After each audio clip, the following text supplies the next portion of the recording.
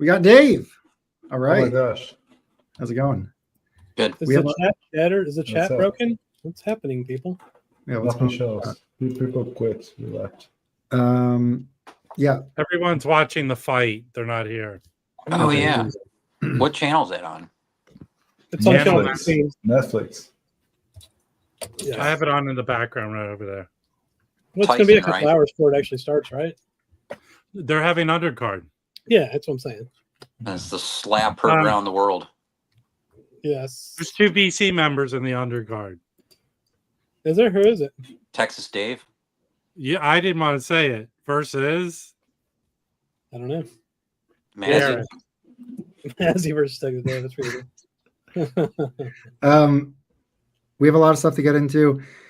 We're dedicating this stream to Lou Donaldson and Roy Haynes.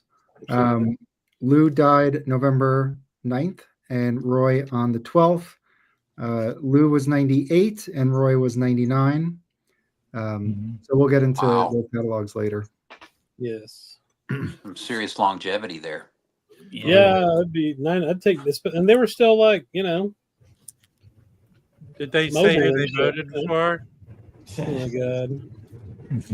Hey, how old is Sonny Rollins now? So he is 93. 93? Yeah, he's still trucking.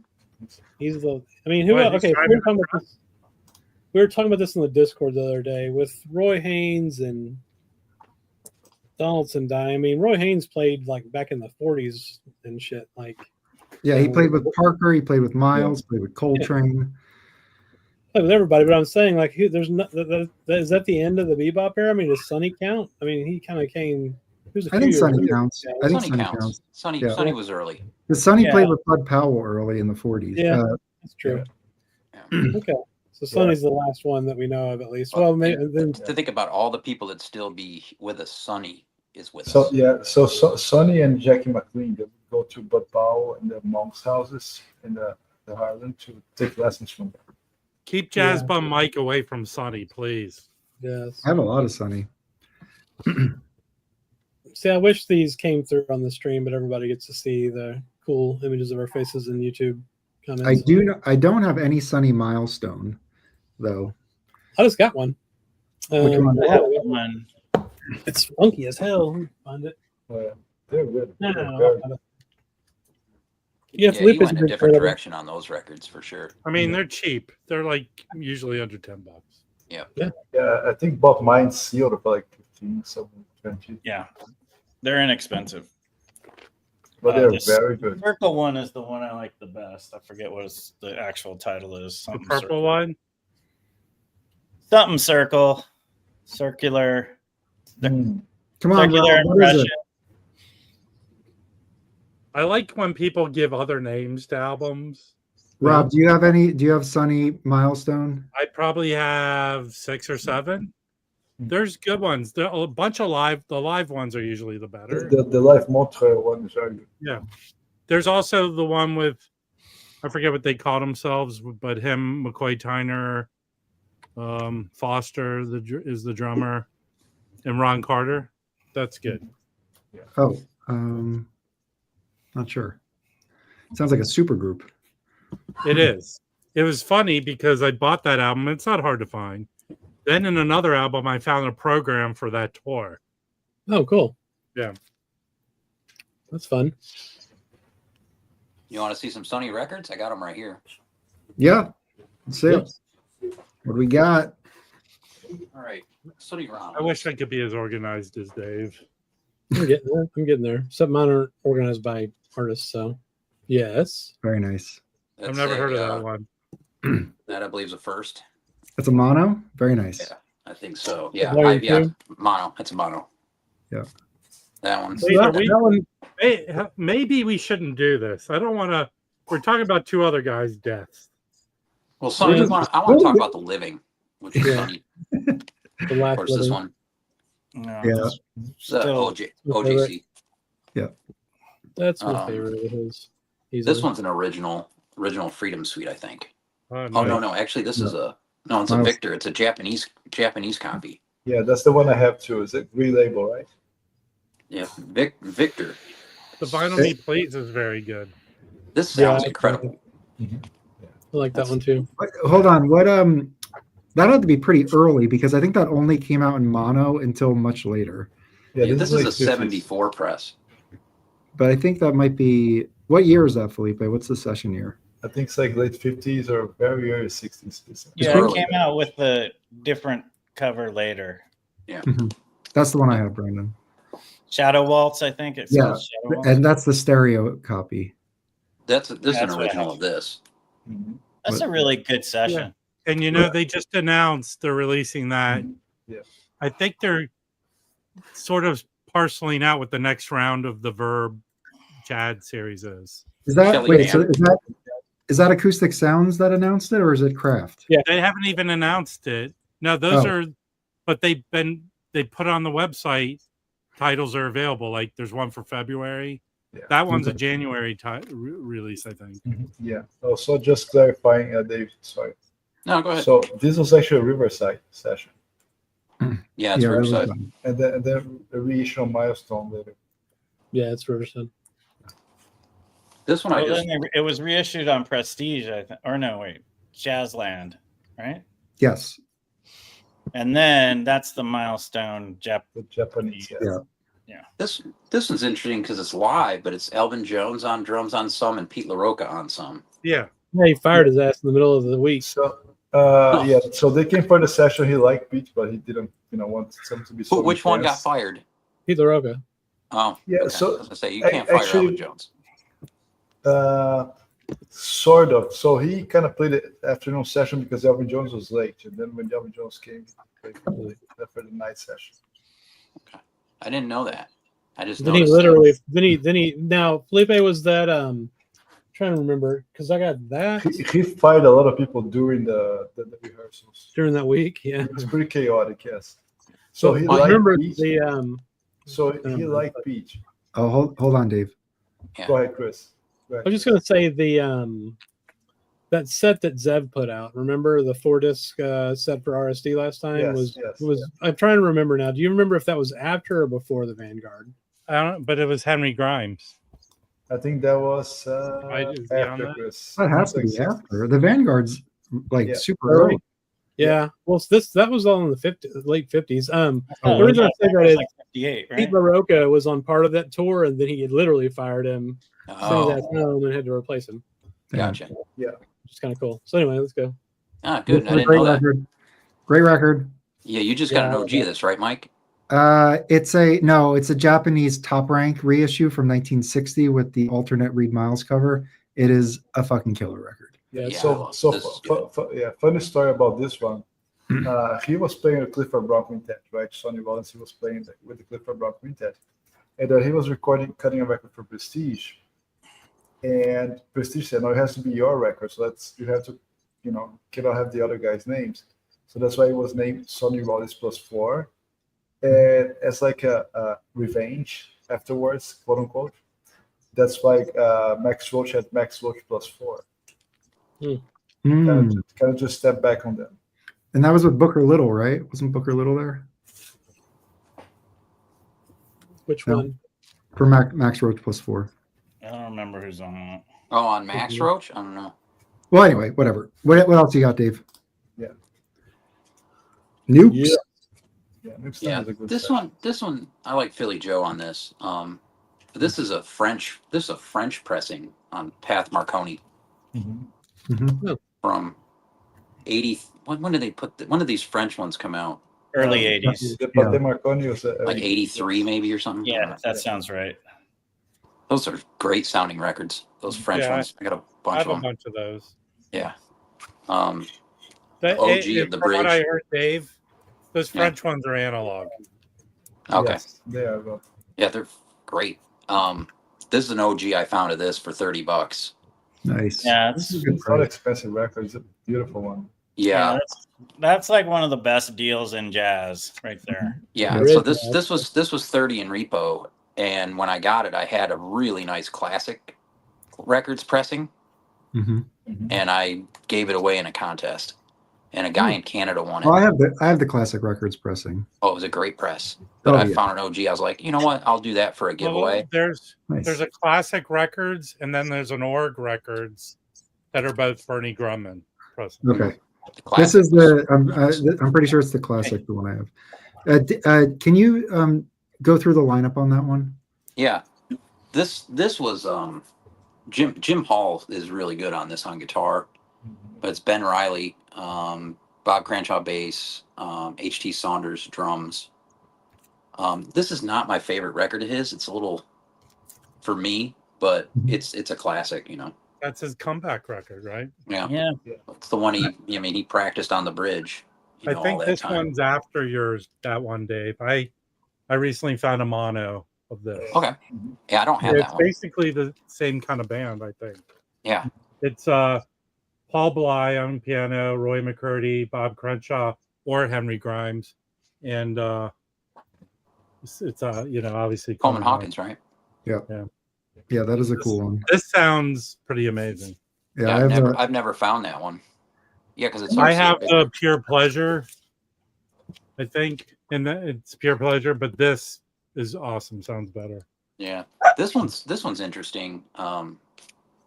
Now's the time. Yeah. I think we're still with RCA Victor. Is Don Cherry on that with him? Doesn't he have one with Don No, Cherry no, on RCA? No. No, it's two different lineups, I think. On There's that. a lot of standards on this one. Afternoon in Paris around midnight. I remember Clifford. You're a It's Japanese kind of an guy, underrated right? record. It's really good. It's Thad just Jones cheap. is on that one. Yeah. Thad Yeah. Jones and Herbie's on that It's one. Herbie's on that, I think. Yeah, Yeah, a couple tracks. this is cheap. Cheap record. That's original. I have the classic records of it. Of course, this one. I need that's to a listen to that again. standard. I listened to it once and I didn't care for it, but that was like Yeah. 3 years ago. Yeah, this one's okay. It's okay. I like this one. Well, Next one better. Wait, Um, this one here. This is the one with Don Cherry. This is. Oh yeah. Yeah, I think it's So- yeah. I guess it is RCA. So it's RCA. it's very free jazz, but I want to get. I think it was done by a French company. There's a CD kind of set. That's the whole stand they did there. Oh Okay. wow. Yeah, And that's not an expensive record either. it's not. I have a classic records version, but that CD set. So go look at it. It's really cool. This one I love. Yeah, dude. I just got that. It's fucking awesome. This one throws down. It's really good. He's very free on it. Yeah, well, it's Yes. Freddie Hubbard, Elvin Jones, Jimmy Garrison. Yeah, This Freddie is- Hubbard. Yeah, This is epic record. I When think did I, this- when the reissued come out on that? Well, I don't know, a month or two ago. I got it yesterday. Yeah. I'll show it later. This is Yeah, I don't have fantastic. that. Let's send me the copy of that one. This is an OG I got for like $3 at Repo because I'm getting Bob for it they right had now. it in the soundtracks. I have both the mono and the stereo version of that. This goes for a little bit of money now. Yeah, it does. But- They mark stuff like they What's mark the that Bill trademark Evans a statement, buck. by the way? I But that- believe Elemental reissued that recently, right? but that's a good point, Dave. Sometimes you got to check the soundtracks because there's that record. Yeah. What are some other jazz soundtracks that are? There's The Connection, which is a Jackie McLean on Blue Note. There's With the Yeah, but that was Yeah, put that's out. Mal Fred Waldron. somewhere. That was put out as a That's- Blue Note, Mike. It wasn't put out as a soundtrack. Yeah. Okay, but what are other? Are there any other soundtracks? There's yeah, the Mal there's Waldron, Mal Waldron. Sweet, Bitter. Bittersweet something. Oh, Yeah. there's Herbie I'll find Hancock. that one. There's Herbie Hancock. Okay, Herbie I got a couple Hancock more. did the Blow up. Blow Up, and he also did Death Wish. Yes. Yeah. oh, so this is an Impulse. Yeah. Interesting. I Cool. actually think Death Wish is more interesting than Blow Up. I have the mono and stereo of that. This one's great. Yeah. I don't have that one yet. The Blue Note, Oh, Sonny that's- Rollins 1 and 2 are great. Max Roach. This is probably my favorite though. Oh, right. This Oh, is the alternative cover. absolutely phenomenal. That's I the gotta use Nosferatu cover. Yeah, no shit. That is a horrible picture of him. I was thinking the same exact thing. Oh, I dig it. I dig this one. For two cover. That's when he had his mohawk. Yeah. And I that's don't know. when he I have drank no idea what human press blood. this is. Let me see. Let me see the. Oh, that is a good one. Chad put The that out. green label or what label is this? right? Yeah, It's it's got Probably, Yeah, the probably, green label. yeah. So it's some kind of reissue. That's probably from the But 70s. Chad put out the original cover in the Yeah. Oh, yeah. But Hey, this Joe. is I love this record. That's probably my favorite for sure of Sonny. It's probably the earliest Okay, stuff I so have. hold on. It's called it says Rollins Place for Bird, but do they do any Charlie Parker on that? Let me see. Does it attribute anything to Parker?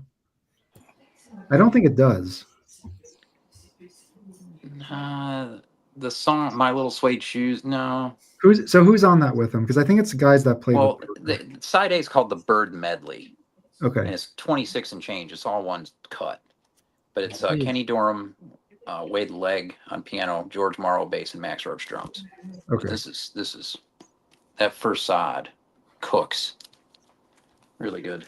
Sonny Rollins is definitely not touring. Yeah, he's taking a tour to the restroom. he's Yeah. still with us, unlike the other guys. But man, did they have a long haul? 90, you said 98 and 99, huh?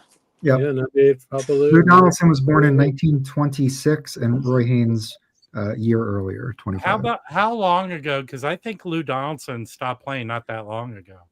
I think you're right. I'm not Roy sure. Haynes is still around. Now, who knows Roy Haynes what was playing who knows what recently. who knows what state Lou Donaldson is from? He's Mm, from Where's North where he's Carolina. from? North Carolina, yeah. Nice. He's from Baden, near Baden Lake. Okay. And then Roy Haynes. Do you guys know where Roy Haynes is from? Roy Haynes is north. Roy Haynes was asked to be buried in these pants.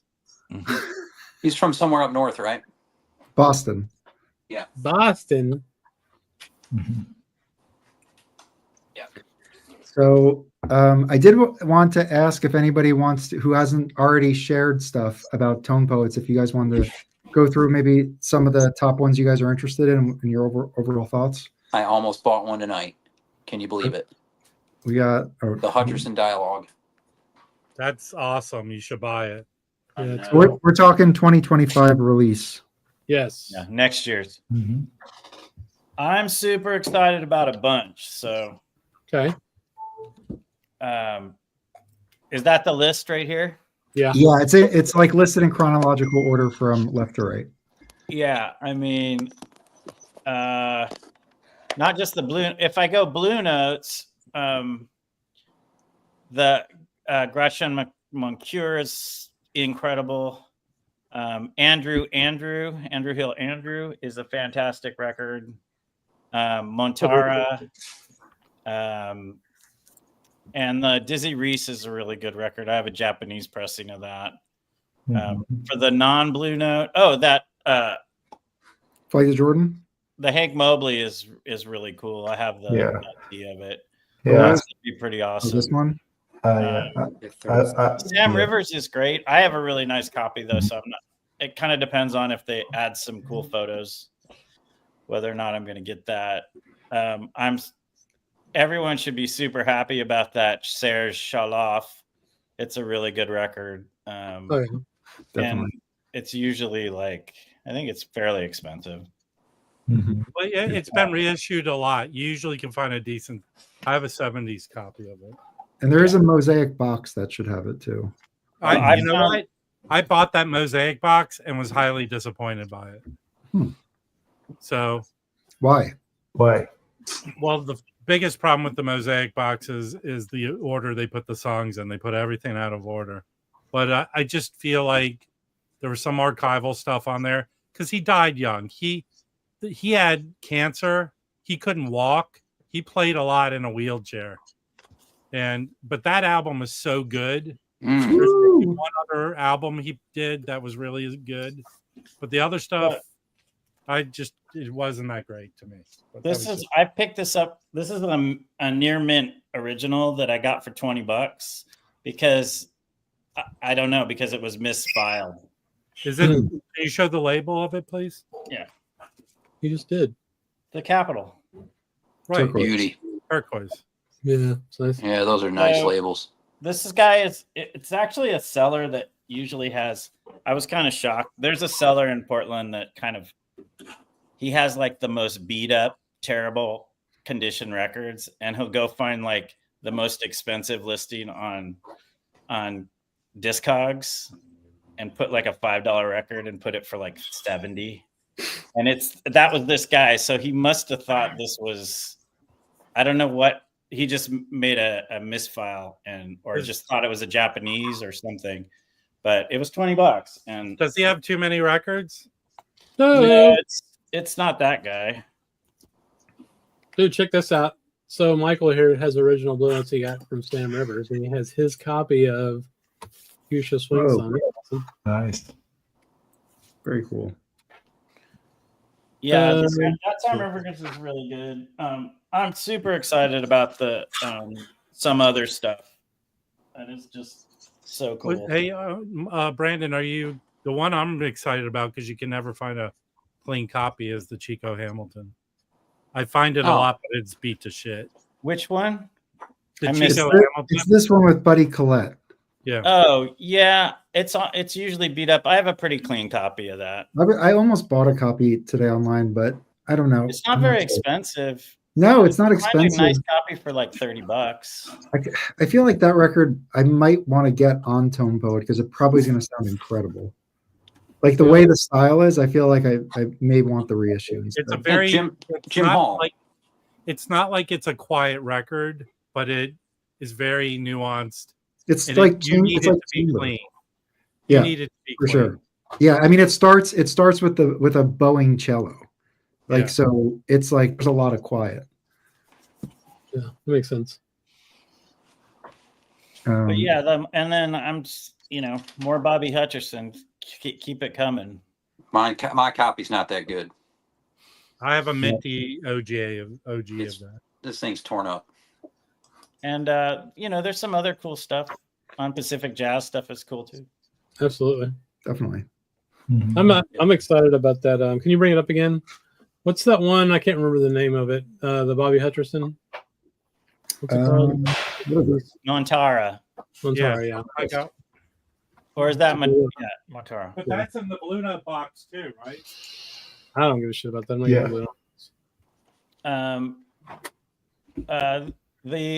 gonna Curtis Amy is a pretty cool record too. I have that.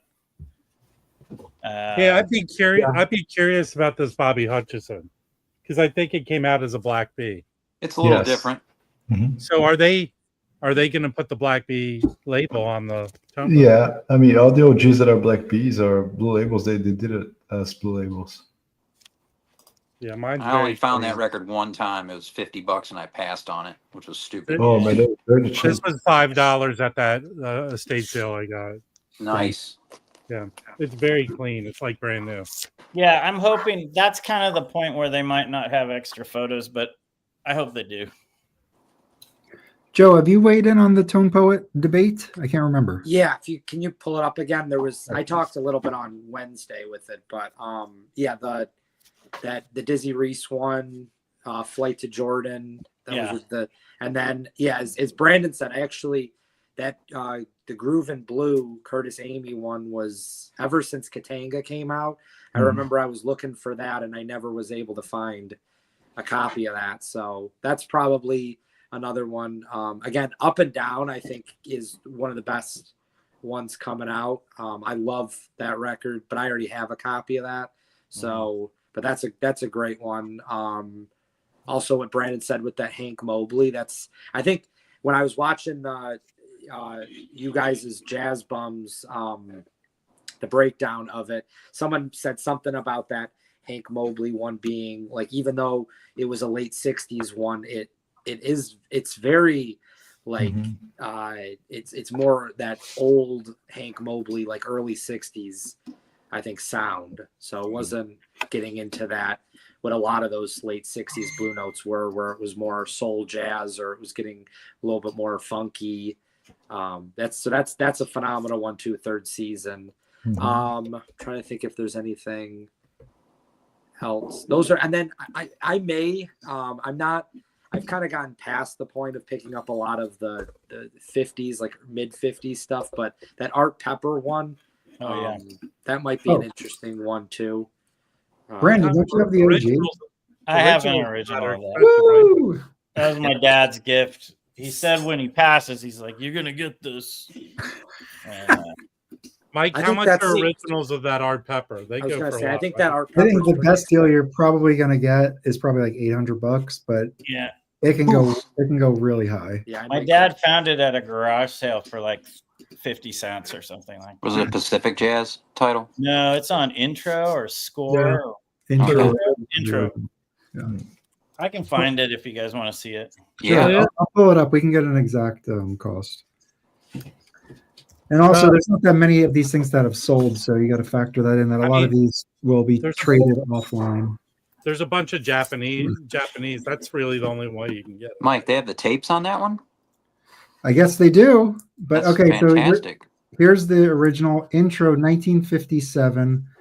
The median here says it's high 600s. There's 3 copies available. The cheapest one listed is $1,600, and then it's recorded in LA, 1956, with well, Brandon, you could show us. And the music backs up that price, I take it. A VG copy.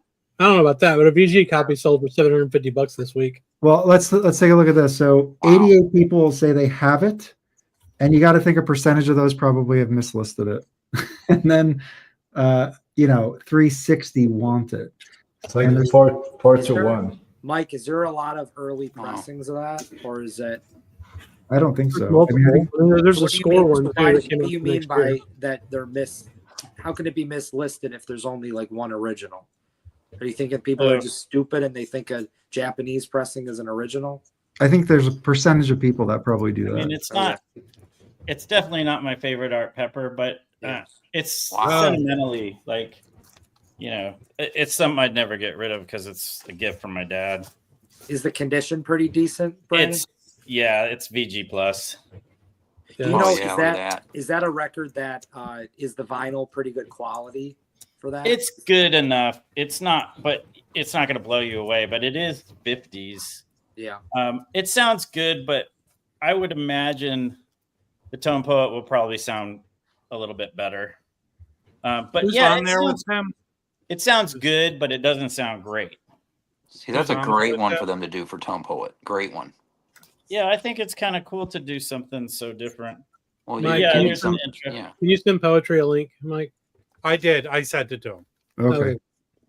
So, I think these, doing these two is really cool. Because Absolutely. that one's so expensive. You get the Tone Poet. Some different stuff. Yeah. Along with the usual suspects. I'm really stoked that they're doing. I kind of hope that they heard me because I was talking about some other stuff for a while.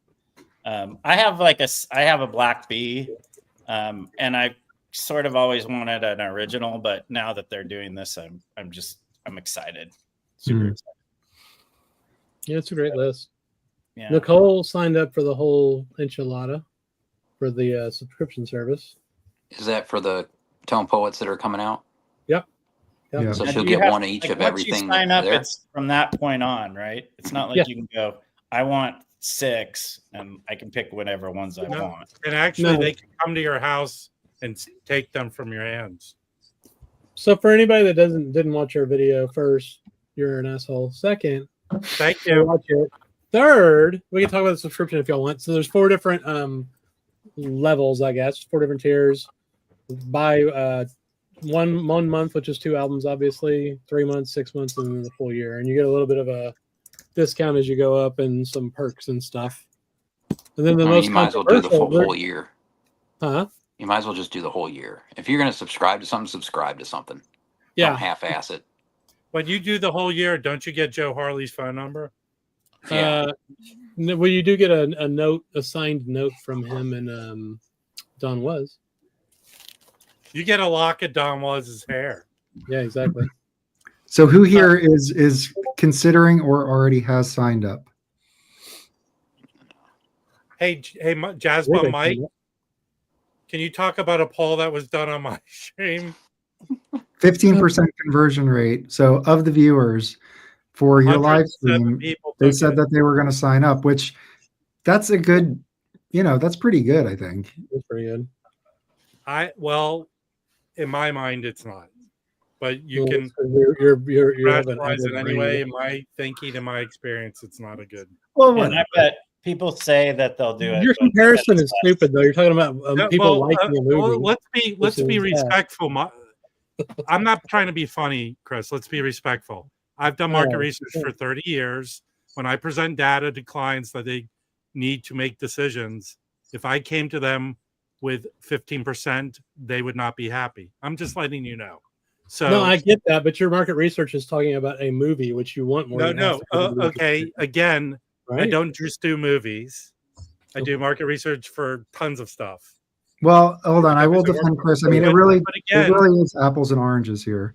Like if you're like when you're talking about conversion rates, it depends on what you're doing. Like what the market looks like, how many movies are in the movie theater, what share you're going to get. That's different. Actually, that's the same thing with making a purchase decision. If you have like a media buy, for example, how many people that view your commercial are going to go out and buy your product? Like okay, 0.5%. so again, when that could be very good. But Mike, when DVDs were big, we did a lot of. Hold on, when DVDs were big, we did a lot of positioning studies on purchasing, all this stuff. We did. I'm just letting you know. I mean, I can be funny all the time and I can make jokes, but I'm not trying to make myself sound smart. I'm going through experience.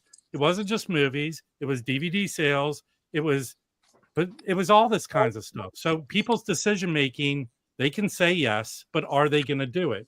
These are a lot of things in market research. But be fair. When 85% people are saying no, that means something. And you can say all you want that it's okay. We're only getting 15%. But 15% of what? If typically they only press 25. We don't know. We don't know. We don't have that data, Rob. I mean, I don't know. Yeah, I don't know. So it's 15% of people that want to stream on a particular day. On I think it's.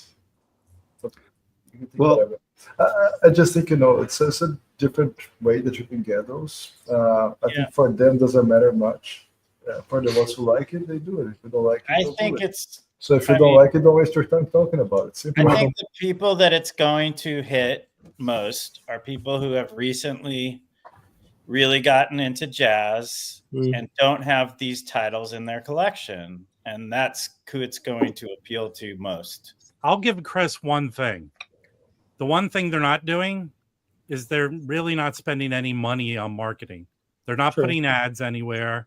Maybe they're dropping Facebook ads. We're getting paid. We got some checks coming in. Yeah, which is very cheap. In the movie world, they're spending millions of dollars. So that is the difference. Yeah, that is the difference. What's up, Michael? Other Michael? Not too much. I went to a local record store here today and got a bunch of cool stuff because I had trade credit there. So I can show some records if you want. None of them are jazz, but. Yeah.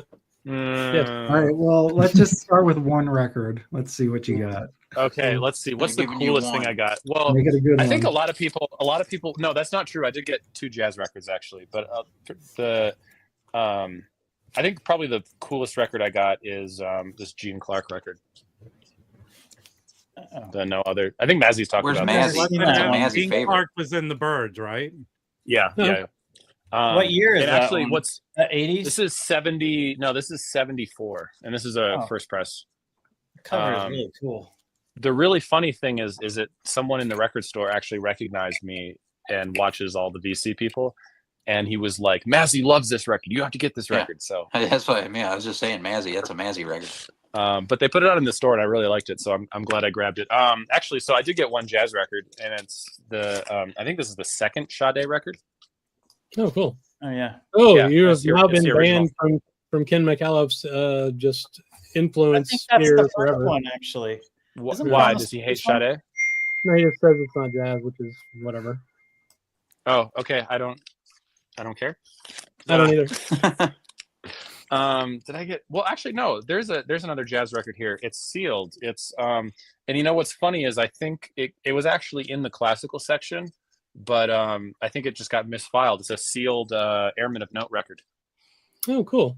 Oh, that's good. And it's got this is when was this recorded? 1986. So this has you can look at who played on it. Interesting. I've never seen that. But these record. are, I mean, the Airmen, especially in the 80s, the Airmen, like all the Airmen of Note records, and just generally the Air Force stuff in general is kind of hard to find because they're not allowed to sell it. It's stuff that is given away. And so once it's given away, it's hard to get a hold of it. That's cool. Yeah. Yeah. Who's playing lead trumpet on this? Von Nark, James Lay, Ken Smuckle, Larry Troutman are the trumpet players. Is that a shop there locally in Colorado Springs? Yeah, it's Tiger Records in Old Colorado City. Cool. They're cool. They usually have good stuff. I guess the last really good record I found there is one that's been on my want list for a while, and it's a original UK Duran press of Caravan's Waterloo Lily. Huh. And it's like mega clean. Yeah. Oh, Durham label, yeah. Yeah, that's one I never expected to see in bins because you just don't see UK 70s pressings in record stores around here. No, you don't see those anywhere. Oh, we can talk about Sade all we want. I'm just saying that certain people get really butthurt over her for some unknown I think reason. Ken is stuck at a diner in Maryland. Who doesn't like Sade? No. You gotta be Sade's crazy. awesome. It's baby making music, man. It is Absolutely the best. Yeah, it's I mean, I guess I agree. It's not really, when I think about it, it's not really jazz. It's like R&B. But yeah, it's R&B. Rob, can you keep talking shit about the subscription so Roberto will give us more money? I didn't talk shit. Let's be honest. But here's the problem. Come on, work with me here. I'm trying to make another $5. All right. Thank It you, sucks, man. Here's what sucks about it. I'm going to be angry. If I'm starting a service, I'm not dropping the first album, a Jazz Crusaders record. Right. That is the stupidest thing they did. Oh, you got to be real about that. Except it's like a $70 record. It's not a new service. It's nothing new. I'm not trying to get people into it. People are already into it. They just change the way they get it. Simple. No, well, that's not true. No, not true. It's not a new service. Because you get access to other things by being a member, and you have to start in the second tier. Really? Not even the first tier. Up. I didn't know I have access to other things. Well, also think of the calendar. So when are the first two coming out? Is it December or is it January? December. Oh, December 20th. The first two are going to be. You're getting Jazz Crusaders for Christmas. That's like getting coal in a stocking. Yeah, see? Hey. And here's the thing: I don't want to get it. Don't get it. What?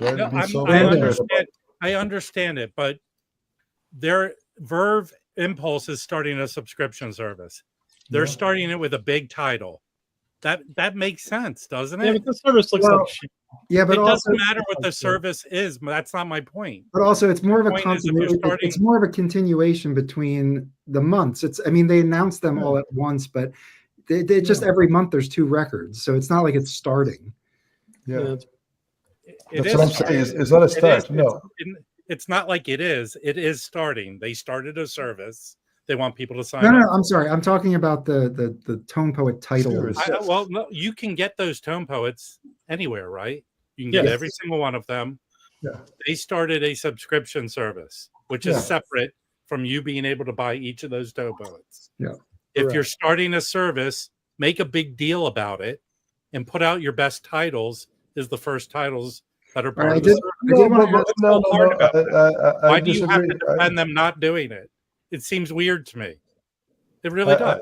I disagree. I mean, those things that we know, those things are scheduled for like years ahead.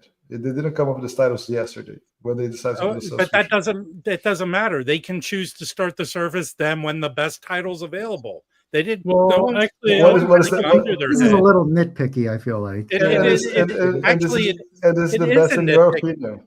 Why do you have to defend them not putting their best title out? It seems I'm not defending. I just think it's a subscription service. Who gives a shit? If you like it, they just started something. Well, they give a shit. They started the service. Well, that's their issue. Brandon, I did want to ask you. They're not joining. What passions are high in the jazz vinyl community. I don't understand why. I'm so bored with this topic.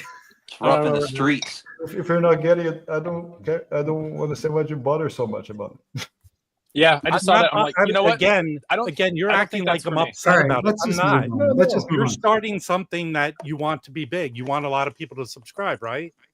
Give them a reason. I got this cool Black Sabbath record today. Oh, Yeah. sweet. That's cool. Mike jumping in. Yeah, it's a German fried egg Nems pressing.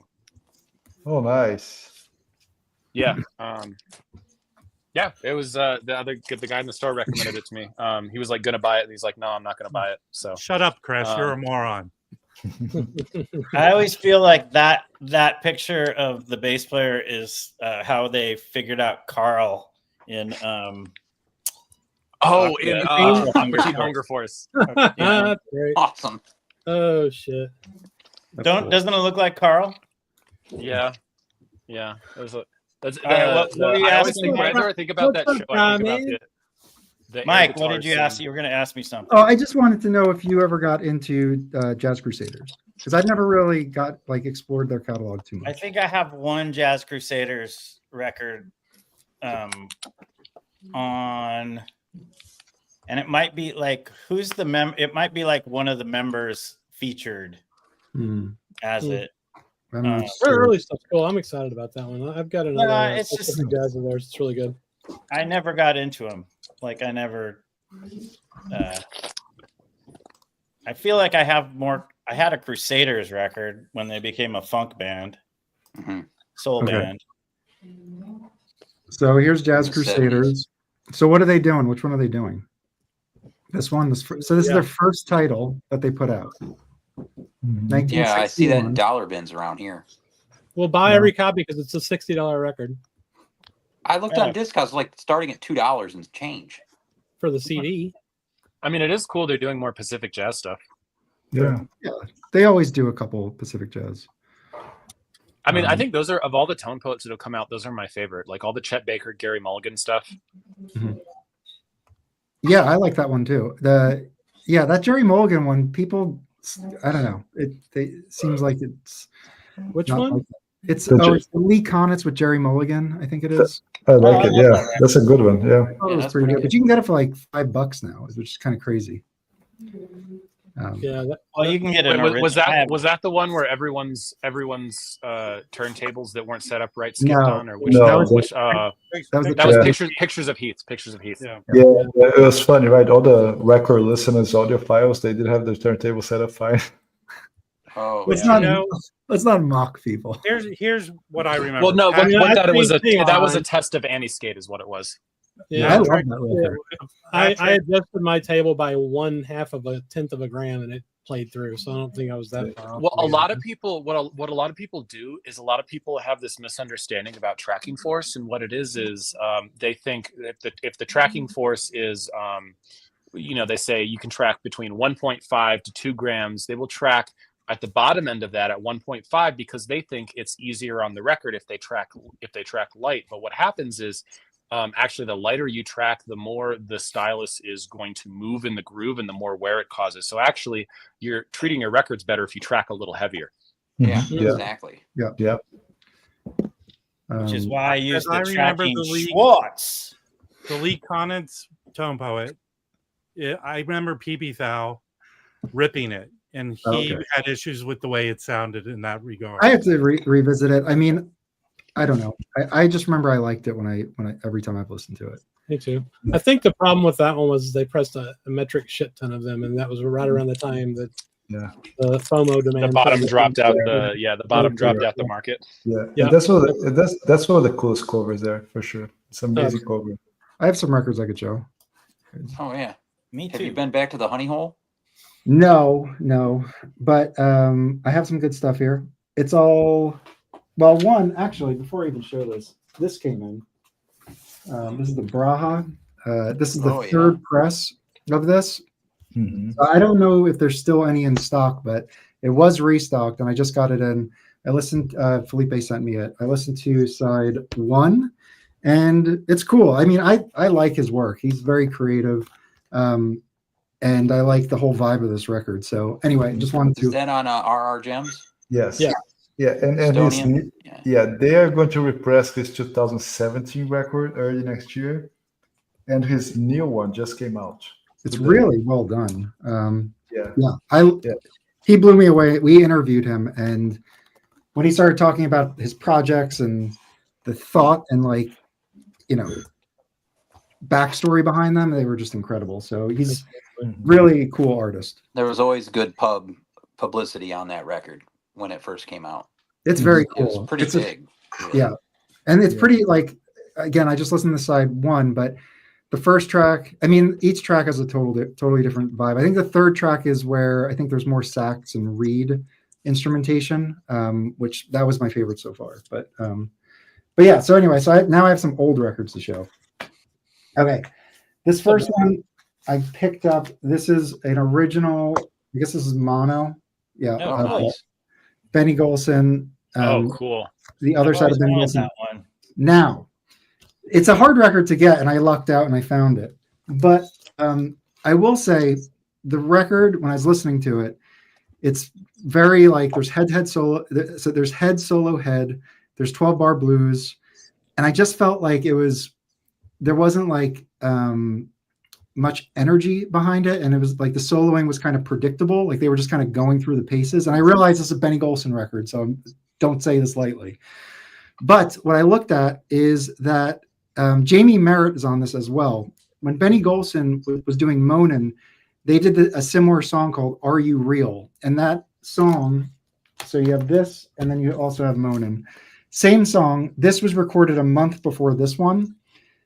And the Moanin' version, like Jamie Merritt's solo on this swings so hard. And like the recording that Rudy puts on this gets so much detail that it's like, to compare this version against the one on this, it just kind of is a little flat to my ear, honestly. So I was a little disappointed with this one. And not that, I mean, I think Benny Golson's compositions are great, but I guess like the direction of Blakey doing Benny Golson stuff just adds like a certain swagger to it that I just thought was fantastic. So this, I mean, the lineup's incredible. You have Benny Golson, Curtis Fuller, Barry Harris, Jamie Merritt, and Philly Joe Jones. I'm gonna make a hate video about you now. Okay. Because you're comparing that to like Moanin'. Come on. Well, Benny Golson's on this. He does the compositions on it. Haven't you learned your lesson from comparing stuff to So like the big difference is there's trombone on this and there's trumpet on this. I love comparing stuff. It's great. So, No, you're not getting the joke, Mike. Remember when you compared the Kristen record to Blue Train? Yeah, same thing. I think personally, I like Golson's records on New Jazz. Those are by far my favorite, and they're exciting, and they're like they have all that pizzazz or whatever you're doing. Yeah, and that's hard for me to say, but sometimes you get a record it's just boring, man. That's fine. But the players are great. It's just that there just wasn't the same, I don't know, same feel on it, honestly.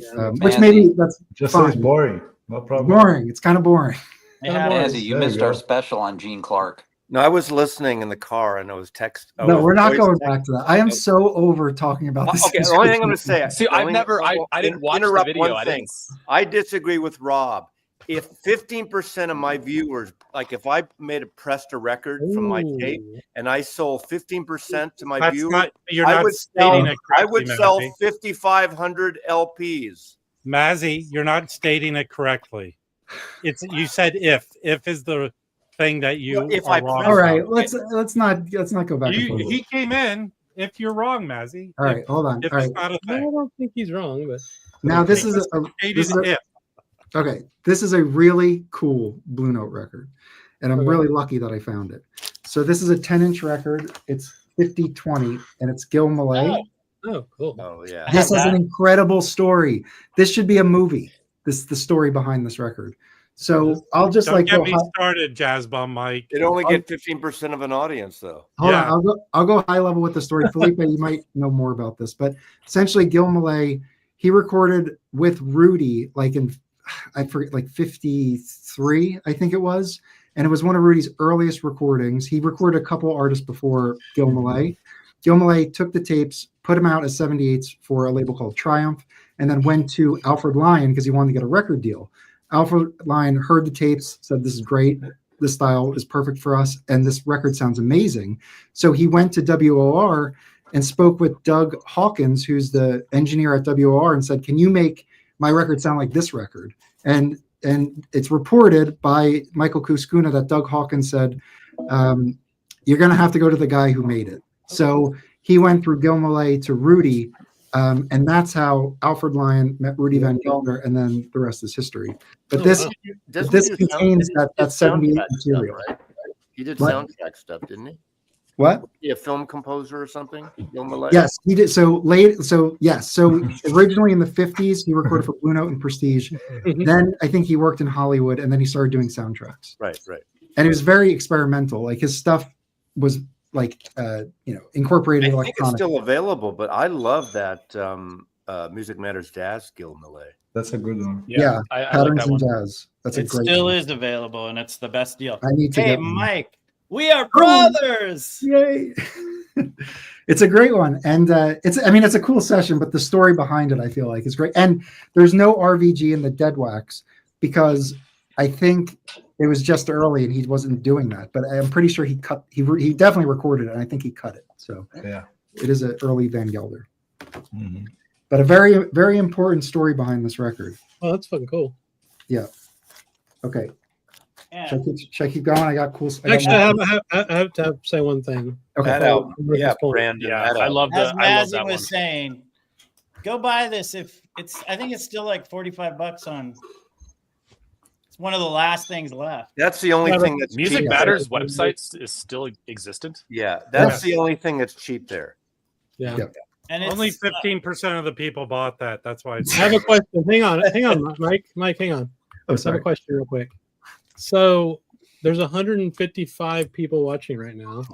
Would we be excited if 15% of them joined our membership service right now? Oh yeah, we Chris? remember. I think we would be very excited. If the jazz bums were on a And train again, going Chris, you 250 miles per hour, and they If stopped at would we? 15 stops along the way, and one got off, and Michael got on with his oboe, and Rob got off with his Hey. record collection. Hey, Yeah. Mazzy, if we were taking a picture of those 15% of the people, All right, go I ahead. would come Go to ahead, you go. for information. Let's look at the Music Matters Jazz. It's Friday Okay. night. Lighten up, everybody. So where is it? Let's go to Gil. Cool. So Patterns in Jazz still available, $50 in stock. But it's like $12 to ship it plus tax. Yeah. Right? Yeah. Still, Mike, come on up. the Mike, only I wanted to problem- go through. I wanted to go It's through still- the Vanguard the amount The calendar. only problem for The- me the is amount of double- mics that will be it's on a the double stream is- 45. I wish that would come out on a 33. Oh, so here's one more. This one's pretty cool. Oh, Oh, nice. that I like that cover. Yeah, it's Yeah, cool. the covers of these old. Is that tuba? We got What? tuba on that. Yeah, it has hold that record. Oh, Once again, Oh, look Dave's at out. Dave's done. Party foul. when I hold a record like that on my videos, people like shit on me all I the time. physically cringed. Why? I don't really care, but people like comment all the time. Oh, my hands are so clean, dude. Okay, I don't mind, but people like the. I you have know, an like, ultrasonic viewers. cleaner. I mean, I clean my Ultrasonic records does all the knock it out. Does knock it out finger oil. No, you got to wipe them time. Oh, off. come on. I don't want to. Please. Hey, wait. Let's not aren't go you into an this. artist? Wait, cleaning no. It's okay if you don't care, but I'm not wrong. in No, that. dude, I clean my records. I'll get the oil. All out. right. Okay. All right. No. let me keep going. What I'm saying is one of the reasons It's why I don't. controversial tonight. One of the reasons why I don't Roberto, use you're right. just Let me tell you ultrasonic is something. because ultrasonic does not get off grease and oils. No, it I doesn't. don't You use have to- just yeah. ultrasonic. Mike, two things you don't want to talk about in the VC are subscription services and record cleaning. Well, hold on. You'd I be can fix surprised. this. Record cleaning videos are very popular. Because everybody's a rocket scientist and knows everything about it. Brandon's only allowed to fight with Jazz Bum Mike. I'm only allowed to true. fight with Chris. True. All right, hold on. I got more to show. Okay, Let's see. this came in today. Got it for a steal. Another Blue Note, 1571 Bud. Whoa. Cool. Yeah, Oh, it's got the laminated cover. It's like That's a good one. It's the back of it is the New York 23. So I think it's a first cover. And Discog says it's a 62 pressing. I mean, I guess it is, but it's a deep groove with the West 63rd on it. Nice. And the session is from 57. Okay, so this is what I wanted to get into with this. So first of all, the lineup on this. On side A, it's a trio with Paul Chambers and Art Taylor. And then on side B, it's the same trio with Curtis Fuller on trombone. Also on side A, they have this song called Bud on Bach, and it's his take on on Bach, and it's a solo piano piece that's probably the best thing on this record. But it's a really cool record. It's from '57, and yeah. So anyway, so then this got me going down a Bud Powell rabbit hole. So we can continue talking about it. But do you guys have this record? I have all the Bud Powell's original pressings of. I was on a Bud Powell thing pretty hard a few years back. This is pretty great. Yeah, I'm super happy to have this. Yeah. Is that a the nice first find. one? No, it's 3. Oh, 3. Okay. Yeah. So Yeah. the Bud Powell was put out as a series, The Amazing Bud Powell. Yeah. So the first 2, I think, is reissues from 10 inches, if I'm not mistaken. Yes, number 3 and number 4. Yes. And then this one is a 57 session, and then there's 4. I think there's like 5. How many 5. are there, Brandon? 5. There's the one Music Matters with the kid on the cover with him. Yeah, that's and time. and there's another one that came as a classic series. And there's this little piece too. So Bud Powell underwent ECT. Okay. So this is it's like electric shock therapy. Yes. And the first time he did it, I think was 47. They like dragged him out of a club. I guess something went wrong, and actually it was quite interesting. They broke into the club. He was walking out with Monk. Police came, and because of marijuana, they were both arrested. And Bud Powell, for some reason, ended up in psychiatric hospital. So he's got electroshocks and everything. And then from there, he was also, of course, addicted to heroin. And then he goes to France. He gets married with a woman that was exploiting him, keeping under sedated, pretty much under medication, and taking all his revenue from playing at the Blue Note club in Paris and his record deals and everything. Well, before we go to Paris with him, he also got this ECT again in 1951. And this record is from '57. And there's a quote from Parker, who said that after Bud went through those 2 ECT treatments, that he was never the same. In terms of, I think he meant of his playing. So that got me thinking. And then you guys, Chris and Felipe, sent me this record for my birthday. So I pulled it out. This is a Savoy reissue, and there's a track on here from '57, just like a few months before he got arrested and went through his first one. So I was listening to this just to try to kind of dissect his piano playing and see if I can notice anything different. Honestly, the whole style's different on this, so like it's hard for me to compare because this feels like a Blue Note session to me. Like, I know obviously this is a great record. If you're going to get into Blue Note, this is one to explore for sure. Do not sleep on the Bud Powell stuff. This is really a great Blue Note record. And so anyway, but I have some early Bud Powell too, and I was just trying to kind of explore that stuff a little bit more as well. But thank you guys for sending me this. This is a 1955 like mint pressing of this material. So it's RVG who remastered it for an LP, and I love this stuff. So thank you guys. Okay, hang on. Felipe, we have an assignment for you. Oh man, put me in the hot spot. Yeah, check this out. So thank you for the $10, Chris. Felipe, could you share a brief overview of the Brazilian Tropicalia movement and highlight some of the key records released in 1968? So very specific. Beggar's Banquet. 68. You know why he's asking this? You know why he's asking this? Because there's a store in downtown LA that opened up recently that primarily sells Brazilian music. And he went in there and bought a shitload of it. So now he's confused. He was crying. He hasn't been able to sleep. Oh, sorry to hear that. Yeah. So Tropicalia was a movement, quote unquote, late 60s. It was a big mixture. Actually, only lasted for about a year or so. So there was a movie avant-garde movement back in the 60s, around those days, and psychedelic music, electric music, stuff like Pet Sounds and Sgt. Peppers were getting mixed with the local rhythms there. And we had great musicians releasing great records at those times. And when Caetano and Gil, they got together, Caetano was a movie student, cinema.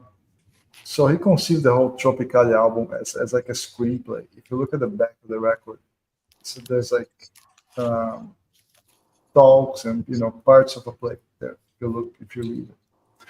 And then he got up with Gil because he had just released his first record, the one with the red cover, Tropicalia, not Tropicalia, the Caetano with the red cover that came out on Third Man. It's an amazing reissue of Third Man as well.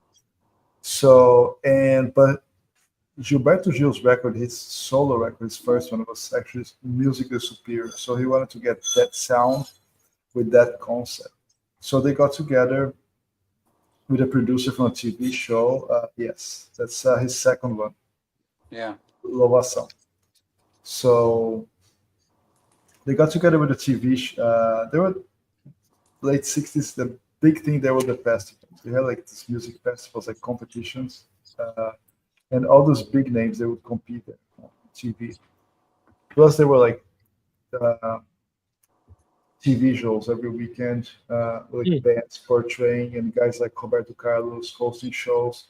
But there was a minor show from a guy called Ronnie Von, great singer to these days.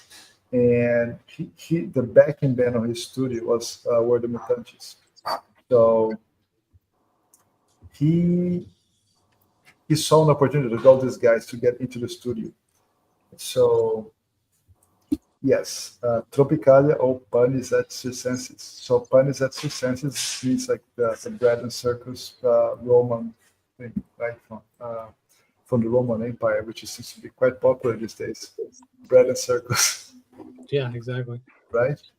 But, yeah, so they took this song from the Mutantes, Panis et Circenses, and it was a concept album. And the movement didn't last too long because so they got Gil, Caetano, Gal Costa, Tom Zé, Rogério Duprat, Os Mutantes, Nada Leão. They all got together in these tracks. They were crafted by Caetano as parts of a movie. There's a sequence there. But it was a point in time. It was not something continuous. I would say, I think in movies, literature was more relevant and it lasted for longer than in music, because from there each one of those they went to pursue their separate ways. So in 68 you have Tropical, you have the Gil record, you have Tom Zé, you have some Jobim records as well, Nada Leão. So that was, I think that was like pretty much the one record that mixed up the electric with the northern rhythms of Brazil, and they got so unique. It's such a unique sound, but at the same time, it's very like disjointed. It doesn't feel like a very coherent thing.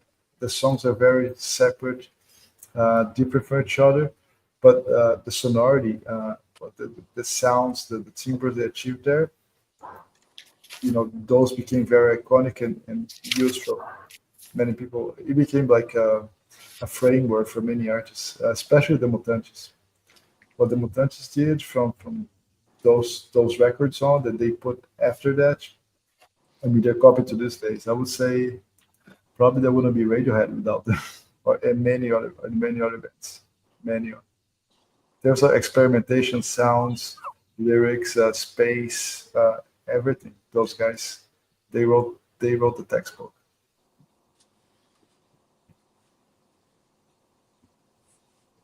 Very good answer to that question. Hi. Hey, Mazzy. Hey, Mazzy. We got like a lull. Nobody's talking. Rob's not talking.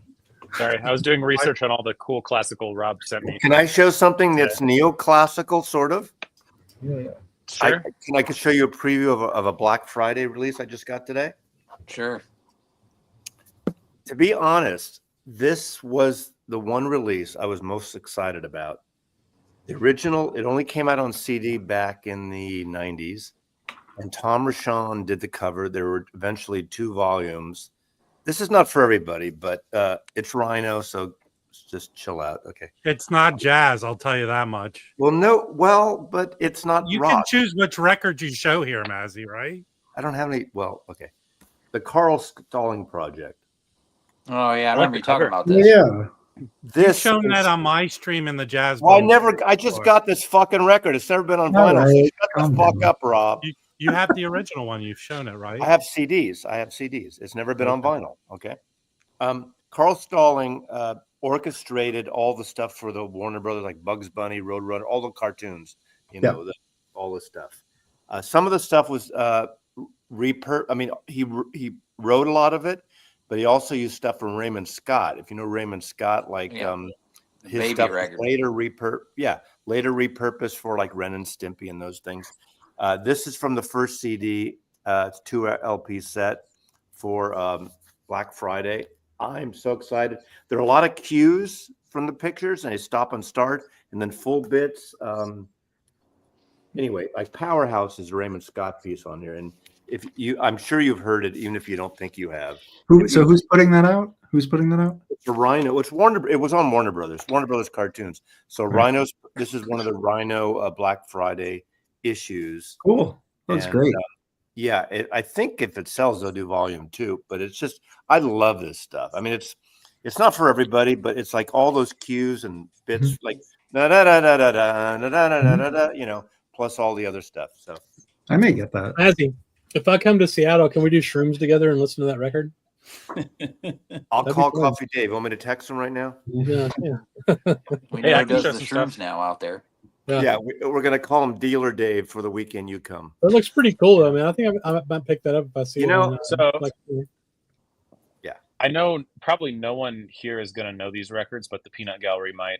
Last weekend, I saw one of my favorite bands ever live in Denver, and that's the Blood Brothers. They were on their first reunion shows in 10 years, which came before their first reunion shows in 10 years because they broke up in like 2008, and then they had a reunion in 2014, and now they have a reunion again in 2024. I swear, I think I reissued- saw them with like Between the Buried and Me or somebody. Back in the day, probably like 2006, 2007. Yeah, That would have been an interesting show because they're not a metal band. They're like a dancey punk band. yeah. I think that's what it was, though. It was a Tremont. Yeah. So they just reissued 2 of their best albums, Crimes and Burn Piano Island Burn, for their 20th anniversaries. And so I picked, even though I already had the records and it's the same masterings, I picked them up because the reissues are so cool. They come with a 40-page booklet. So this is I think this is, did this come out in 2005? I think, Crimes.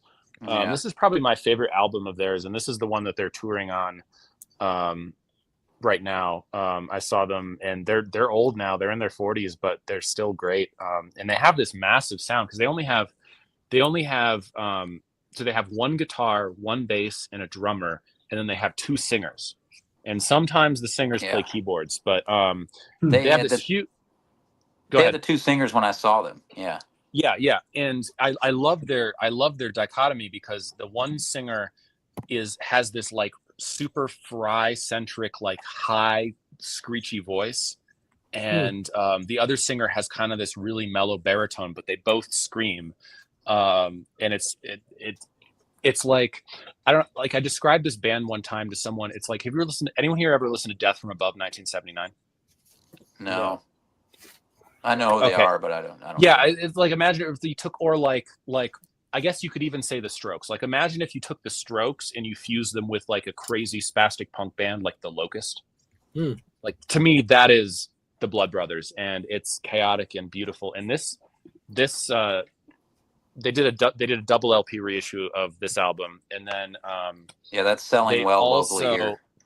They also reissued Burn Piano Island Burn, which is kind of their breakout big record. This was produced by Ross Robinson, who produced a lot of big albums in the early 2000s. He produced At the Drive-In. He produced From First to Last. He produced Slipknot, Korn, Limp Bizkit. Basically every aggressive music album from the late 90s to early 2000s, Ross Robinson was like the king of. And he plucked this little band out of Seattle called the Blood Brothers that were like, I think they were like 20 when they made this album, and it was like their 3rd, 4th album. And this one's cool because it has a 7-inch in it. It has the album on 33 RPM, and it has this 7-inch of I think it's ambulance. Yeah, ambulance versus ambulance, the bonus 7-inch single. Oh, that's So- pretty dope. Yeah, so like these records are some of my favorite records, and I think this is like my third copy of both these albums on vinyl. What do the originals go for? They have to go for a lot. Well, you know what? I have an original of Burn Piano Island Burn that I got for $1 from a dollar bin. It's kind of scratched up, Wow. but yeah, it's like one of those where it's like it's the original, but it's not in great playable condition. And then I have the reissues that they did in like 2010 of these. Yeah. So Yeah. you know, I have see, no idea what they go for. Yeah. Dom said they were big back in the day. I mean, it's almost like they're bigger now because they sold out most of the shows on their tour. Yeah. Well, that The record, Denver I know show it's is sold out. selling. I know it's selling well here locally. Lunchboxes. That's they're good. going out the I'm door. glad they're getting the recognition they kind of deserve, because I feel like that they were one of the bands that kind of pittered out at the end of the 2000s just because the fan base just wasn't there anymore. We had a big which is scene kinda here sad. for that. I mean, in Charlotte, because of Hope's Fall and you know, being from here and Weren't, Harvard and a bunch of those bands. Wait, the band Harvard? Yeah. Like HBRD? Yeah, they used to play here all the time. All Yeah, the time. I love those guys. They're later though. Yeah, a little bit later. Yeah, but, Harvard are fantastic, but aren't also like North Carolina, Charlotte? Aren't Circle Takes the Square from there? Yeah, I think so. That's a little past my time, but Well, they were I was good like friends with 2001. Pat, who played bass All for right, Hope's the Fall. natives are getting restless with no jazz talk. Mike, Yeah, you Okay, wanna sorry, listen to that was that? a You detour. want me to Whoa. show? I got a record. There you go. Mike never Mike still finished. got Oh, records. I got one more record, Rob. This is cool. So this is a 10-inch. This is on Decca. It's called The Chase and the Steeplechase. Is anyone here familiar with this one? No. Yeah. I've seen that. I've seen that before. This is an A lot- expensive record. Do you There's know a that? lot of I've seen Japanese pressings of that. Well, this is a original Decca. I guess this is like 51 or something. What is it? It's 52. Or it was recorded in 52, put out in 52, live at the Civic Auditorium in LA. It's super high energy. You have Wardo Gray, who is an awesome tenor player that died young. He played a bunch in the 40s. And then you have Dexter Gordon. And this is basically like an old school like tenor sax battle. And they do it's high energy on both sides, the chase and steeplechase, and it's really fun. The whole energy of this is really like engaging. The audience like is like egging them on to continue. It's really fun, and I think it's like, I mean, never really came across my radar, but pretty sure this was like extremely well received back in the day and like a hugely influential record. Question. And Dexter sounds incredible on it. Would that be Dexter Gordon's first recorded material? No, he recorded for Dial in like the Dial. earlier than this in the 40s. Wow. Okay. Cool. But yeah, it's early stuff. And Wardell Gray is awesome. And this sounds really good. Like for the time period, it sounds really good. Gene Norman presents, so he was the producer. There's Man, a bunch. I wish people still made covers like that. That's so much more interesting than most of the jazz covers I see that are from the modern era. Yeah. This is. Does it say who did that on the back? Oh, let's see. No. Well, the chase and Steve, that was a huge thing when those 78s of some of that first came Well, out. It was fucking the- massive. The Steeplechase, I think, was recorded by Dexter Gordon on Dial like years before. I think it became like a tune everybody played. So Yeah. this is a seriously great album, and I feel like I've seen this and I just like have ignored it. But I've been getting into that early Dexter Gordon stuff and Wardell Gray too. And this is a one to have in your collection for sure. It sounds Wow. awesome. So, Yeah, yeah, he really really cool. loved Wardell Gray. yeah. So When he died, it tore Dexter up. Didn't Wardell Gray play a lot with Errol Garner? Probably. Probably. Yeah, so who's on this? So did I put who's on it? Oh, I didn't put who the rhythm section is. Oh, it's here. So yeah, so again, this is West Coast stuff. So Dexter's a West Coast guy, sort of, right? Yes. Wardell Gray's West Coast as well. Conti Condoli, Chico Hamilton, Bobby Tucker, and Don Bagley on bass. So Bobby Tucker piano. So anyways, it's a West Coast session, and they're on fire on it. So definitely worth checking out. So yeah, Decca? Is that the original? The original label was Decca. original label's Decca. So The first side is The Chase, and that's a Dexter Gordon song, and then the Steeplechase is Charlie Parker. And it says at the bottom here, actually recorded at the concert in Pasadena. So there you go. Anyway, it's one to look out for. All There's right. got to be. I gotta like go. All right, see you, Mike. I gotta Thanks go for cook some joining. dinner so I can watch Mike Tyson beat the shit out of that guy tonight. Yes. Um, Yes. Have a good night, all right. buddy. Thanks for stopping by. Y'all have a good stream. Thanks. So I'm thinking there's got to be like a 12-inch reissue of that, right? Oh, the Chase that's has been Japanese- reissued many Japanese. times. It's It Japanese. just has different covers. Yeah. I'd like to get a copy of that. Yeah, it's Can I definitely. show? Can I show what I picked up today and yesterday? Yeah, let's do it. I went with Jim to a record store I haven't been to in downtown LA today. It's a bookstore and they have records called The Last Bookstore. And it's an area of downtown LA where they shoot a lot of New York stuff. So there were production stuff and New York cabs and cop cars all around the store. But it was all right. Here's one record I picked up and I didn't realize it was autographed. I thought it was the cover. Then That's I looked freaking it up. And this was $5 with both their autographs. That's a really good record too. Yeah. You could see Is that contemporary?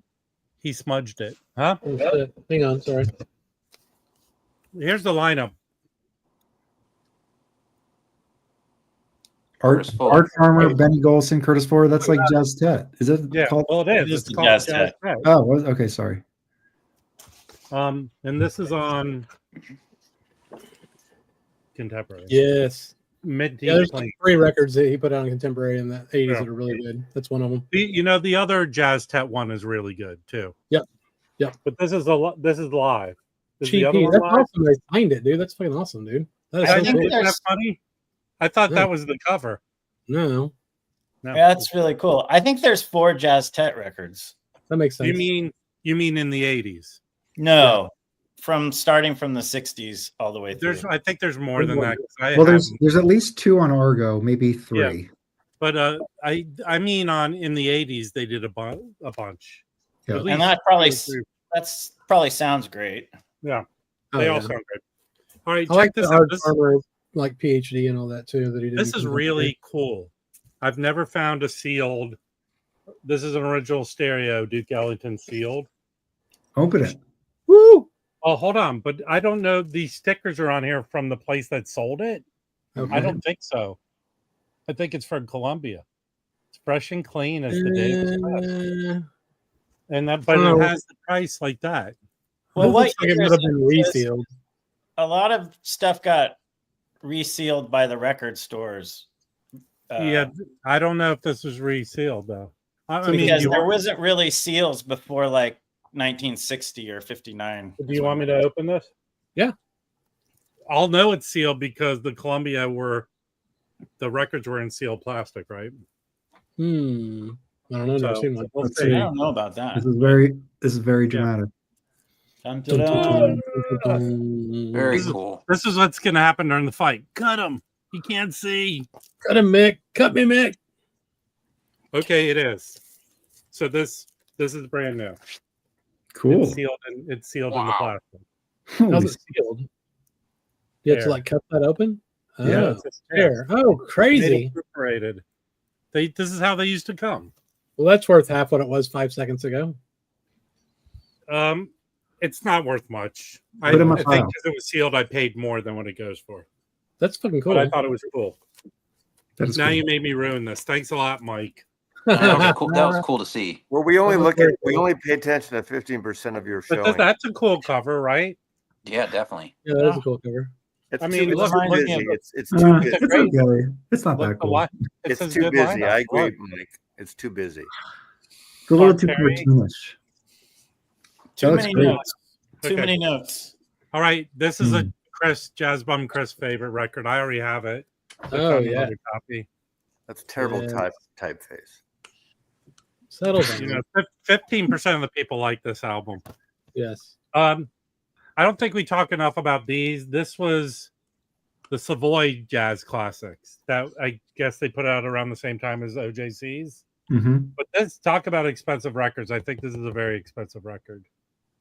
Then why It's do you have it? Oh, it's a here, I'll reissue. turn around. Frank Cool. West, Joe Newman. So were anything. those early 80s? Is that's when those started? Yeah, Yeah. because it says right there, like SJC, Savoy Jazz Classics. They didn't put out very many of them either, I don't think. No, they're not a lot. And these, I have a think, couple. were done. Some of them were done by Rudy. I don't know if this means he only did the original, or he did Probably. these. Yeah, Okay. probably. All right. Here's an interesting one. Does anyone have any Michael Petrocelli records? Michelle Petrucciani. Petrucciani? Michelle.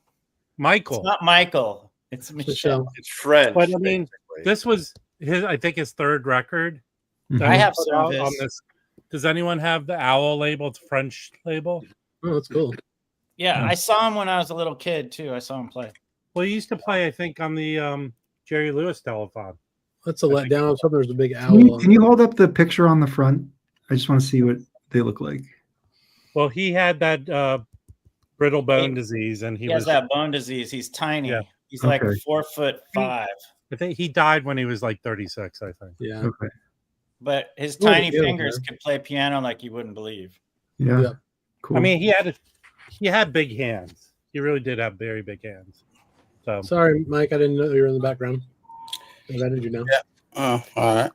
oh, do you have hang on. this? Do you have this one, Mike? Yeah, it's an excellent. It's an excellent recording. Yeah. And he also did. He did a lot of stuff on not a lot of stuff. He had but some Blue Note records, I think. Yeah, he did Blue Note with Wayne Shorter. It was like I think it was like a trio.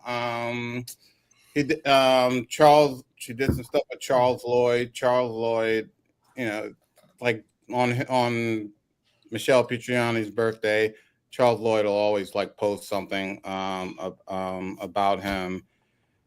He was a great, and supposedly, even though he had the brittle bones disease, he was quite the ladies' man. That's wild. You know, I've heard some stories. So. That's like Mini Me was the same way. I was Yeah, in, yeah. Ah, He was not the same one. no, I'm serious. I was in LA at the Sunset. Mazzy's a Marquee. historian of small people and their sexual exploits. Mini Me walks in with these two like bombshell blondes. Hey, at the Sunset Has anyone Marquee seen that bar. Vanessa Del Rio movie where she attacks a It's small totally person? true. I'm not shitting you. Hey, Mike's laughing. Hey, so Mike, I found this. Do you know this album? I do not. No, I do not. It's a double solo piano album from Jessica Williams. Pretty good. It's on that label from Maryland that she put out a lot of stuff on. So I'm interested to listening to this. Adelphi is the label. Yeah. That's a good label. It's Adelphi is a place in Maryland. Thanks, Roberto, for the information. I already have a Japanese. This is the Muse. Is that AKG? AGK? Bro, dude. There you Hi, do you want to That's see my what's alter ego dance? That is an Come excellent on. record. That is It's an an excellent excellent album. record. There you go. Yeah. Yeah, That that's is one of my good. favorite Pepper Adams records. All right, It's awesome. I picked this up today. I had been looking for this record because sometimes it goes for a bunch of money. This is a solo Joe Bonner record on Muse. Mazzy. You guys suck. Oh, Hey, Well, there's you know Bonner what I jokes streamed on today? Bonner. You know what I streamed today? He just put out a new album. He just turned 80. How Yeah. big is that guy's head on the right, man? This is like that movie with Rosie Greer and Ray Milland. No, but he just put out, and you know what? He shaves his head out of choice there. I thought he was bald. He's not. No. On the new album, he has a full head of hair. Yeah. Okay. But the new album's really good. It is. I listened to a couple of cuts. Yeah. Okay, I already have a copy of this, but I found another one. It is very good. John Wood's a pianist, but this is on this label, Los Angeles. Some of those titles go for some good amount of money. Who's the xylophone? The Vibes player. There's this one record on Los Angeles that goes for a lot of money. Terry Gibbs. But this is good. Yeah. Okay. I found this. Does anyone have this one? This Hank No, Taylor? but that looks kind of interesting. We were thinking maybe Harley would put that out since he was doing Capitol stuff. Yeah, exactly. You know, this doesn't go for a lot of money. I This had is a it at mono. one I point. think this is mono, but it's him. And this was a promo or the radio. I forget who's on here with him. This would suck. They don't do very good jobs with who plays on these. I looked it up. I hate that. All right, I already have this, and to Roy Haynes, this is the ugliest cover ever, but this is a killer kick-ass record. Look who's on here with On him. Galaxy. Okay, who's on? On Galaxy. John Clymer, George Cables. Yeah, George Cables. Bobby Hutcherson, Stanley Cowell's on a bunch of songs on here. Cecil McBee. Cecil McBee. That's awesome. It's a Yeah, great this record. is very good. I already have this. This will probably be in an auction. But Why don't you put it in like a generic sleeve? No, it's great. I'm Look at those telling you, pants. he Those said pants he are wanted awesome. to be buried in these pants. Yes. I've been wanting to get this. I know originals are very hard to find, but Superior Viaduct put this out, and their covers, their covers are so awesome. How can they sell a record for $20 with these kind of covers? It's like hard cardboard and it's laminated. Nice. But this, I think it's more like free jazz. Sonny Chiroc's on here. I'm very interested. I've streamed this, so I can't wait to listen. Cool. All right, this is that from that dedication series. So this both has live at the Village Vanguard, and then a few months later in the following year, or the few months before, there's another live session at the Village Vanguard. So this is 2LP of Albert Eiler. So cool. Yeah. And then this is an album I think everyone should own. This is Pat Metheny, Charlie Hayden, and Billy Higgins. I'm not that crazy about that record. I think people should. It's not that expensive, so if you find it, pick it up. Anyway. And then I found a copy of the Lee Morgan Memorial album. That's a comp? Yeah, it's a comp. I think this is the cleanest one I've ever found. So it's a comp of his songs from Blue Note. That's pretty cool. Okay, and here's the find that I found yesterday. I found an OG 1963 stereo New York label copy. Nice. Yeah, with the E, with the P, and all the good stuff. I found it for $30. So this is nice. It's VG-ish, but it plays nice. So that's what I found. Awesome. Cool. Can I show two things? Hang on one second. I got to yell at Roberto real quick. Are you going to show your wiener? I remember the famous Blue Note Capitol. I'm only going to show 15% of it, so stand back. Capitol title. Did you not watch our video, sir? That Serge Charloff's a Capitol record. I know you watched haven't released it yet, but it's coming. This is a record that I got on the Grift, and I was surprised how much I liked it because I wasn't sure. I never heard it before. Maybe Mike knows it. This thing.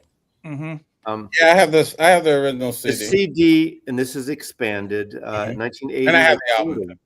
Yeah, it's really good actually. It starts out really wild, then it kind of scales back, and I really like the piano. There's some really dynamic piano interludes of just him, and then his sextet it comes in, and then the big band comes in sometimes. And I'm not usually a fan of modern big band, but it's surprisingly good from my point of view. Maybe you guys know this stuff more, but I liked it. Double record, and it's on Palmetto. I think it originally was on Palmetto. Yeah, it was. It was. He did late in his career. He did stuff. He went back. He did stuff with Palmetto and Blue Note. He did some Blue Note. Yeah, and that was the time. That was actually during the time I actually saw Andrew Hill. And I listened to this today. This was sitting here for last week. This is a Record Store Day Black Friday, the Sun Ra, and this is really good. This, you never know what you're going to get with Sun Ra, right? And it's not that out there. It's a little bit out there, but there's some great, great, almost semi-traditional versions of a track written by Todd Dameron and Horace and Henderson and Fletcher Henderson. It's great. It's a very accessible Sun Ra, and of course, and they do a version of Somewhere Over the Rainbow. It's live. It's live, right? It is live. It's live in Baltimore. 1978 at the Left Bank in Baltimore. Mazzy. Yeah. So you and Mike both have this record, and I'm going to go stand in line at 4 a.m. You are. And it's on my list. Why am I standing in line at 4 a.m? It's going to be available, Dave.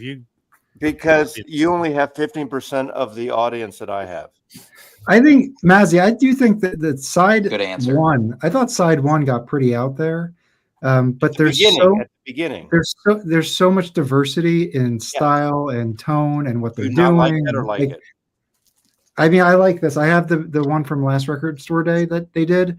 Right. It's different, but I mean, I feel like the Sun Ra concerts are just fun. Like you could see how people could totally like. I think this is a better recording than last year's.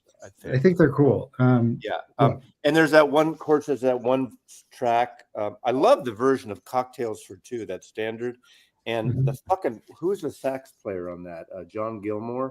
He gets wild in this beautiful standard of Cocktail for Two. Like all of a sudden, it's a really beautiful standard, and he just blows it the hell out there for a bit. John is the man, dude. That's why I love that group. Yeah, I don't know, but I love what's the song? There's at least one song where you know how they all of a sudden they're not near any microphones. They all start singing in different keys in the background. I just love that. So and then is June Tyson on that one? Mazzy, did you get the Al Jarreau record? I did, but I haven't heard it yet. That's one of the best live records I've ever heard in my life. Really? Okay. I got that, and I got the Emily Reimer. Also very good. Very good. Reimer. I've never heard Emily Reimer. Rimler. I know she died like OD'd at 32 or 33 or something. Yeah. But I was surprised on this. And actually, you know, I know there's a bit of Bill Evans fatigue, but that Bill Evans Norway record is really good too. Yeah, that's what I put in my videos. It's funny because you think, okay, I don't need any more Bill. You know, it's really good recording so far. The ones I've heard, I haven't heard any like subpar recordings. Exactly. I know that's So there are few releases, but they're all very good. And I just got one yesterday. Which one? I'm not sure if you got this one yet. Oh, hell yes. Oh, I don't have that. Hey, can people confirm for Felipe? Did that ever come out before? Very cool. A reel to reel, right? I'll look it up. So what's the story with that, Felipe? What? Just about the record last night. I almost haven't had the chance. I haven't shown the Sun Ra before, except on Instagram. Yeah. So you haven't. If you're talking about, he's done a tour of the internet with the Andrew Hill record. I'm telling you, everyone's seen that. I have only shown it on your channel. Yeah. But you only get 15% of the audience in the Jazz Bums. Well, you're using 15% of your brain power right now. All right. Check this out. So this press release says Charles Oliver by Kevin Gray. It's for Black Friday, I guess. Yes. Yes, it is now Black Friday. Okay.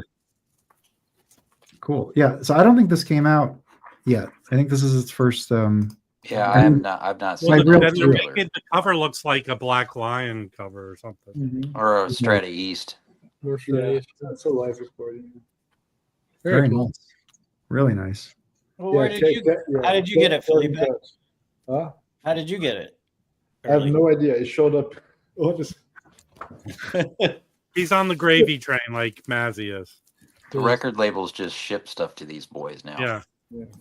But Breakfast King asked me for a new release. This record just came out now. Oh, that's a cool cover. This is a really good one. Three visitors are Scott Colley on bass, Edward Simon piano, and Brian Blade on drums. These guys have been recording together in and out for the past decade almost.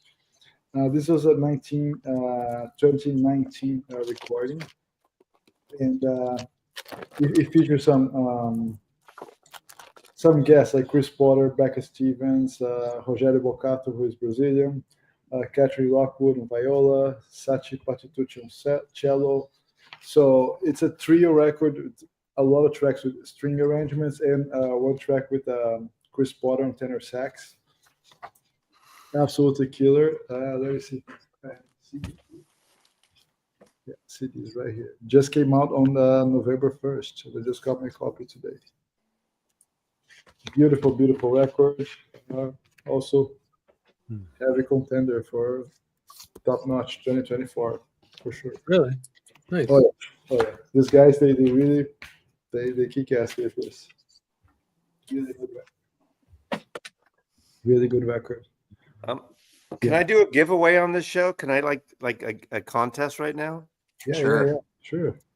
Okay. Is it your underpants? You talked No, it's about it before. a sealed record. Underpantsy. I'm gonna give away a record on the Jazz Bum Show. Nice. Cool. Okay. Let's think what okay. What No Rhino, please. pardon me? No Rhino. Now please. only 55%, 15% of you. What can did you answer. say? No, did you say no Rhino? Yeah. I said Okay, no then rhino. the contest is over. Damn it, Felipe. Party foul. Give it away. You can give away a record. What do you mean no rhino, Felipe? Anything, just speak it on you, Mazzy. Of course. Okay. Well, we have to question her. How can we do Okay. this? Help me out here, Felipe. You're- This is your show you're running here, Mazzy. It's not my show. I'm a guest. Whoever as far guesses as the giveaway. next. Mazzy's gonna give away that shirt. It's horrible, but he's giving it away. No, it's a sealed record from the last record store day from Rhino, Oh, cool.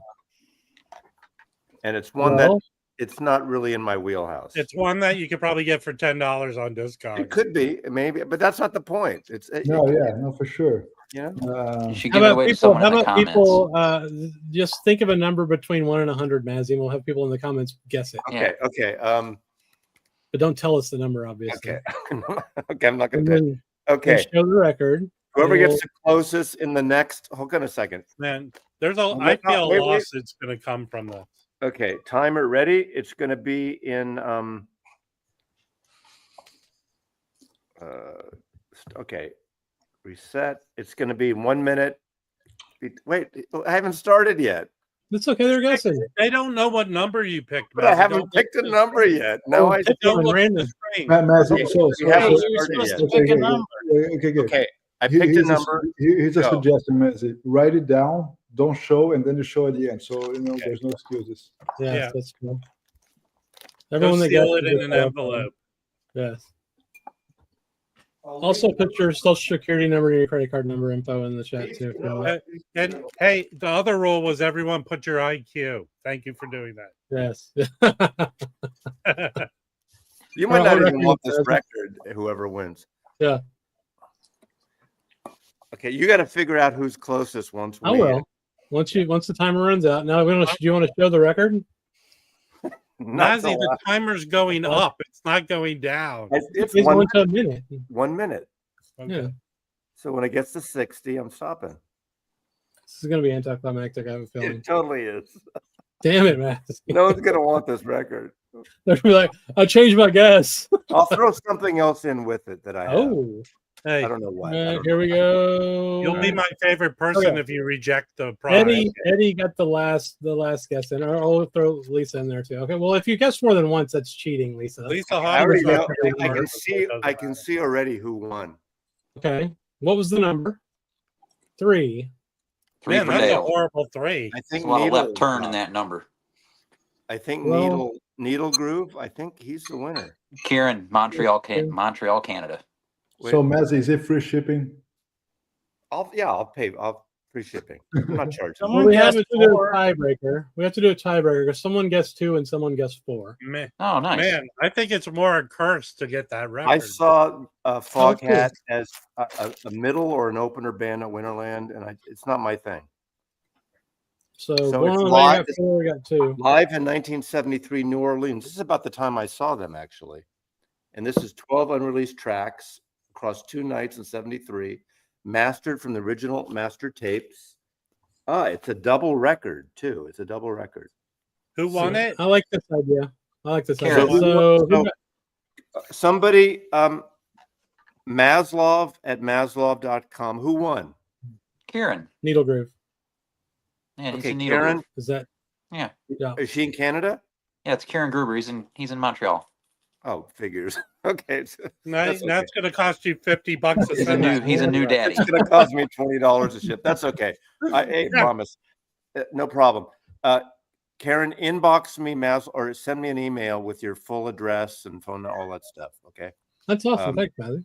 Yeah, I Hey, just want. Yeah. he's into Sorry, he's it's not into a jazz. record. He's into spiritual jazz and stuff like that. Throw a jazz record in for him.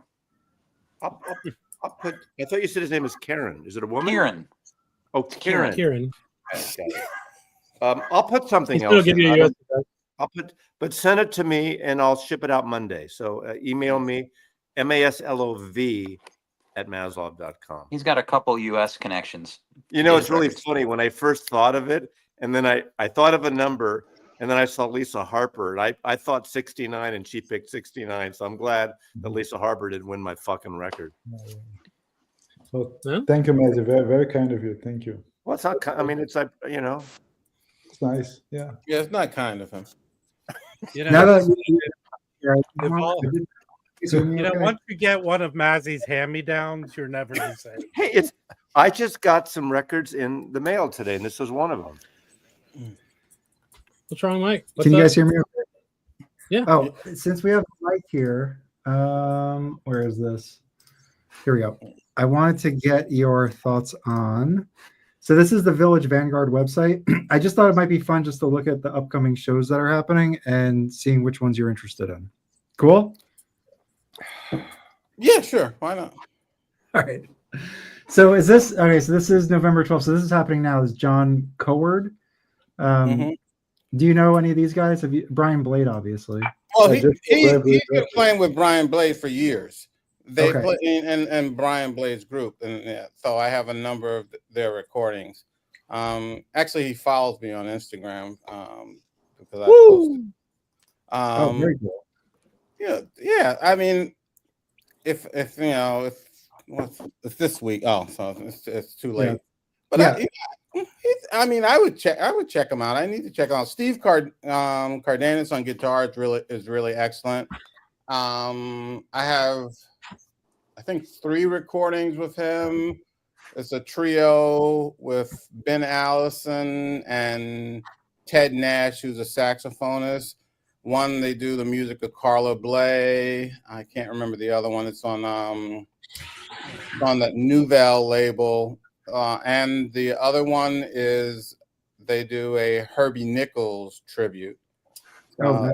All excellent musicians. I mean, I definitely check them out. So it looks like the next set's going to be Joe Martin Quartet.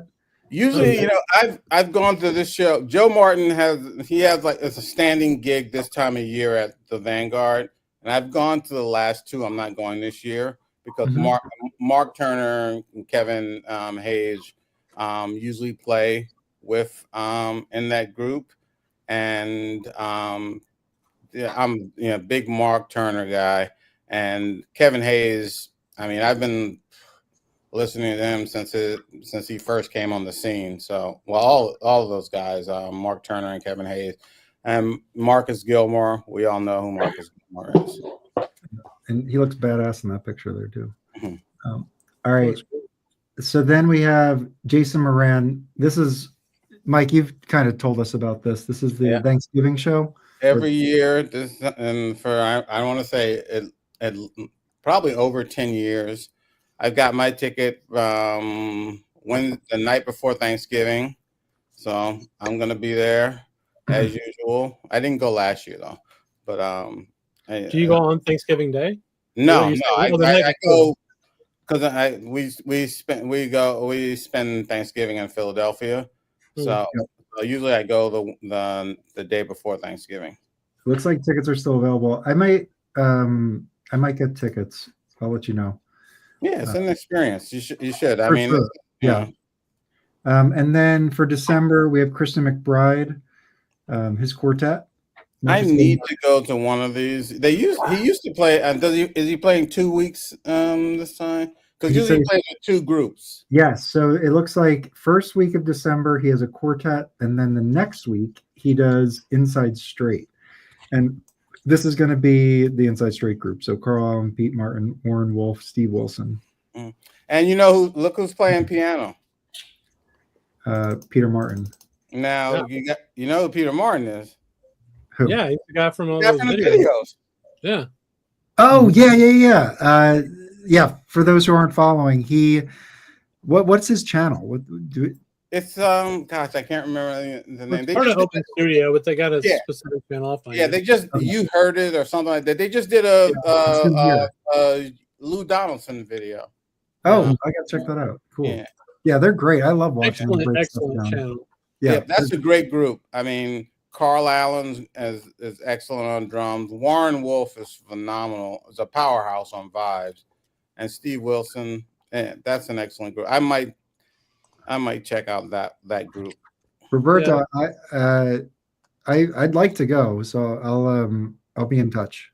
Yeah, I don't know if I'm gonna be here, but Okay, and then just to round out the rest of the year, Kenny Barron Quintet. yeah, So this is another one I always go to. This is usually I usually see the quintet, but last year I saw the trio, I believe. Yeah, I saw the trio. What did I? No, I think I saw the quintet last year and the trio before that. One year I saw the first time I saw him. Oh, so he's doing 2 weeks too. Yeah, he always does. He does 2 weeks at the end of the year. I saw the last time I saw the larger group. Joel Ross was playing with him. Oh, cool! Nice. And it was killer. But the trio is, I mean, it's Kenny Barron. I mean, Cool. What is a ticket at on average cost? 40. 40 yeah, bucks. 40 bucks. The total, like with tax, 43. And then you have to get a drink. Yeah. You get a drink for that, or you have to buy a drink?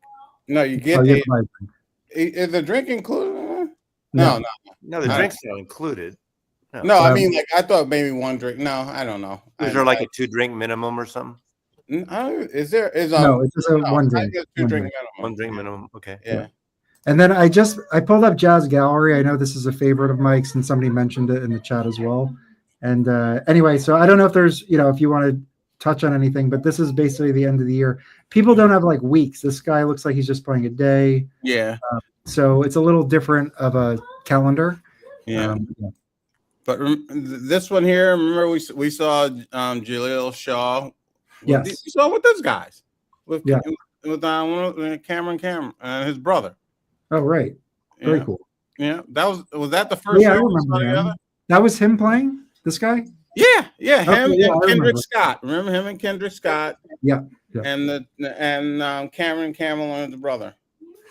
So anyway, there's a bunch of stuff here, but I didn't know like if LA had a jazz club. I was thinking maybe we could look at that, but I just didn't know like There's if one. there's I know that the one off the top of my head called Sam's Club. Sam's First. Go to Sam's First. Sam's First Near okay. the airport. Every Tuesday, Jared Clayton does a showcase thing. The only thing, and the owner has a label there. See, Sam's First. Yeah. Rob, the only thing next to the airport are strip joints. Well, you know that, Mazzy. Yeah. You and Jimmy and they Swaggart say know your that, penis Rob. is 15% the size of everyone. All right. Okay, so what are we looking at here? So are these single nights as well? Yeah. Okay. So I think Anthony Wilson played there recently. Mm-hmm. Okay. Yeah, they have a lot of. I know some people from New York to go out there, and they always post stuff. Gerald Cool. Clayton. Yeah, that's cool. So every Tuesday night he hosts a showcase thing. I think that's awesome. Cool. Yeah. If anybody has like other jazz clubs they want us to pull up. But that's becoming a big place. But I think the big one is Catalina is the big club. Oh here.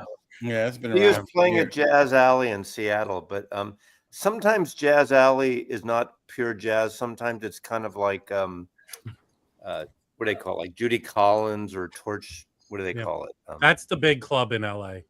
Okay. So this is a little different, but yeah, I don't know if there's anything you guys want to. This is really falling off in quality, Mike.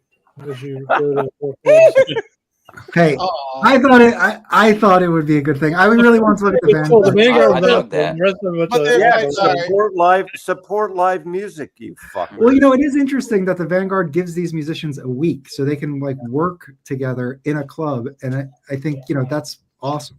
I Well, it's mean, old school. I mean, that's how you used to be house bands.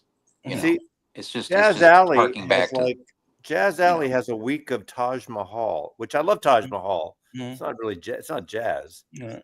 Yeah.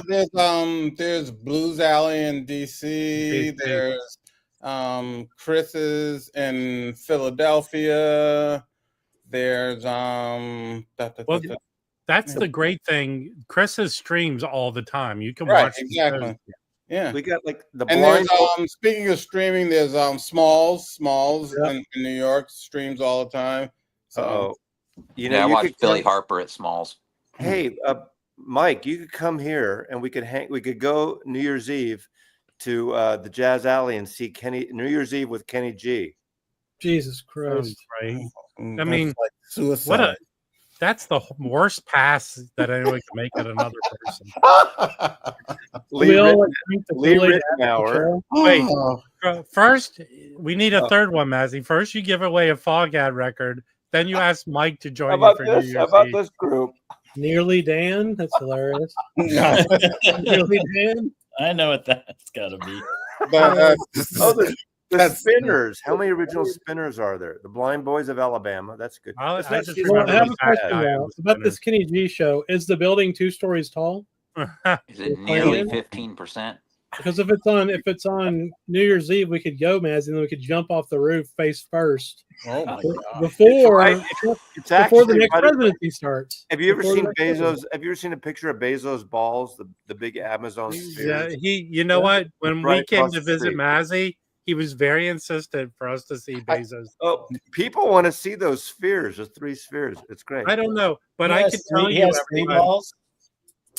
3 hanging out balls. with Mazzy on New Because Year's Eve, his cup you're runneth likely to over. have a 15% good time. All right, Brandon, you got records to show? Yes, I will. I showed a couple on the Free Jazz Hobos, but I'll show some. And I always got to do one CD. I picked this up for $5. Joe Lovano. It's very good. Yeah, Right. it's for $5. It's epic. It's fantastic. I love finding $5 CDs. Here, this one's really great. It's a live Coltrane. I think this came out in about, I want to say 75. It's a show from 66. I'll give a you the box band. set? Huh? Is that a box set? Yeah, it's 3 records. So it's Wow. obviously John on soprano and tenor, Pharoah Sanders on tenor and alto, Alice Coltrane on piano, Jimmy Garrison on bass, and Rashid Ali on drums. Wow. There's a 1-hour version of my favorite things. It's really cool. It takes up 2 records. The photos are just Nice. dynamite. Who put Sure. that out? Impulse Japan. Who do you know the photographs are by? I don't. It's all in kanji. I can't read any of it. They might have the photo on. No, it's all in Japanese. But there's some really good photos in here. I need to find someone who can. I just thought these were great. And there's a family photo on the back that's really cool. Oh, nice. So, sound is very good. It's a mono. There are. I picked this one because it has songs I really like because it has Leo, Peace on Earth, and then my favorite things, and that's pretty much it. So Where did you find that? It's 3 records. Little Axe that has Man. the owner has a pretty good Japanese jazz connection. Very So cool. that came in and he's like, "You want to see this?" And I was like, "Oh, cool." There were actually 2 different ones, and this was the one I liked the best, just because it had Leo on it. So it's great. That's It's a got the hell of a little find. thumb hole, which is so nice for when you pop it open. Really fun. I'll stick with the Coltrane. Brandon? Brandon? A copy of this. What? I'm sorry. Real quick, see if you want to, whenever you have time. Brandon's saying you can use Google Lens on your phone to read the Japanese if you want. It'll translate it live for you on your phone. Yeah, Google Translate. It's cool. I'll give it a shot. I mean, there's so much text, I wouldn't know where to start. You know, you can hold it over just over a certain section or whatever. Yeah. Because I just got a Japanese jazz album in today, and the whole band was like, it was all in Japanese, and I was like, okay. Well, I mean, this is literally like 20 pages of Japanese. Like, it's massive. Keep with the culture. I finally got a copy of this, and it's a promo. Oh, nice. Top love 5 all-time record. White label. Super clean. Sounds great. I got the CD of that and really liked it. I like the Impulse Coltrane CDs they put out. Sound really good. That's one of the most important jazz records. Promotion. Photos are just really cool. Yeah. So, great. Anyway, pretty simple. Sax and drums. It paved the way for a lot, though. That record. Yeah, I mean, if you think about how many people did sax and drums in the 70s, so it's really good. It's really fun too. How many tunes are on there? 4 or something, right? Yeah, I think it's like the planets. So it's like Mars, Venus, Jupiter, and Saturn. Yeah. Very good record. And then I picked this up too. Oh, nice. Sounds great. Love that cover on that. Yeah, the cover photograph is just gorgeous. It's much better than the original from the CD. And It's you a gave a much better. nice. It's a You different. gave a color. much better review than Mazzy did. You didn't say anything. That's what I mean. It's really good. He's more legit than you are. I'm a Andrew Hill fan, so I'm gonna like. Me too. Yeah, just about whatever he does. Despite the warble, I think Name 2 other Andrew Hill albums. Black Fire might be my favorite tone poet, even though I don't hear the warble, but I don't hear the warble either. Anyway, I picked this up. Yes, I was pretty happy about that. I mean, it's funny because this isn't exactly where I'm at right now, but I've always wanted this record. Same. It's just I agree 100%. Who put Dom that out? found an original Tone in a pile Poet. of records given That's to a him. tone poet. Yeah. Is it brand Came new? out. Yeah. Yeah, it came out this week or last week or so. A couple weeks ago. Last month or 3 weeks ago. Yeah. This is fantastic. Oh yeah. Yeah. This Norman Connors is so good. I can read the band for you, but it's Herbie Hancock, Gary Bartz, Cecil McBee, Stanley Clark, Ayrto, Eddie Henderson, Carlos Garnett, and Billy Hart. That's the group. And it is really fun. Oh, Super fun. And it's not like Norman Connors. No, it doesn't get weird or anything. And Starship Norman Connors. There's not like a ton of strange singing or anything like Is it that. better than Foghat? It's a jam sesh. Yes. I love Foghat, man. I haven't gotten an inbox. I need your address. Anyway, even if you don't love Norman Connors, you probably will like this record's really good. It's not a cheap record. Mazzy, Kieran texted me. He needs send me your email information, Mazzy, and I'll get it to Kieran. MASLOV. This MASLOV. is a Japanese press. Maslov at Maslov.com. Okay. MASLOV at Maslov. I don't think you're spelling it correctly. Couldn't be harder. MASLOV like Victor at Maslov. Yes. What is this one? Abby Lincoln? Yeah, Rob sent that to me. Well, I've never seen a Phillips version, so I think I sent Mike the Japanese version, and I have this is the Japanese. That is the Japanese. Yeah. Oh, okay, I have an inner city version.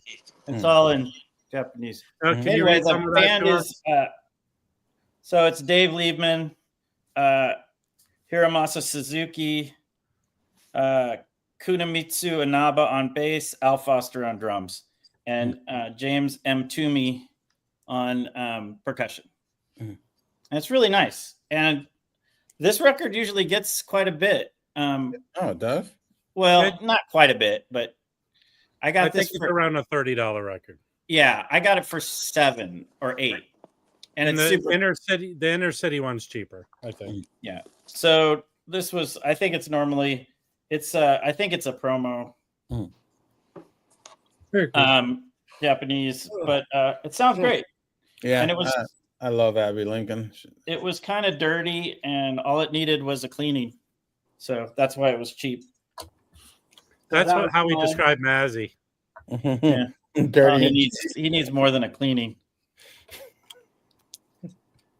Nice. So this is pretty cool. This is another one. Same thing. It's all in Japanese, but this is Mal Waldron. This is kind of like he has all these sessions from 1971 in Japan that have Alone in the title, and All Alone, of course, is one of his songs.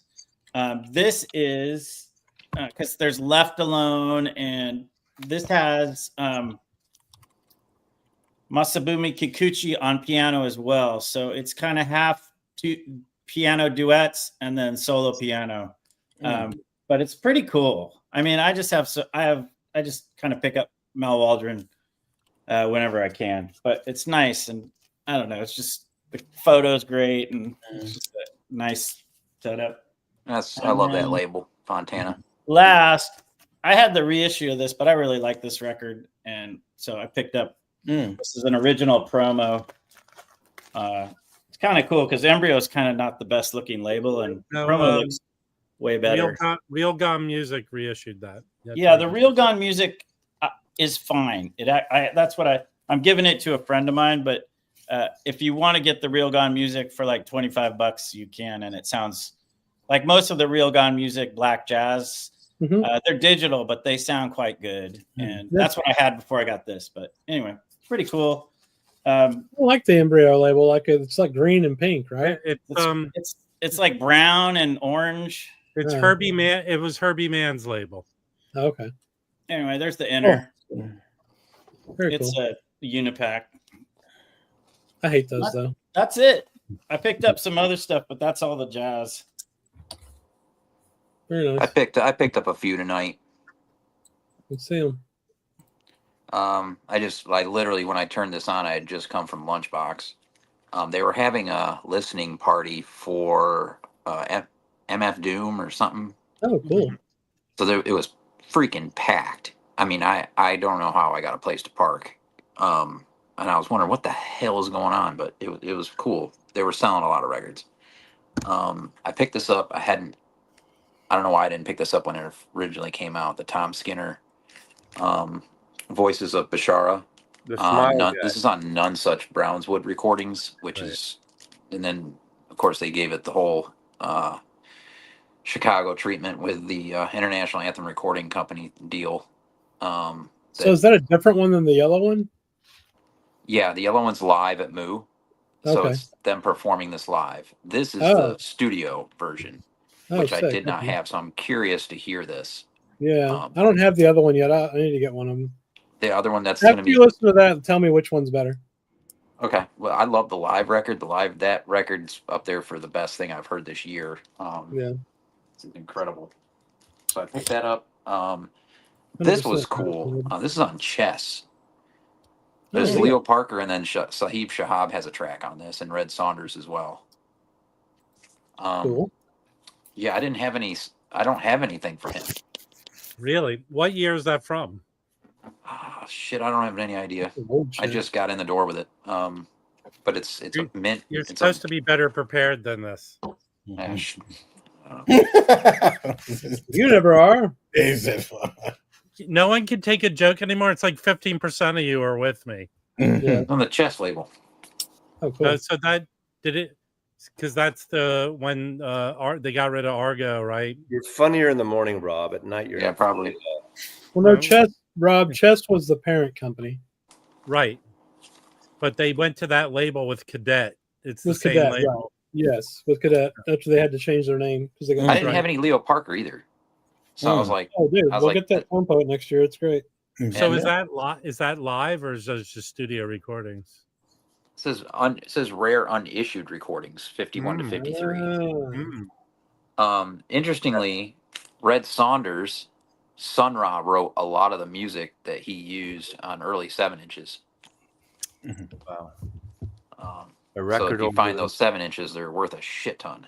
Then that was the jazz I found at Lunchbox. I found a couple when I was in New York at WFMU. I found that Blind Blake blues record. I probably showed that from the 20s. And so you show it again. You know, show it again. Only Rob's the only one that hates when you show records again. We all like seeing it. No, I hate when it's in you the other show room. records again. But the Biograph label is what that was on, out of New York. And so in Lunchbox here, I found 2 more on this label, and I've never seen this label before. So it's just crazy that I'd come across 2 more used here. But I found the Blind Lemon Jefferson 26 to 29. That's good. Yeah. That's good.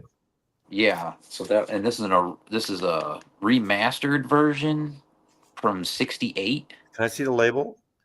I mean, it's in the back. Yeah, there. sure. Oh, you don't. Oh, I thought it was in the back. I thought you did. I think you did that thing that the just got home as he. I thought you did the thing the hip kids do in the back where they leave it. Gold Biograph. No, you know what? That looks exact because there was the chain of movie theaters Biograph and the same logo. Yeah, really cool. That took these from old 78s. I have a theory about blues guitar players. They either sold their soul or their eyes to get their talent. God, yeah. You're kind of. How long did it take you to come up with that theory? I said it last week when we showed the same record. So this one and I found another Blind Blake one.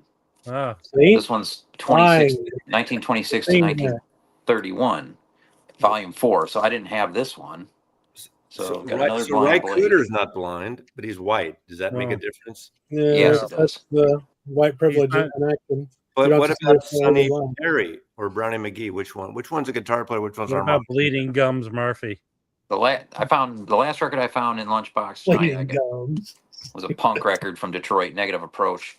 But this is an Austrian press. It's a bootleg.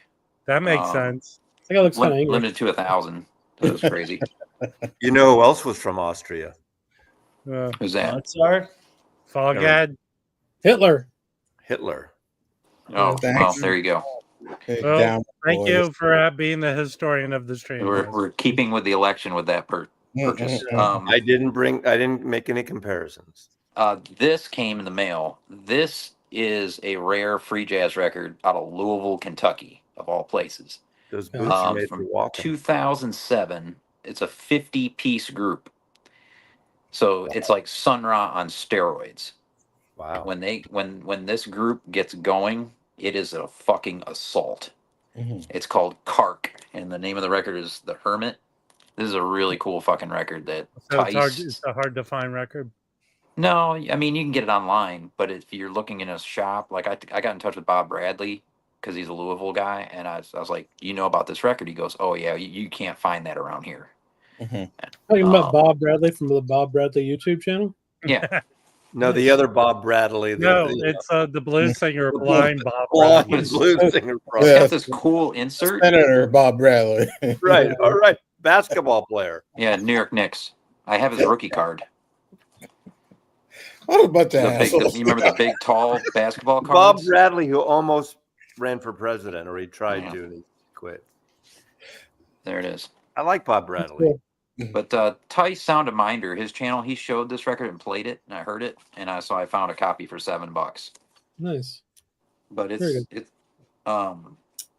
just interesting to me that such a group existed, but for a short period of time, like a 50-piece group. So yeah, it's Bill Bradley, you fools. That's of course it is. We're just God. Yeah. I don't know. Dave's wearing like a commie star on his head, so I don't know about this. Well, I have to be prepared in case they come door to door. Right. You don't be wearing that now, bro. Got to be on the right team, man. Yeah, we're gonna wear like yellow stars. Mazzy's prepared because he wears commie underpants. What does that even mean, Rob? This is Rage Against the Machine. So I thought it was like Heineken had or something. It's a star. there you go. That's There you funny. That's funny. Rage That's Against the funny. Machine. Okay, I like Heineken hat better. Heineken's commie beer. Oh man, But this one, I was stoked to find this. yeah, that's cool. That's really cool. I like that. I've seen that one before. It's been reissued since '69 too, right? I think Might have been. Yeah. Looks like it was a library copy. Like they removed the thing from the library on it. Some old yellow tape. Hey, you want Paul? Yeah, just probably. go to Massey's merch store and you'll understand. We don't. Underpantsy.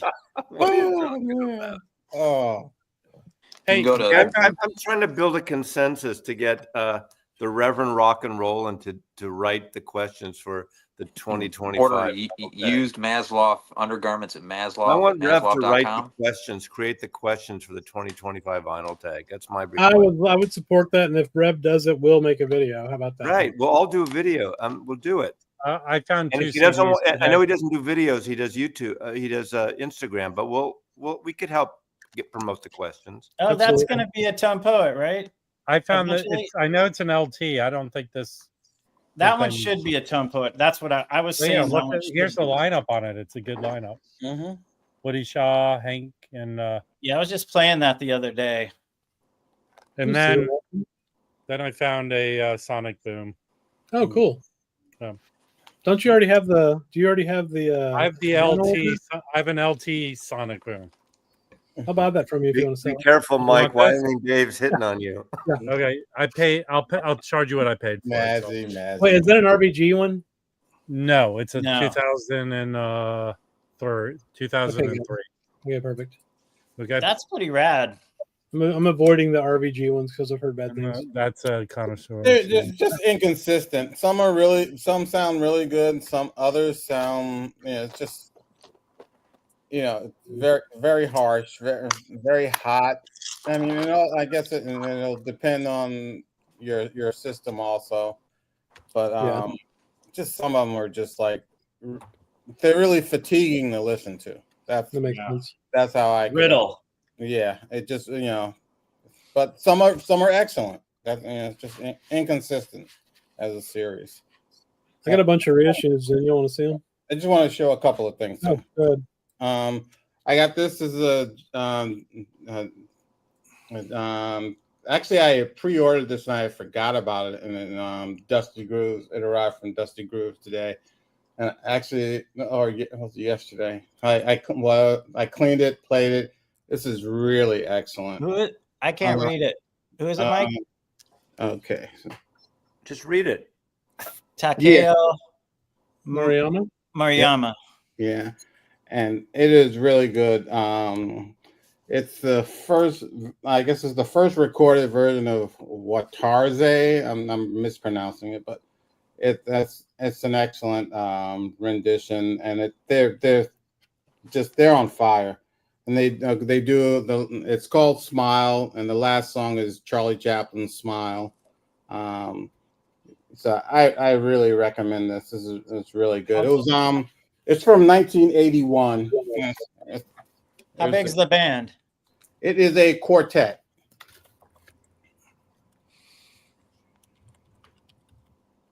And yeah, I got this from it was originally recorded on at this Nippon Columbia, and it sounds really good, but just the really tight band. And I think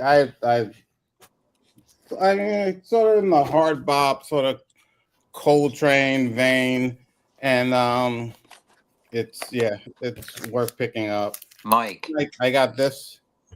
Steve Davis is a trombone player. This is actually recorded live at Smoke Jazz Club in New York, up near Columbia. And Eddie Henderson it's just amazing that he still sounds really strong on the trumpet. And this is an excellent group. I've seen these guys in different groups over the years, and they do all basically a number of standards. They do Milestones, Freddie Hubbard's Up Jump Spring, which is a really good rendition of that. There's a really good trombone solo on that. The only problem I have, I don't know, it's not really a problem, is that for the LP is shorter than the CD, because the CD I think has one or two more songs. Yeah. And that's the only problem. But the music is excellent. It's when you get into that weird thing is like, do we make a 3-sided record or just right? Exactly. Yeah, it didn't pay for them to do a double LP of this, so right. They, left some songs out. This is a live performance at Smokes, and aren't all their isn't everything they release basically live performances? No. No. Nope. Oh, okay. No. Oh, they were. And then I also got this. This is actually a reissue on Steeplechase. Oh wow! How's that sound? Oh, I love that. It sounds good. Fucking Hino is everybody's excellent on this, but Hino he really grabbed my attention on this. But this is really good. Sounds excellent. No problems with the vinyl, and this is an excellent Sam Jones recording. Did that just come out, the reissue? Yeah. Yep. I had ordered. This is another thing that came from Dusty Groove. But I recommend this also. Yeah, it's really great. Cool. The Hal Galper with Terra Messahino on Steeplechase is great too. Oh, cool. That's Now Hear This. Yeah. I'll look for Phenomenal. Yeah, I have that one. Yeah. Tony Williams. It's great. And I picked up some other stuff, but I don't know where it is right now. Hey, Mike, have you completed your BBE collection? I'm up to date. So you've got everything. Yes. That's impressive. One of these Well, nights. no, that's not true. No, I don't have everything. I don't have the compilations. Okay. Yeah. I'm not a compilation. I mean, I don't know. I don't want to say I'm not a compilations person, but I don't have the BB. I have none of the compilations. But I'm only missing one of the comps. Yeah. I'm gonna get those. The We Jazz put out a couple of comps like that are freaking awesome. That I have. Since you're not into comps, Mike, I think it'd be appropriate for me to show a comp right now. Mike, one night you should show that collection. Because now I've put it all in one section. I used to have it by artist, and that was stupid. I would love to this see one that. too is also Ken McIntyre. Oh, cool. This record's awesome. I have that. That is awesome. And that has Terra Messahino. And McIntyre plays at the same time too. He plays a different instrument on every song on that, right? Yeah. Well, I think he plays corn. What does he play? Cornet and he plays like oboe and all kinds of shit. Yeah, on there, that's a good album. Yeah, this is really good. Pick that up. All right. Yeah, that's very nice. Cool. And the Hal Galper, what was it? What's it called? Now Hear This or something? Now Hear This? Yeah. That was That's an epic record. What the hell is this? It's really good. This is I am all in on Analog Africa. It's not just okay, cool. African music. That looks very African. They do it. No, Analog Africa out of Germany, and the DJ Sami Ben Rajeb puts together these. They've done about 50 records now. This is Mexican music. They also do like Central America, South America, Mexican. This is a comp, and some of the stuff are almost like from Boots, but really great kind of soulful, funky Latin music, and it's one of the best things I've heard in a while. But I like all their collections, and they're always great. I order everything on Bandcamp, and they always have these really extensive books and liners, these multi-page books of the whole process, how he finds these records. He goes to these countries, searches them from acetates to old pressings. So it's not anything about master tapes. I mean, they're lucky if they even find a tape. But anything, I would say, they're out of print now. I hope they repress them again. But the two fucking amazing records they put out are African Scream Contest, volumes 1 and 2. It's African psychedelic 70s, 80s stuff, 60s, 70s, 80s stuff. It is so fantastic. So anything Right here. from Analog Africa. Mhm. Pardon me? Yeah, that's the first thing. I don't know, 10 years ago, maybe it's not quite 10 years ago, but I was watching What's in Your Bag, Amoeba, and I don't remember the band. And the guy showed that and they played a clip, and I had to buy it. And it went out of print. Yeah, Analog Africa. It's not a subscription. No, it's not. But I'm on their mailing list, and it's all through Bandcamp, and it comes out of Germany. It ends up being shipped about $50 a record, but they're double records. There's a booklet in it. And they maybe do 2 records a year, but it's not a subscription. Mazzy, what's the name of the guy that runs that label? It's Sami Ben Redjeb, Redjeb. Okay. And he's a DJ, and he does these DJ things. You could pay him to DJ events and things. I wonder if there was a documentary about a guy that he would travel from Germany to Africa, to West Africa. And he does that. I don't know if it's that documentary. He seeks out all the records, but this was years ago, not now. I mean, if you read what's great about these books, he was a DJ in New York at a radio station in New York City. But he's from Germany. Well, yeah, these books not only detail what the records and the bands and artists. Some of them are just one artist, and some are comps, like African Scream or comps. But he also details his search, his quest for finding these records. Like I went up and there was, a 100-degree weather in this thing and all these acetates, all these piles of things. And it's amazing what he does, really. Seriously. Yeah, I'm wondering if it's the same guy. It could. I'd love to do a video interview him and just go through some of my collection, have him talk about some of these. This just came out today. I got it about a week and a half ago because I pre-ordered it. But today, I saw it in a store today. So it does get to stores. I think he's really pushing this one. Yeah, they carry Latin music, Mexican music. They carry those titles at Lunchbox here in Charlotte. Yeah, you see them around, but not all the time. Not every store, And I think Dylan at Noble carries them too. They're so good. I mean, I just buy them, like not even hearing them. I buy every release. Yeah, Steve Carlson gets those too. He loves them. Yeah, exactly. Yeah. I got some new shit in yesterday. Hey, you had that the major package. Hey, Chris, highlight Eddie's album's comment. I think it's needed. Where? Oh, yes. No, it's Is not. it a subscription service, Mazzy? Yeah, I said it's not. Yeah, I saw that comment. I said it's not a subscription. But I probably would if it was a subscription, and I would subscribe to that label. That might be the only label I would subscribe to from my interest.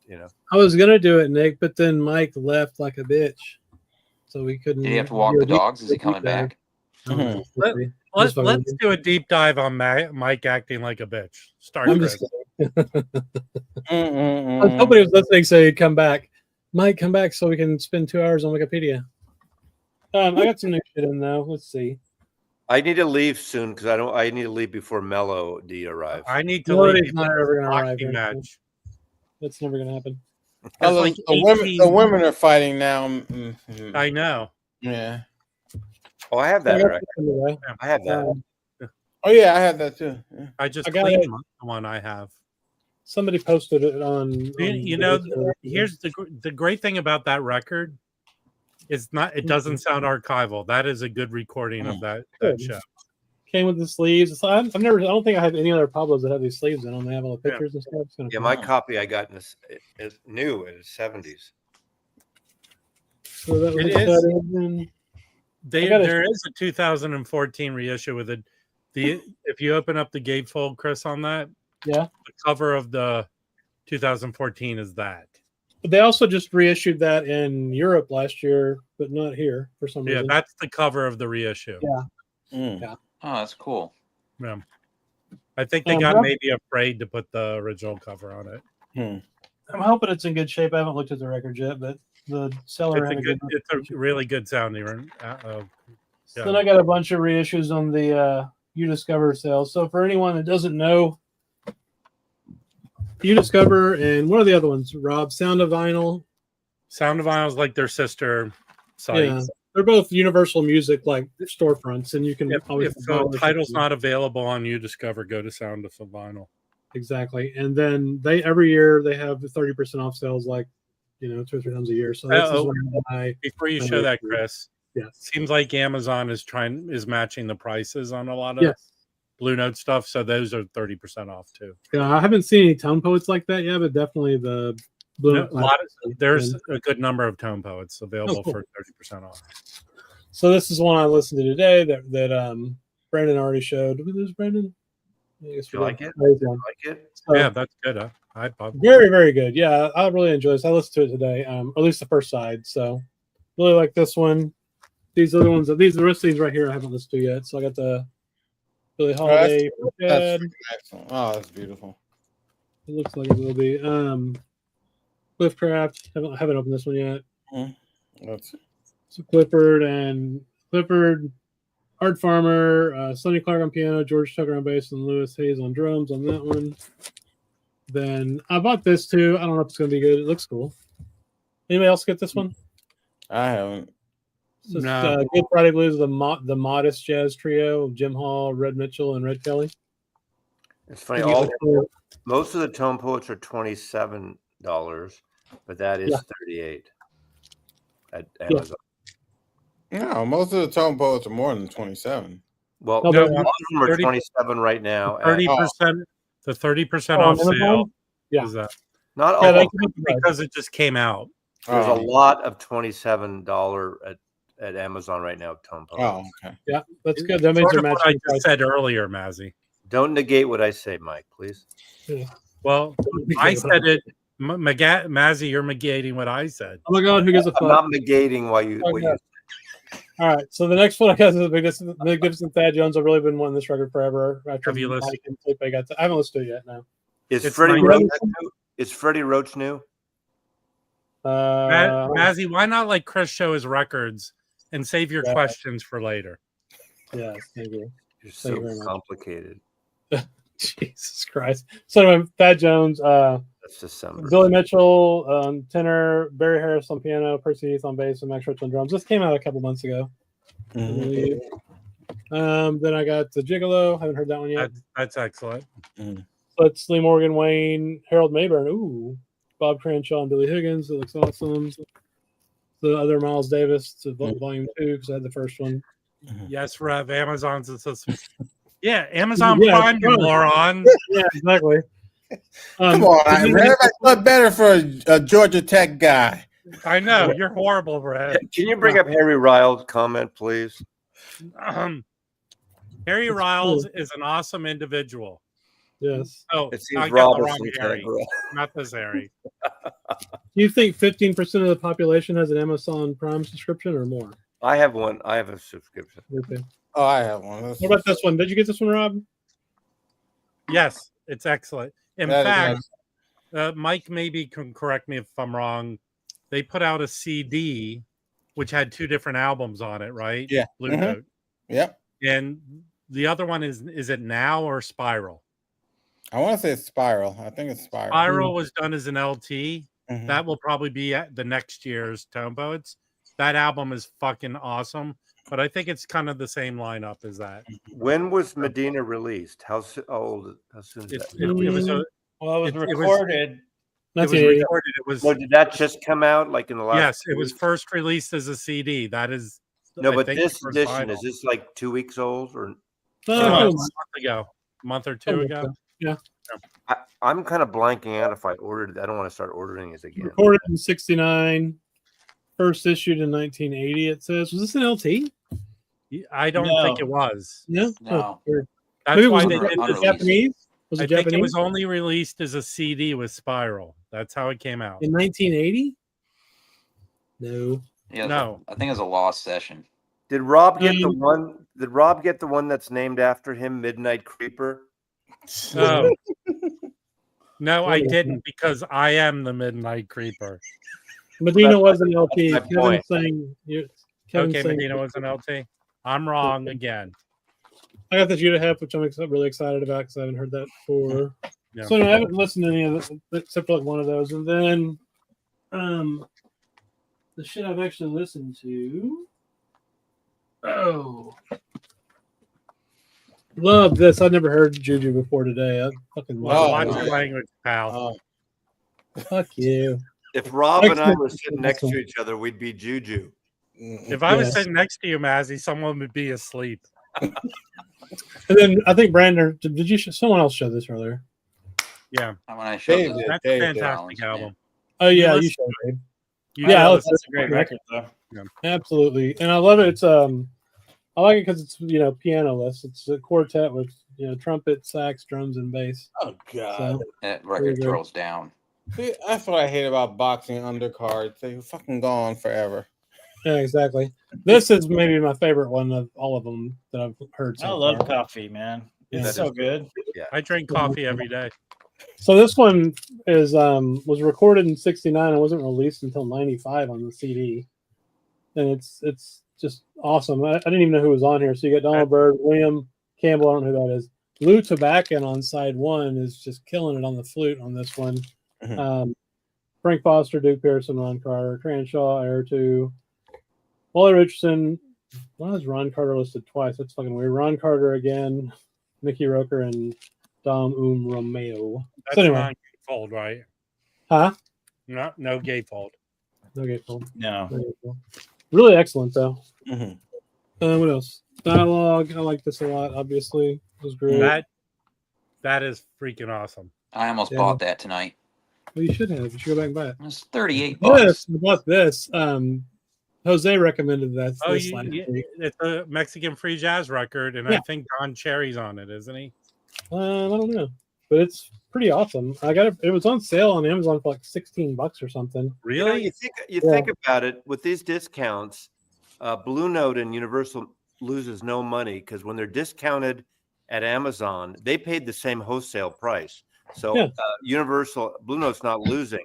When they sell them directly at a discount, they're not wholesaling it, so they're still getting their nut. They're not losing money on any of this stuff. And like a guy who's on the gravy train on the corporate record company dime, does it say at the mic? I don't get. I I haven't gotten one Universal or Blue Note freebie. I don't think they give them to anybody, man. Yeah, I don't. Yeah. So anyway, who's on this? A guy named Henry West is playing saxophone. Anna Ruiz on piano. She's awesome. Everyman on drums and percussion, and then Claudio Enrique on bass. But it's no, free this is jazz, really good. though, right? Yeah, it's free jazz. Really enjoyed it. It's really nice pressing. I think it was pressed at RTI. It looks like an RTI sleeve that it came in. And then the cover's like a really nice tip on. So I think there was like 2 or 3 left when I bought it last week on Amazon anyway. So yeah, that's what I've got. Can I ask a question about a record that I got today that I don't know what it is? I mean, I know what it is. I know what it is. Chris, are you finished? He said he was. He just said he was finished. I have one more, but yes. What is the question? Go ahead. Go ahead. No, I have to dig it up. I don't know where it's at. Oh, snap. I'm not a Ween fan, and I know Yeah. this is Ween, and this was reissued. It used to be an That's like expensive their biggest record. album, I think. Yes. Yeah, it's a Is good this- one. Is it good? Yeah, it's fantastic. It's If kind you of like a me, cheese ass cover, right? I mean, No, it's a good cover. well, It's the best cover ever. kind of like. I'm sorry. I mean, it's very sexy. 70s, sexy 70s kind Well, of. this is like a '90s record trying to be an Ohio Players record, right? Little butt crack there. Settle down, Mark. But is this a good record? Should I open it? It's a fantastic record. Okay. If you like Ween, but only if you like Ween. Yeah, but hold first of that all, record. I hate Weezer. Are they Hold anything that like cover Weezer? up with one They're hand. for nothing a like while, man. Weezer. But just those are the two stupidest names, Weezer and Ween. You're a dick, Mazzy. Weezer's awesome. Yeah, How do you hate Weezer? Weezer is Come on. awesome. I just don't You like don't like the Blue record? No. Have you listened to it? Oh, Yeah. come on. All right. Ween doesn't sound anything like Weezer. Okay. Yeah. Two Oh, different it is correct. I agree. All right, I got this one too. I forgot about it. This is actually my favorite one that I've got. Oh yeah, that's Okay. one of the best records you got right there. I used my free credit to get that record. Yeah. So you got Hey, Jackie culture, Mack, buddy. I bet you have that record in your collection. So there we go. Walter Davis on piano, Herbie Lewis on bass, and Billy Higgins on drums. This is just wonderful. And then Jackie wrote the notes, and I think is really interesting, the liner notes. He's talking about like his conception and new thing that's going on, and using modes and scales instead of changes and shit like that. It's really, really a neat insight. And after seeing him so much, like in the Ken Burns documentary and stuff, I just kind of heard it in his voice, like he was talking to me. It was really cool. So I Prime love Jackie right there. This is Chris, probably gonna be the there's a next record of the week.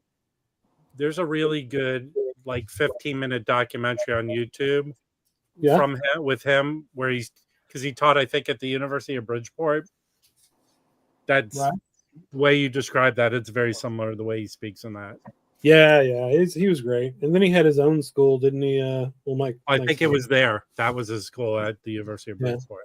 I think Yeah, he was, I think Weezer's a generational thing. I think like you have to be in your 40s or 50s. No, that's probably true.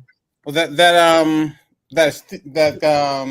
Steve Davis album. Steve Davis studied under Jackie McLean at the Hart School of Music.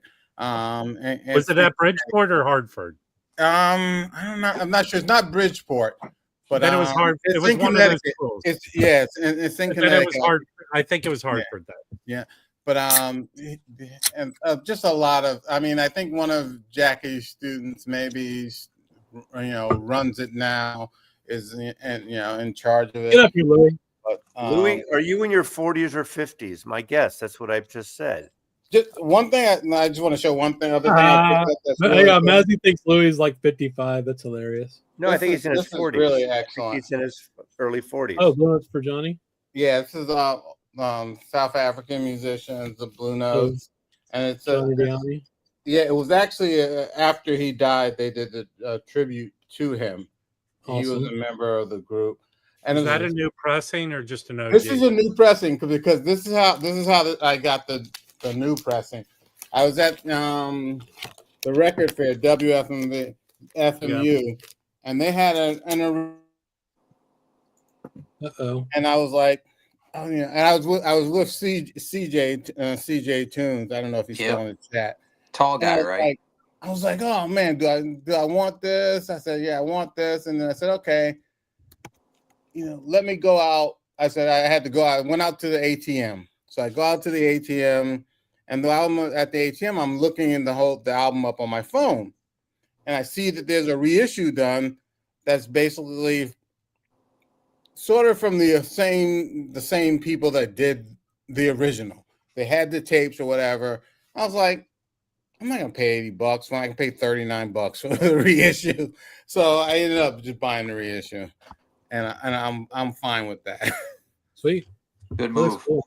I'm gonna have to get a. Is it an ATM at the venue or at a bank nearby? The Chase was like right across the street, up the block and across the street. It wasn't like stripper ATMs where they charge $20 to get your money. No, I use the same ATM. No, it's not the ATMs you usually go to, Mazzy. Yeah. Same ATM I use to give all the money to that guy Joe. I just tap it now. Yeah. Yeah. I'm sure if a stripper's wearing an Apple Watch, you could probably just tap your tip. Are there any females in the peanut gallery that can file sexual harassment charges against Mazzy? Hey, no, I'd have to be. First, he shows a boob record, then he talks about. I would have to be nominated for like a high-ranking national office as a sex offender. Oh my God! Geez, man, the head of the. He's DOJ. doing all the work for you people. Oh, the head of the DOJ, yeah. Yeah, right. So of course, Mazzy, when you said sex offender, my wife just walked past. Who the fuck are you talking to? No, we're talking about what's his name, Matt Gates. Hey, Mike, at WFMU, did you get something from Joe at Basement Records too? I saw you at that table on Saturday. I got the Don.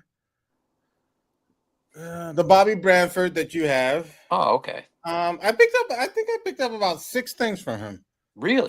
Okay, great. Yeah. It was cool. I mean, it was a good time. It was a good time there. Just actually meeting everybody, and it's funny. You're the only person I ran into Saturday before I got ill and had to leave. Yeah, I was like, because I when I saw you, I was like, oh man, I was like, oh man, I was wondering, how you're gonna get back. Hey, Chris, what's up, man? Yeah, to Jersey. Dom got us a cab, and we rolled back. So, Mm. and then he took the train back in, and Oh. I'm glad he had a great day because I was just hurting. So Yeah. Yeah, I mean, you really didn't look that well when I saw you. I was like, oh man, I was like, This guy looks like shit. Yeah, I had like no protein going on. I was just done. Yeah, I mean, next year if you guys come up, we should actually try to like really plan something. Yeah. This is So the reason that sucked is because Mazzy didn't go. Mazzy No, because it was a Friday thing. He would have bitched about it the whole time, but he would have produced planned these it. events, Mike. Yeah, I can bring the people together. We can make reservations. We can do something. Well, it would have been a lot better if it was Friday or Saturday, Sunday. That is true too. Yeah, that would. Are they going to do the same location next year? Do you know? I hope so. I liked it. I think so. I just think they need. They probably. Next year it'll probably be easier for them to get the Saturday, Sunday. Yeah, they need to do Saturday, Sunday just because Friday after a holiday like that is impossible. Yeah. Oh, my nemesis appeared on the screen. I hope everyone here ordered their Sharon meets Karen record. It's not Mazzy, you motherfucker. How many do you have left? Oh, give me a break. I'm sorry, I'm not supposed to swear. Chris was very terse with me the other day. He said something along the lines of Rob's very mad at you. Karen is Karen. I never said that. Rob Karen doesn't is approve Karen. of any profanity on the Jazz Bums. Is it Karen first or Sharon first? Is it Karen or Sharon first? I have about 40 left. That's awesome. Pretty good. It is awesome. I'm super pumped. And dude, out of 200. Well, that's good. That's good. I don't feel bad about only been out a week or back. Will it be in the cutout bin soon then with the last 40 or not? Ooh. Oh, yeah. Jesus. Dude, did you guys see Brian from Embryonic Robots channel did a review? He did like a super detailed review. It was super good. It was great. It was great. I saw it. I still don't know how to react to that sort of stuff because I'm just waiting for Vine because Richie bought one and he showed it, but he didn't really say anything about it. He said he was going to spin it and then do a review, and I'm just like, it's better than the Fog Hat record. Waiting for him to eviscerate me. As in Vinyl Richie bought it? Yeah. I get along with him really well. I mean, we don't know each other. He's good about supporting VC members. Whenever a VC member puts out a record, but if he doesn't like it, he's gonna say so. Yeah, but he bought Dom's record. It's not his type of thing, but he dug it. Yeah. Hey, Mike. I'm just still. I think it's cool. I found the Johnny record for $21 on Amazon, on Walmart, free shipping. I'll put the link here. Here's the link. Go get it. Click it. Netflix is having problems buffering. I did it like 3 times. Yeah, that's because of the horrible link. I'm gonna say, Rob, you got that Jerry Allen, right? Yeah, the PageMaker. I have not listened to it yet. Yeah, I'll do it after the stream. Here it is over here somewhere. Netflix is buffering. That's hilarious. What if nobody can see the It is. Oh, I didn't have any problems with Rev's video for Sharon as Karen was great. His video. Rev's is great. Rev's the best video of all time. Did you order that Jerry Allen, Mike? Yeah, I have it. I can't find it, but I have it. It's somewhere around here. Yeah, I'll make a small tiny URL for that. Are you guys gonna watch this this fight? No. I don't know. We're streaming right now, bro. I have it on my I'm watching it right now. You mean I'm not Mazzy, that fight? I'm not a big boxing fan, but it's like this might be the last time I ever get to see Mike Tyson fight. Any news channel and see a similar thing these days. So, but it's free on Netflix if you already subscribe. Right, exactly. I wouldn't do pay-per-view for it. No. No. Before I jump out, I'm gonna make a couple of recommendations. Oh, okay. About life habits, or I'm super stoked that this is coming out. Yeah. I am really happy. happy. I want that too. I have, this is a Blackbee Van Gelder. What month is that coming? Do you know offhand? May, I think. Got it. So super excited about this one. Hopefully it'll be a gatefold. This record is great. Bobby Hutcherson's on this one. It's fantastic. And it's not a very well-known Andrew Hill. So I have an original, but it's probably VG. So I'm looking forward to that coming out as a tone poet. And then the Bobby Hutcherson Montara. I think those are my three favorites of the Blue Note, actual Blue Note, like released records. I like the Jackknife got a different cover. Not like an LT or a Pacific Jazz or anything like that. Right. Yeah. Awesome. Blue Notes. And the Sam Rivers is going to be really cool too. Oh, I love that. I love that Sam Rivers. I mean, that's going to be great. I hope they do it as a gatefold. Yeah. I forgot one. I got this one too. This is I only listened to this one. Yeah. I didn't buy it earlier because the cover was kind of weird, but it's really cool. So it's cigarette. Yeah. You don't like afros, man? I love afros, bro. It's not too African for me, unlike Rob. We have like a rule where if there was a cigarette, somebody smoking a cigarette on the cover, that was pretty much automatic awesome. Yeah, Mel Waldron. Yeah. Harold Lamb on tenor, Bobby Hutcherson vibes, Chick Corea, Reggie Johnson on bass, and then Joe Chambers on drums. So yeah, really, really fucking cool. I'm looking forward to hearing the rest of it. I'll probably listen to this after the stream. See, Louis screwed things up. Now freaking Netflix is buffering for me. Thanks. Louis. Thanks a lot. It was buffering earlier. It's a jinx. I had no problems until Louis appeared and opened his mouth. Sharon is buffering. Is that only the West Coast? Let me turn it on and see. Is that West Coast only or? No, Mazzy, you're going to make it worse. You're going to make it worse. So let me, what? Okay, hold on a second. Where would it be? You're never going to be able to figure it out. I'm with y'all. I need to go find this fight. The girls are still fighting. Okay. I know, but the women are still fighting. But this looks like 1996 internet, and it's like right now, mine's buffering right now. Yeah, it's like you live in the middle of nowhere. But see, mine is okay. Mine is over. Mine's perfect because it's over a turntable. Don't show it, bro. You'll get us turned off. Seriously. And don't swear because that'll happen too. No, it's fine to swear, but you don't have to. So mine is on. That's not what you said last week. Mine's not buffering. You have to not like rage out on people because they don't. What do you have? What kind of? I've never raged out on anybody. What MPS do you have, or what? Man, what's your download speed? Or dude, I have like the bet. Like here, I'll do a speed test right now. Let me do a speed test too. Yeah, I have like eight. We can do an actual dick measuring. You guys are doing your speed test. You guys, don't worry, Mazzy. We measure from the balls. I'm getting 900 megabits. I'm getting 900 megabits down. I got 550. So I win by like 100%. Not quite. Yeah. It's on now. Yes. Wait, there's two women fighting. That's right. Yeah. It's the first time you've ever seen. Hey, if you go hubba, hold on, Mazzy. Mazzy, if you go hubba hubba, you'll hit the trifecta for a Is this like an opening act type of thing? Is that what you're talking? Is that what? You all remember, Mike? You remember when Ronda? Yes. Remember when Ronda finally got her ass kicked in UFC? That chick just clobbered her, Ronda Rousey, and her head looked like a turnip.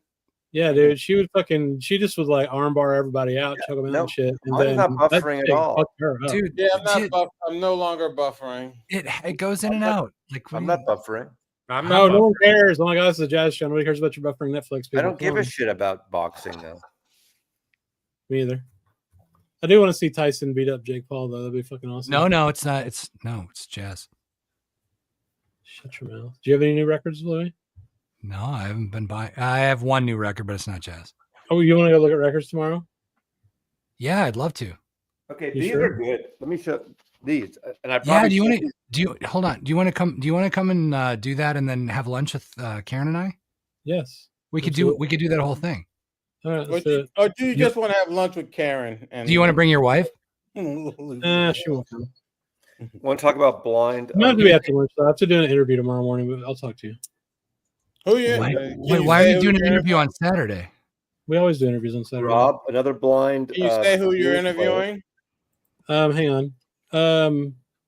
No, I can't actually. Okay, no problem. Excellent. Oh, you're doing a jazz most. I was like, I thought for your company. We're talking about blind. Oh, blind man. Oh, that's cool. Another blind dude.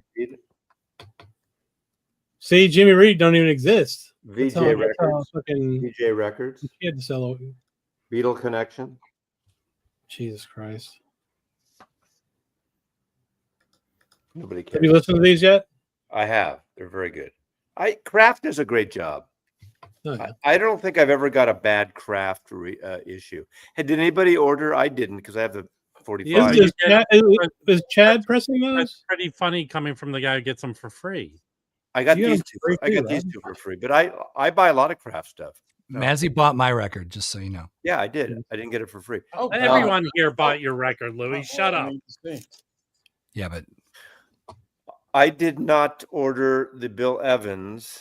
If it was an OJC, I would have ordered it, but I don't need $100 Kraft. Just wait 3 months; it'll be on sale for $69. Yeah, it'll be, how many Kraft? They have 4 small batches that have not sold out. But I think they also cut the numbers on this one. Yeah, I think this one is a popular one because unless you have the Chad, box, right, it hasn't been issued in 40 years. OJC did it.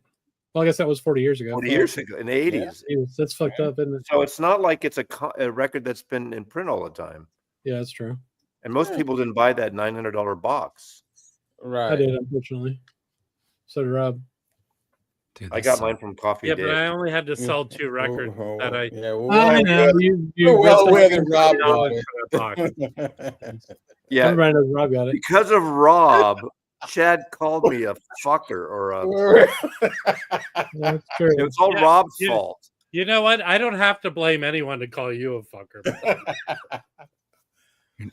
Hey, Mazzy, did you language? Did you order the Coward Brothers? I did. I ordered it like last week, and it hasn't arrived yet. Okay. I didn't realize it was coming out today because I probably should have just gone to my local. It's probably out there. But well, it's weird because they said that the I guess the physical media came out today, but the digital is like next week, which is kind of good for a change. Cool. It's nice for a change that they're trying to get people. The Coward Brothers is the first proper album of T-Bone Burnett and Elvis Costello. They're doing kind of like an Everly Brothers thing. 40 years ago, when I did that video on the Elvis Costello album, King of America. They did a couple of small bits then, and I totally fucked something up in my video, but whatever. It's really good. Yeah. That album, gosh, what was the one that they did? It's the compilation though. Who did it in your video? Gosh, I can't remember. The idiot thing. Yes, Out of Our Idiot. And I made a mistake because I said "Baby It's You" was them, and it's not. "Baby It's You" is Elvis Nick and Nick Lowe. Lowe. I totally fucked that up. Yeah. People pointed it out. I make mistakes. Yeah, that was like I don't know. Gosh. Out of Our Idiot. That album is a gift. Out of Our Idiot, and it didn't say Elvis Costello anywhere. It's all these, right? Yeah, no, the guy knew that. I think I have the CD of it still. Yeah, the guy that I worked with, who likes my boss, he knew that I was like into Elvis Costello, and he like I don't know, maybe we had some like Christmas thing, and he gave that to me as a gift. I was like, oh, okay. It's cool. It's like a bunch of different singles. And Jimmy Cliff and all. Yeah. Here's the Jerry Allen album. I'm gonna listen to this. Yeah. I watched the fight. Yeah. This was under $17 on Amazon. Yeah, that's a great deal. And like you said, they ship it in the they shipped it fucked up outside of the Oh yeah, the way it came in this plastic sleeve. Yeah. I assume it's the same company who put it out has done this reissue. Yeah, it's on the. Yeah, it's really well done. Well packaged. Yeah, I've cleaned it and everything, so I'll probably play it either tonight or tomorrow morning. Louis, are you still buffering? No, it's on now. I'm just letting it sit. Mine's fine. Yeah, Yes, the women fighting. It's fine. I'm getting rid off it because I don't really give a shit about fighting. Do you guys know want what's gonna? Everyone knows what's gonna happen. One punch, the fight will be over. But we sat there. If that means Tyson wins, that's fine with me. Unless it's fake. Is he the guy? Is Tyson the one that bit the ear off way back? Yeah. Yeah. He didn't bite his ear off. He bit a chunk out of his ear. Well, that's what I meant. Yeah. I forgot. And ironically, Evander Holyfield's there doing commentary. Is he bringing his tiger? Man, you're horrible. He's wearing it. You're horrible at relating to people and making jokes. So you're the one that can't get along with anyone, Rob. You heard it here first. Yeah, listen, Goldilocks. You're the instigator. That's true. That's facts. Hey, I also got this one. I forgot about it. I got. Hang on. Oh, go I got a replacement because it's fucked up. But this is a Royal Flush Donald Byrd Blue Note Classic. Yeah, Pepper anything Adams, Donald Byrd and Pepper Adams is great. Yeah. That's one of the records I kept from the Dizzy collection that had original of that. Oh, nice. Yeah, but this one was, I don't know, it's got like this weird whooshing sound like through half of side one and then side two. Just Really? It's the only one. Forever. Yeah. The classics, I mean, they're not as good as the Tone Poets as far as that QC goes, but like I get maybe 2 bum ones out of 20 of them. Mm-hmm. So, whatever. It's been about, I don't know, 3 or 4 months. I got a biography on Pepper Adams that's I need to read. Yeah. Yeah, let me know how you like it because I would love Pepper Adams. This guy had a blog on dedicated to Pepper Adams for years, and then he finally decided to just do a biography. What do you got, Lou? You got a record? Well, I listened to this a lot, and I also loaned it. I loaned this to my songwriting partner Julie, who is a professor of jazz vocals at UNT. She really liked it.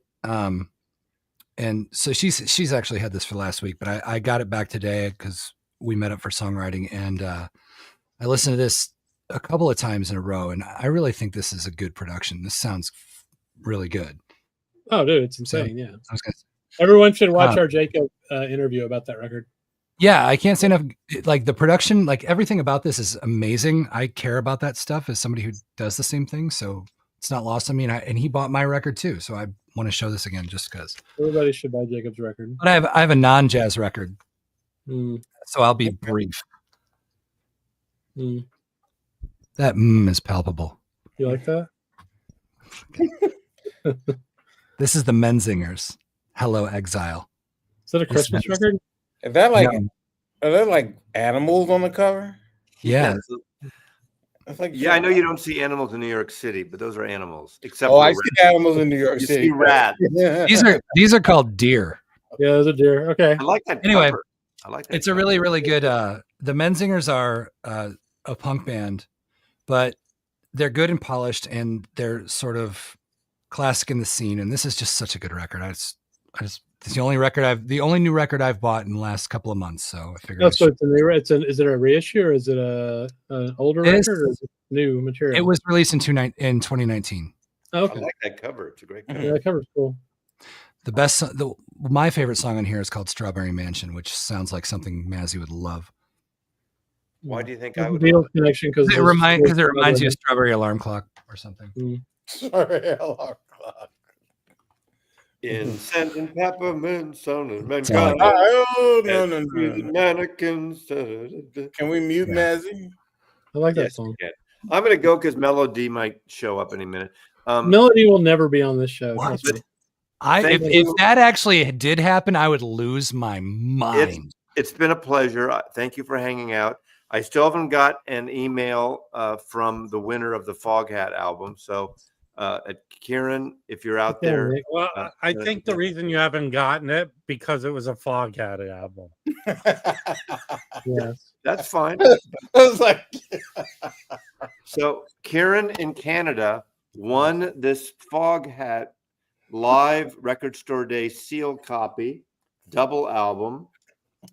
I only saw them once as an opening act at Winterland, and I'm not a fan, but I appreciate them. But so I'm going to I give it away to Kieran if Kieran gets back to me by Monday. Otherwise, it's going to Mike. No thanks. Yeah. Oh, no thanks. I like Foghat. I live for when Mike gets super excited about stuff. Actually, Sharon might, or what's your name again? Might like Foghat. Louis. Yeah. What's your name again, Louis? No, I love that record, Mazzy. That record is awesome. I'm going to keep it, but I got it in the mail today. But I hear it's great, and just put it in my pile. You're going to hate it. Just I don't have a pile. You don't have a pile. God damn it. Mazzy doesn't do piles. No, neither do you guys. For me, when I was in Portland, I think Kimbo bought like an original for something like $300. Yeah. I wouldn't do that. This is like 3 LPs. Their record titled "The Mollusk" is also super. It's original master tapes by Bernie Grumman, except it's a digital recording, I think. Oh, that means it's terrible in every way. No, but bonus LP. It's true. I don't know. It just seems so like this is like Ohio Players kind of cheese, kind of. No, I it's thought awesome. You were leaving. I thought he was leaving. That record is awesome. I know. Stop telling us what it seems like. Well, listen to it. Hey, I'm the generation we grew up with. Yeah, you were of the generation who didn't take sex ed in class. And you can barely tell. I'm offended now. I hate it. Offended, we love you, Mazzy. But listen to it. You might like it. It's obvious Mazzy is suffering from a case of breast blindness. Oh man. I think I took 2 edibles accidentally. Fuck. Nobody accidentally takes edibles. Yeah. No, you do. If you take one and then you don't remember if you took one, and then you take another one, you're like, oh fuck. All right, you're suffering from success. Then it sounds like. Yeah. Isn't it like going to be astronaut or space cadet time? Is the question. Well, one you can put on a resume. All right.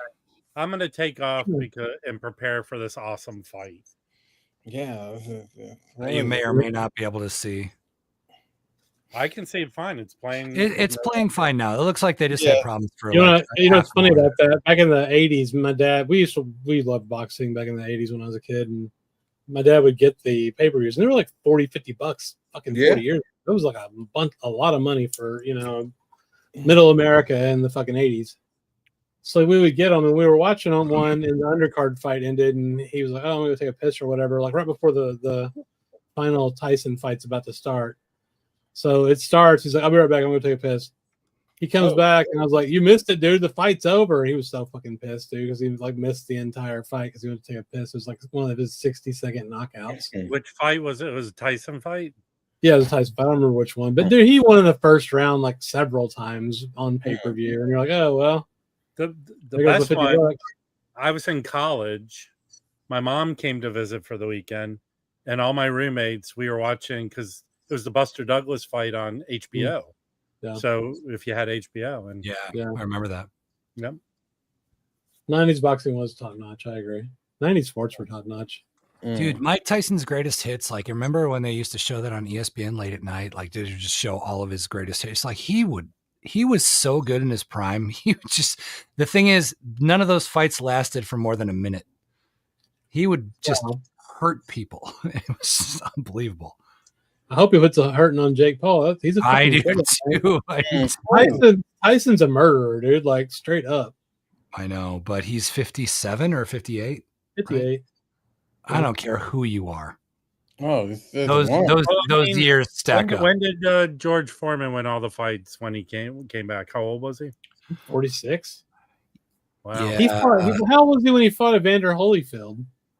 He won that fight too. They robbed fucking Foreman on that fight. I watched that whole fucking fight. I don't remember that, but like I also would want to know like how big and how heavy was George Foreman at the same age versus Mike Tyson. Mike Tyson's not huge. He's short. Like by comparison, like Jake Paul not towers, but he's 2 inches taller than Mike. And but George Foreman like was just like a big, huge piece of meat you couldn't hurt, and then he would just punish people with like terribly powerful, like his jab was as hard as everybody else's uppercut. Oh, dude, Foreman would the devastation Foreman could bring was always crazy. Well, he was a hard puncher. That was his. Yeah. And like, but he was a hard puncher, and he could withstand tons of damage, right? Oh gosh, man, this freaking this undercard. That's a bad cut, right? Yeah. It's fucking just And she keeps and she keeps hitting it with her left. Mhm. Like she's doing a good job of hitting that cut with her left, and it's just like, ugh. You were Dane's Behind her ear. Behind her ear. No, it's over her. It's over her right eye. Yeah. She's like the other fighters doing a good job of targeting. We're not going to share the screen, Roberto. Quit talking about the fight. Pay attention to the fucking stream, you dicks.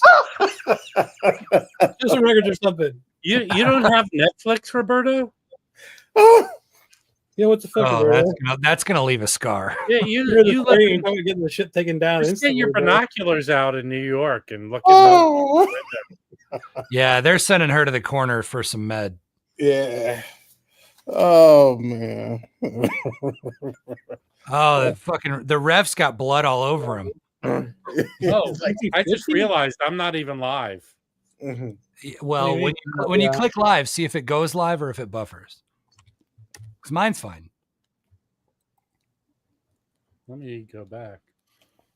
Oh God. Watch live. You see that, Mike? Oh shit! Yeah, that's freaking nasty. Oh God. Cut it, Mickey. Ugh! She has a third eyeball. Oh man. That's a good question, Rav. Is Netflix a subscription? So it is.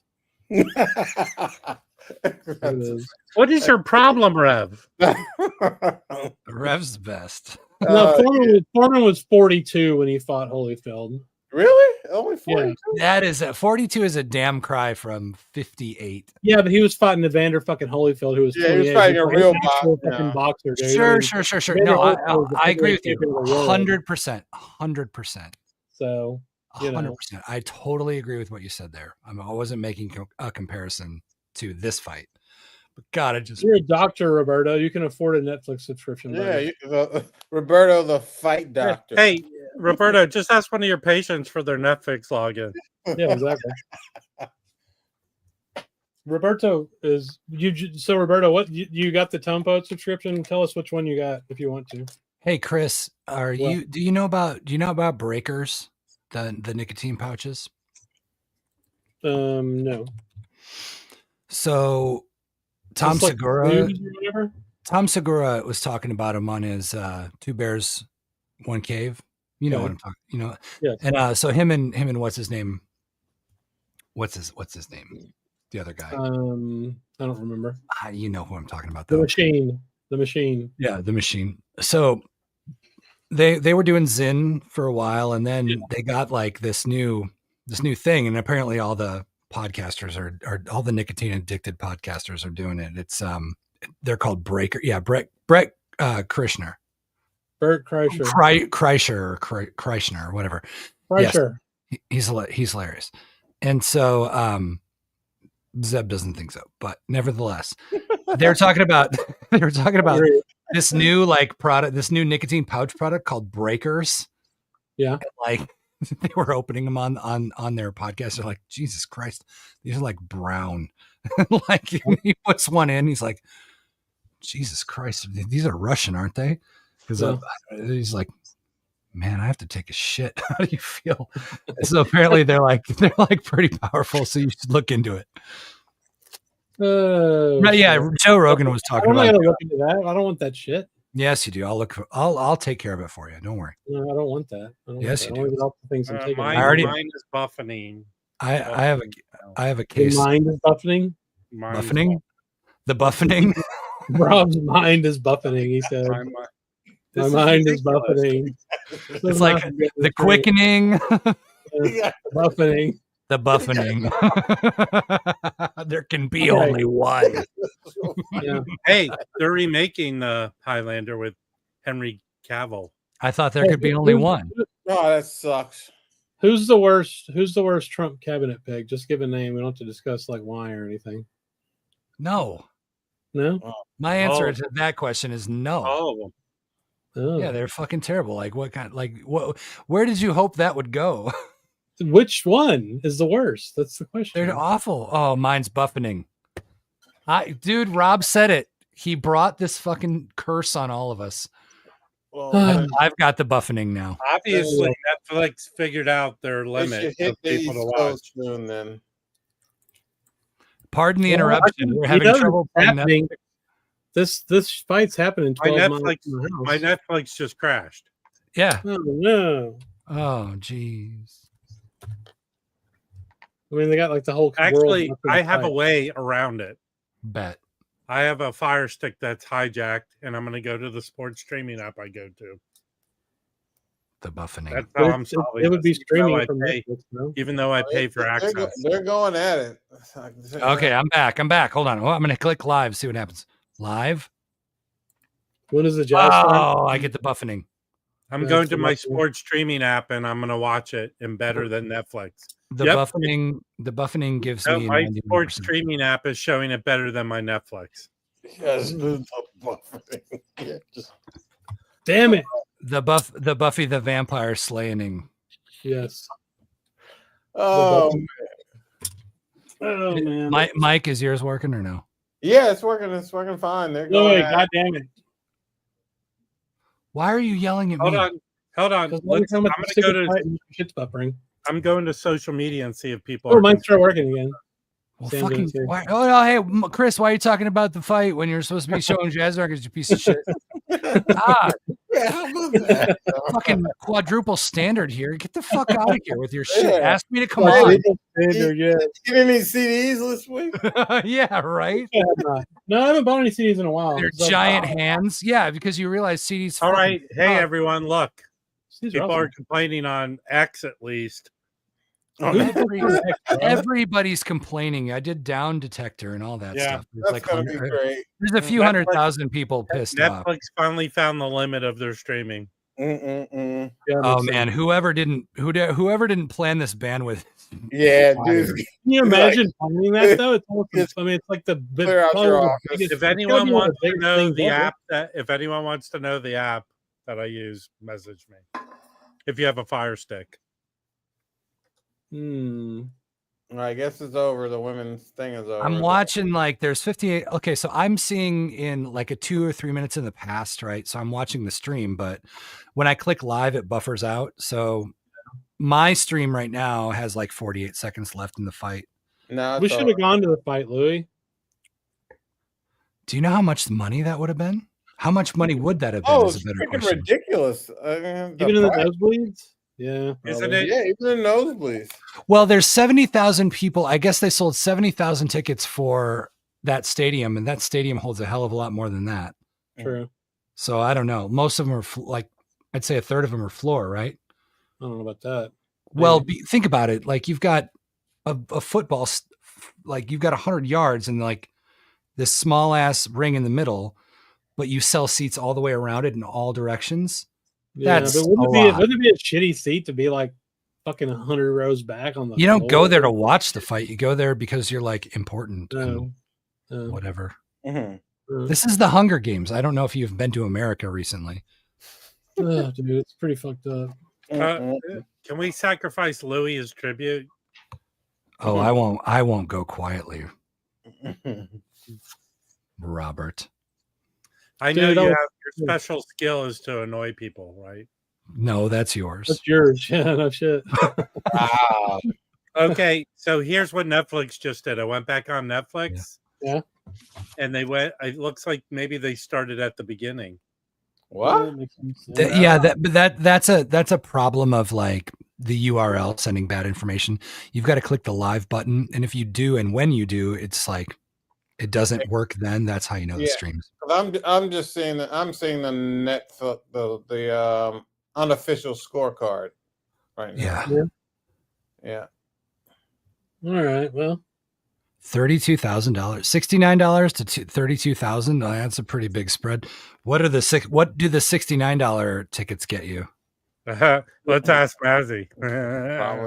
Probably up in the freaking Punched in the face and kicked out. 69, probably standing room only because they're well, I'm looking at it right. I'm seeing him pan around, and there's you're probably in the Dak Prescott seats. Yeah. Oh Hey. my God, they need to stitch her up. Jesus Christ. Hey Zeb, Zeb. You see that, Mike? This is really a 360 question. We're not changing the stream that much. Man, they need to stitch her up pretty quick. Yeah. I'm ready for Christmas records though, for sure. You don't. Said no one. I don't buy Christmas records. I just that's what streaming's for. Yes. Yes. I mean, I've got like a Christmas playlist that's probably like in the thousands of freaking jazz Christmas recordings. Yeah. Thousands. Yeah, easily. When I was a kid. So now we got to wait for the decision, and then now we have to wait another 45 I think minutes. they already announced it. Oh, now it just shows that it's fucked on mine. It just says "Pardon the interruption." Like it's see that thing that you're seeing is coming in and out for all of us, so it's like it just intermittently happens. Yeah, I'm trying to the bloody lady lost. That's all. That's all I can say. No. The bloody lady won, right? No. 96 to 93. I thought. I'm looking at the scorecard. Unofficial scorecard. Toronto lost. She lost. Yeah, okay. The lost. Well, I'm in the past a little bit, and so the God, unofficial damn, scorecard I'm looking for was 96 to 93. Well, it was unofficial. I guess. I guess. I mean, I'm thinking the other one's jumping up and down with all the belts. So maybe. Well, that I doesn't don't have mean the anything sound either. on. So. All right, hit the live button. We'll see how fucked I am now. Yep. 99%. I can see the end of the previous fight. Is the fight on after this fight? Yes. I hope so. Yes. The next fight, but see, they're gonna, according to like just Google searches, it says they're expected to head to the ring around 11 p.m. Eastern, right? What time is it now? Well, it's 11:16. So yeah, the chick with the cut lost for sure because the other lady has the belt. They're in the guy is what's the name? God, I want to fucking see this fight. These guys are killing me right now with this horse shit. Yeah, the guy that got kicked off ESPN because of God, they need to stitch her up. Guy is interviewing her. How do you feel about getting your face kicked in? Bad. Thanks. I have a real bad headache and I want to go away. Oh, they both look like shit though. Sure. It's just like, oh fuck. They got a fist fight. Well, the woman who won was the underdog. And then they've got the women behind them with the fake boobs. Yeah. Look at the other woman with too much plastic surgery behind the other. Leave her alone. That's hurt. That's hurtful. That's hurtful. Oh. All smiling and shit. Meanwhile, she's like, dude, I feel terrible. I'm going to beat the shit out of these bitches right behind me. Probably you too. Oh, like she's like, I can't hear a word you're saying, but I'm about to beat the shit out of all these chicks. Yes. She's got the same cut. It just didn't it didn't get as bad. The commentary is worth not watching the fight. Yeah. I really wish a professional wrestler would rush the ring and beat CJ's buffering too. Oh man. Oh yeah, that is weird. Mine's got buffering. Just hugged, and the lady was like, "Thanks for busting my eye open." The buffening. Yeah. Oh, she looks like hell. Yeah, she looks. Yeah, this fight doesn't need this long of an interview. Go to the main event. It's like, oh, you well, got. I mean, he's interviewing the woman. It's like, yeah, that was on TV, bro. Soon they're gonna interview the van driver who drove them over to the fight. Did anybody ever watch Mystery Science Theater 3000? Yes, and I'm buffering now. Thanks a lot. That's what Roberto's talking about. That was on Comedy Central originally, though. Back in the Yeah, it was. Yeah, it was great. I was like a freshman in high school when that shit came out. Mhm. Thanks, man. What? No, you just I was a freshman in high school when that came you deserve it. Oh, what? Hey, so at least somebody's older than me. Fuck. out. Don't talk shit. You deserve it. Fucking Mike's like 30 something still. I'm like, goddamn. I'm older. I know all this shit about jazz and shit and fucking. But Well, he does. I don't want to be old at the same time. Oh, The cut is opening. It's about to be I know, it's interviewed.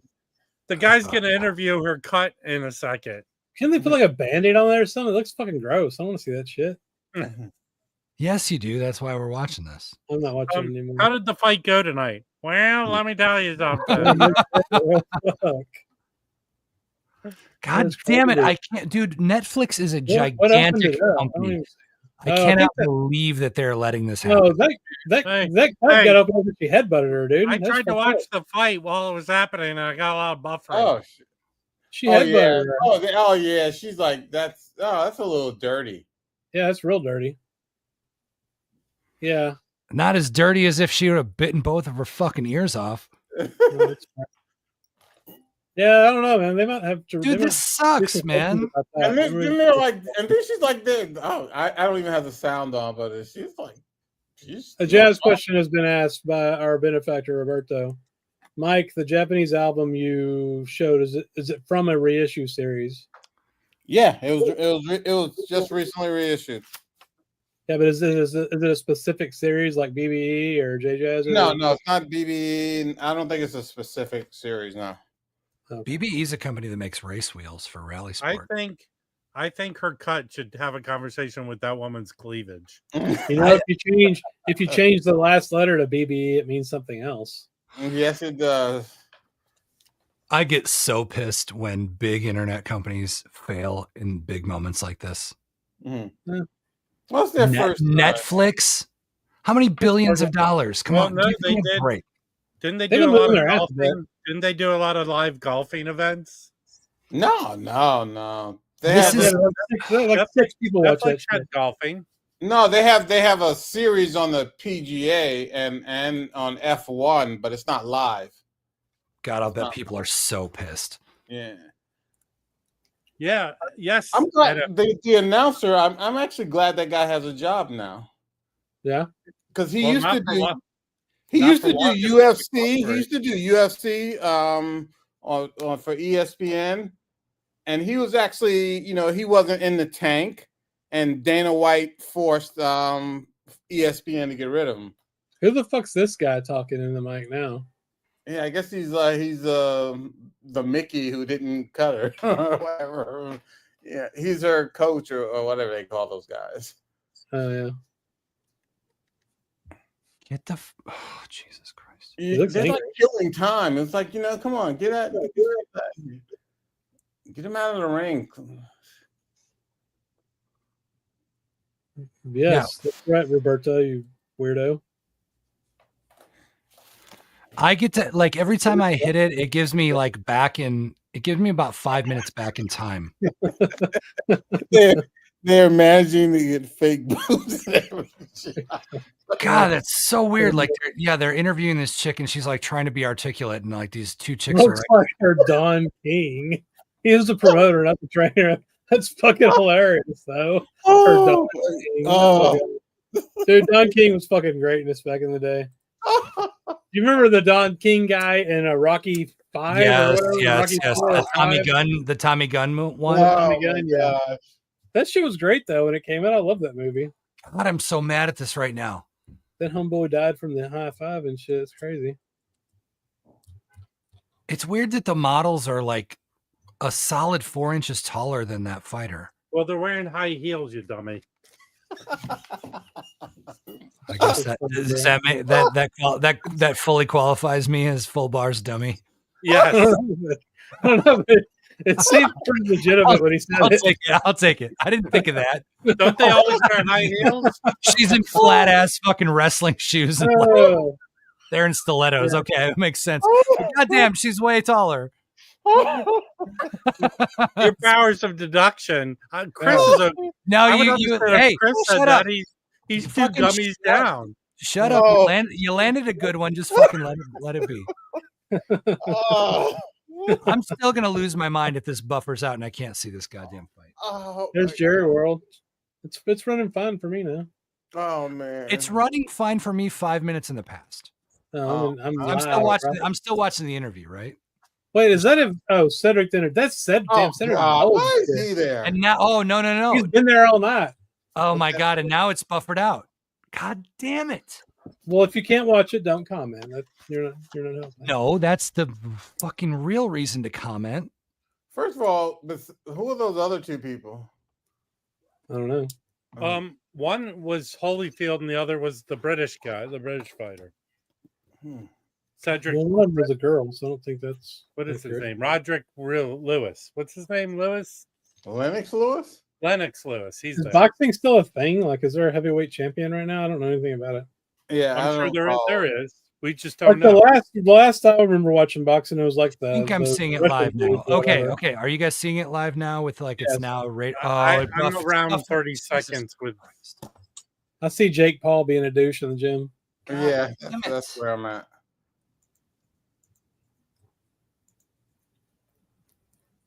Mike Tyson needs to like start an 8-ball before he goes out there and murder his ass. I'm buffering. Damn it. Your bootleg stream's going all right. That's good. Why aren't you watching your bullshit sports app or whatever instead? I'm gonna go back to. Well, that's delayed. The sports app is always delayed. I'm gonna miss the whole like intro and all that stuff and just it's happening right now. They're talking about them. Son of a bitch. I mean, Jake Paul's not like a little dude or nothing. The dude's fucking no, fat. he's huge.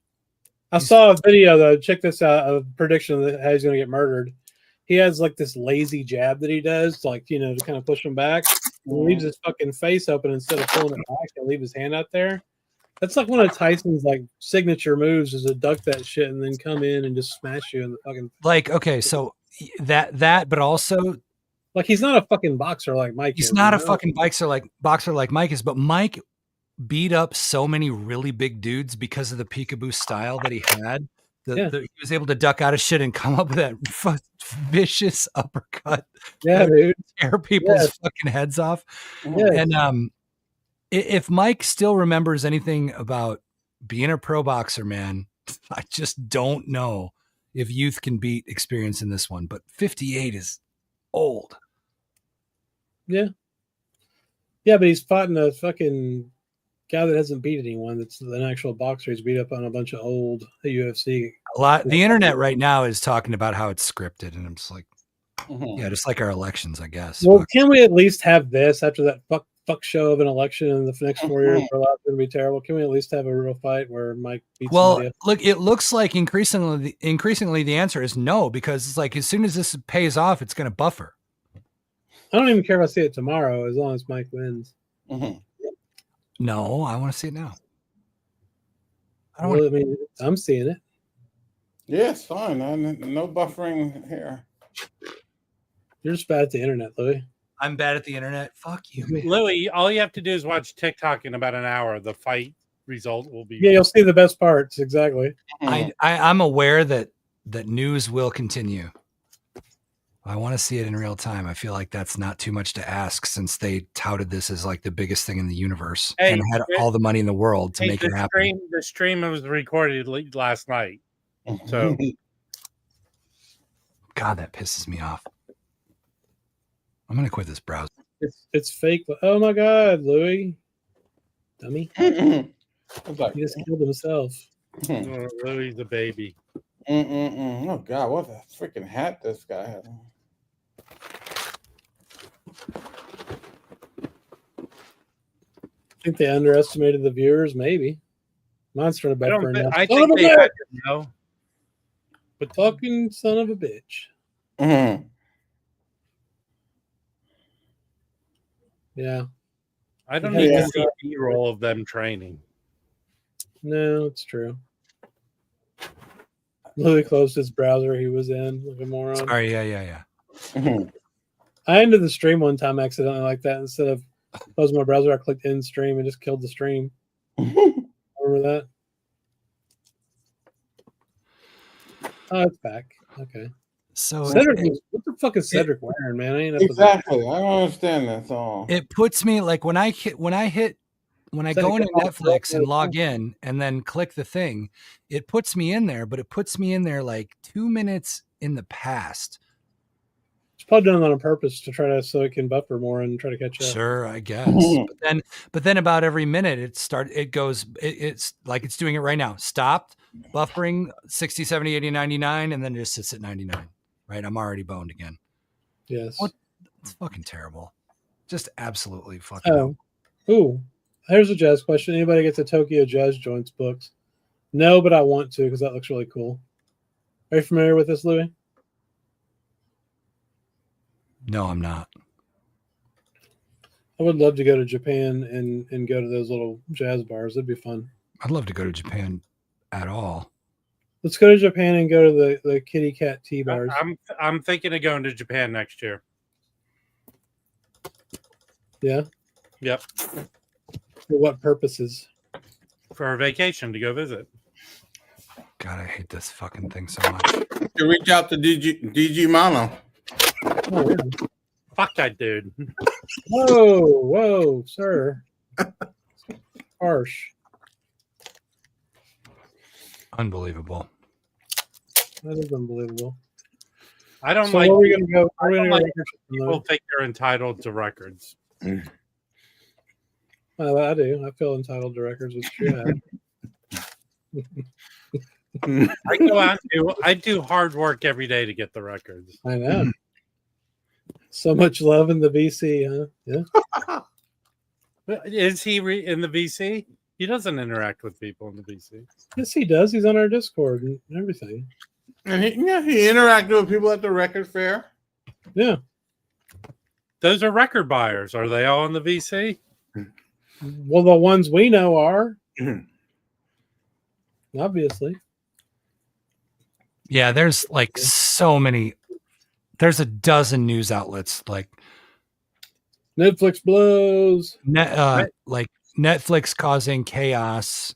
Netflix down, causing enraged Netflix users. Yeah, CBS and ABC. Oh, they suck, those cable channels. Yeah. Well, this doesn't. Hey, that's no shit, Mike. Mike, are you going to get the new Muriel Grossman LP? No, I mean not right away. I'm in no rush to get it. I don't have any of her stuff. I know Felipe is a big fan, so I'm sure he'll get it. Yeah, I don't have any of her stuff either, but I've been thinking about. I don't know where to start actually. Yeah.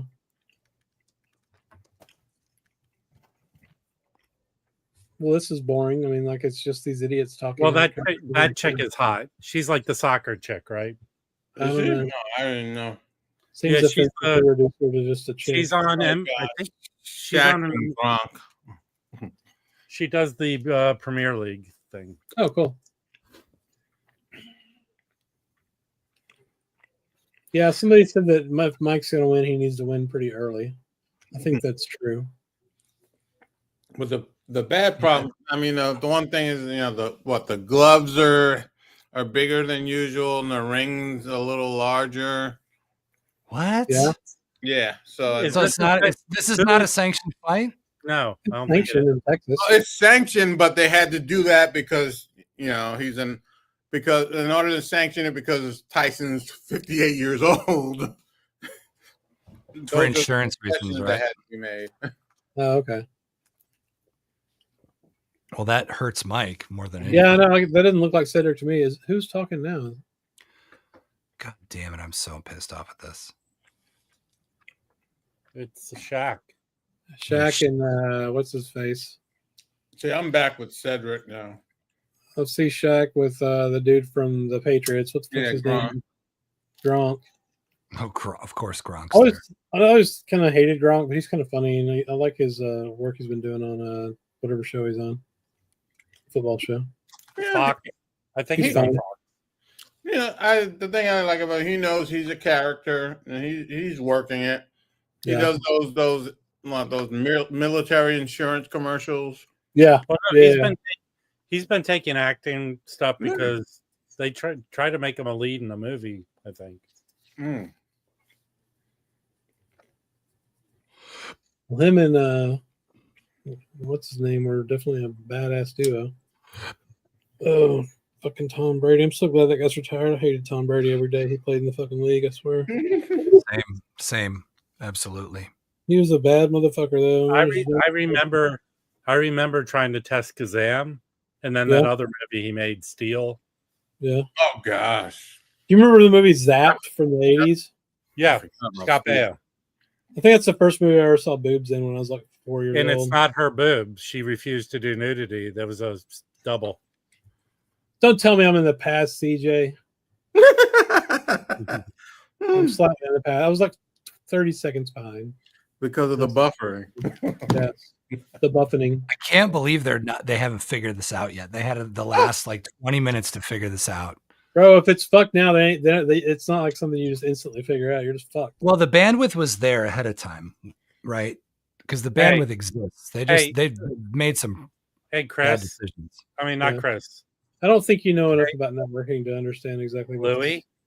I work for the biggest cybersecurity company in the Louis, you need to get used to the buffering. You need to get used to the buffering. You're living in Trump's America now. Yeah, it's gonna be like North Korea where everything's just kind of shitty. Great. I hope our toilet paper remains soft. Oh, fuck you, Rufus. That's true though. Don't tell me I'm in the past. Motherfucker reference that. I'm just not even gonna. I'm not watching this. Hey, Chris, have you ever seen Zap 2? Huh? No, Zap I didn't know the sequel. It's different cast, but it's not a bad movie. What was that movie with like pirates and shit back in the early 80s? But they okay. had lightsabers. All right, I can explain this to you. So back there was a Broadway version. There was a Broadway version of Pirates of Penzance that was very popular. Yeah. It starred Linda Ronstadt, Rex Smith, and I forget the other guy. And they filmed it. They made a movie with the same cast. And to beat them to the box office, they made some sort of nonsensical movie with Christy McNichol and Christopher Atkins from Blue Lagoon. Okay. So those were the two pirate. It was called the Pirate Movie. I love that movie, dude. You do? I was like 5 when I saw it. Though. I saw it on HBO. I thought it was fucking awesome. Yeah.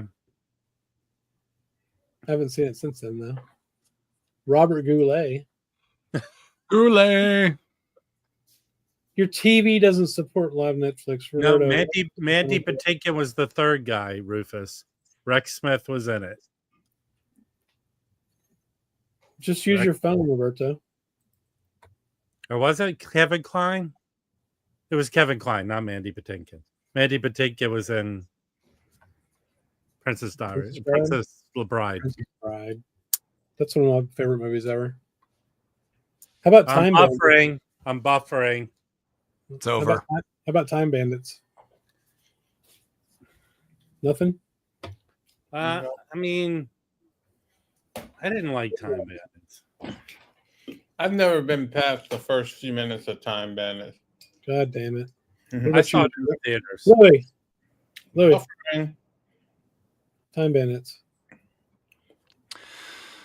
Time Bandits sucks. Oh my god. Oh, you've never seen Rufus, come up here and help me because nobody's even paying attention. They're just staring at their buffering screens. No, I'm over it. I'm scrolling Instagram now. Well, hang out with us instead of scrolling Instagram. I'm trying, but fucking Rob. What did I fucking Rob? That's funny. You know what? There's too much talking going on. Not enough punching. Yeah, that's true. That's true. Okay. Do I have to go on X to watch people punch each other? Because that's always seem that pops up in my X feed. How about Mike's stat line? 50-6, 1 no contest with 44 knockouts. That's fucking nuts. That's what you call a killer. He's 58, but man, How was Kimbo Slice before he kicked the bucket? Dude, that's different. Kimbo was a fucking crazy man. Yeah, dude. but Kimbo Slice had a lot more miles on his brain and skull and face than Mike did. I mean, I don't know. Mike fought 56. I don't care how many pro fights, sparring, all that training that Mike did. None of it made the impact of like Kimbo Slice doing bare knuckle fucking boxing in the underground.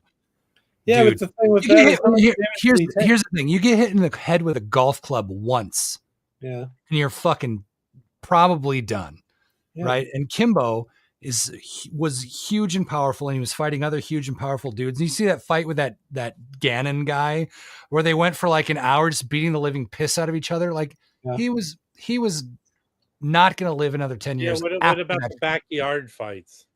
That's what we're talking about. Okay. Where did you first see Kimbo at? Oh, early internet, like 1995 internet, right? Well, a little later than that, like maybe 1999, 2000, 2001 internet. Yeah, but what website? Fuck, I don't know. Do you want me to tell you what I ate that day too? I used to watch him on this porn site when I was like 22 or something. They were always on this. Thanks. Are you sure it was Kimbo Slice fights you were watching? Were you watching? The damage was done either way. Were you watching wiener fights? Yeah, absolutely. No, but I saw Kimbo knock somebody's eye out in one of those fucking fights. Yeah. Like that's exactly my point. I was like, what the fuck, man? Jesus. Yeah, like there's a reason why like modern day gladiators have like. Hey, does anyone know the prop bets that are going on with this fight? I don't know. I don't care about any of it. I've never made a bet on sports in my life. I don't waste my money on betting. No, but the prop bets are funny, like the first one to bleed or something like that. Oh, I don't know. Yeah, I don't know. I would love to be involved in this conversation. Right. Exactly. Kimbo Slice fight where the dude's eye was hanging out the socket. Exactly, dude. That shit was nuts. Ah, man. Dude, if that motherfucker walked up to me, he's like, "Hey, I want to make $100." I'd be like, "No, motherfucker, no." Is everybody else buffering too? Yeah, I'm buffering. God damn it! That what was pisses that me off. guy's name? I used to work with a guy when I was like 18. My first like warehouse job I got. Hold Bob, on. Sid, Cedric, Billy, No. Jimmy. Hold Derek, on. Evan. I don't understand this comment by Rufus. I ordered a new made in pan today. I can't wait for it. Is it a bed pan? What pan? A pan for cooking with. I think he's got a mode. It's made in you actually paid that much for it? It's like hyped by chefs. Yeah. Fancy pants. Nice, Rufus. I'd be skeptical for any company that wasn't called Made In. They also make wine glasses too, but I'm not buying it. His chef friend recommended it. So what do you know, Louis? What? Hey, what- I mean, yes, chef. Is that? Hold on. Is Rufus friends with a guy who works at McDonald's? Is that your chef friend? No, it's Loki. He's trying to act like Loki's an actual chef. God, Iron Maiden. Oh, that's good. I have it all. Here's what I have. I have an all-clad pan, so stick it, Rufus. All clad's good. Yeah. Because I've had them for years and years. Now I'm I'm pixelated. I'm not buffering. I'm pixelated. Yeah. So you're at your normal internet state because you're usually pixelated anyway. I sold my car, so now I have a La Cruzette little pan that's about this big. What? You sold your car? Yeah, so I could buy this La Cruzette. Le Creuset, bro. You mean La Creuset? they are the cast iron that are ceramically covered. And they're showing mute the fight. Whoever. I need to see Cedric the Entertainer. Oh my god! No, you don't. No, you don't. Now they're showing a highlight. Go of watch Tyson the Kings of knocking Comedy somebody out. movie, Louis. They're showing Tyson highlights of him knocking motherfuckers out. I've seen all that. I've seen that. Mm-hmm. Yeah. Don King. There's Don King in the background. Yeah. All clads made in China now. That is sad. Rufus, you don't know how to cook if your Le Creuset is worthless. unless it's like he didn't spell it right either. Actually, I think he did. Maybe he got the knock. What'd you get? What kind of pan is it, Rufus? Because my Dutch oven's amazing. Look, those Dutch ovens are good. Can you explain to me, Baggy, how you cook a hungry man dinner in a new pan? You just microwave it, right? No, Rufus or Baggy or my favorite version of him, Musette, really knows how to cook. He cooks a lot. Well, then where are the pictures? Pan. What do you mean pan? What kind of pan, fucker? There's all kinds of pans. They'll probably get on the ring at 9 p.m. What time is it where that person is? Because it's 11 here. Yeah.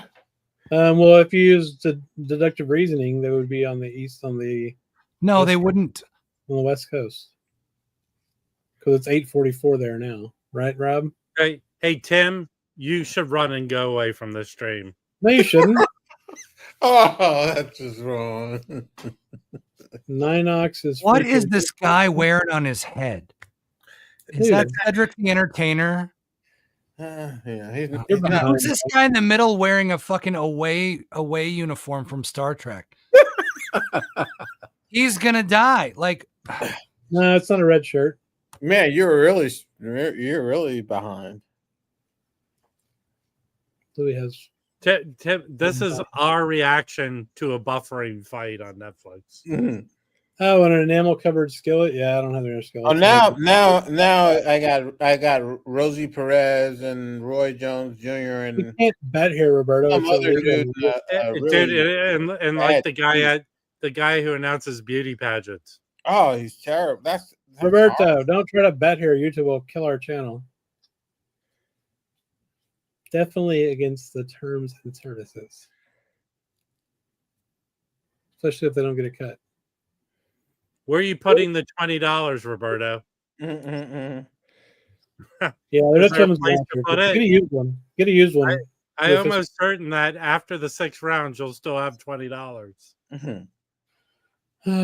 This is how they do it, though. They get you stuck on a fucking show for 4 hours before the goddamn fight even starts. Yeah, It's been on for 4 fucking hours, bro. It's ridiculous. Every time we were at the production board meeting on this, and so we get Rosie Perez, and then we get Cedric the Entertainer. Mm-hmm. Somebody's got an actual jazz question. What's a good Lucky Thompson record to start out with? Lucky a bunch of twofers. Yeah, the twofer you have. Lucky Strikes. I mean, He had the good stuff on what's that label, Chris? I'm looking it up. I forgot. On Groove Note? Yeah, Groove Merchant. Groove Merchant. Yeah, so there's one here. I'll share my screen on it because I don't want to go get it right now, but I'll show you the record we're talking about. It's really good. Present. Share screen. Oh, now that doesn't look right. They have a ring girl who's 7 foot tall and one that's 4 foot tall. All right, here it is. Check it out. So this one's great. This is Lucky Thompson Illuminations. That's two of his Groove Merchant albums. Yeah, those are good people playing on it too.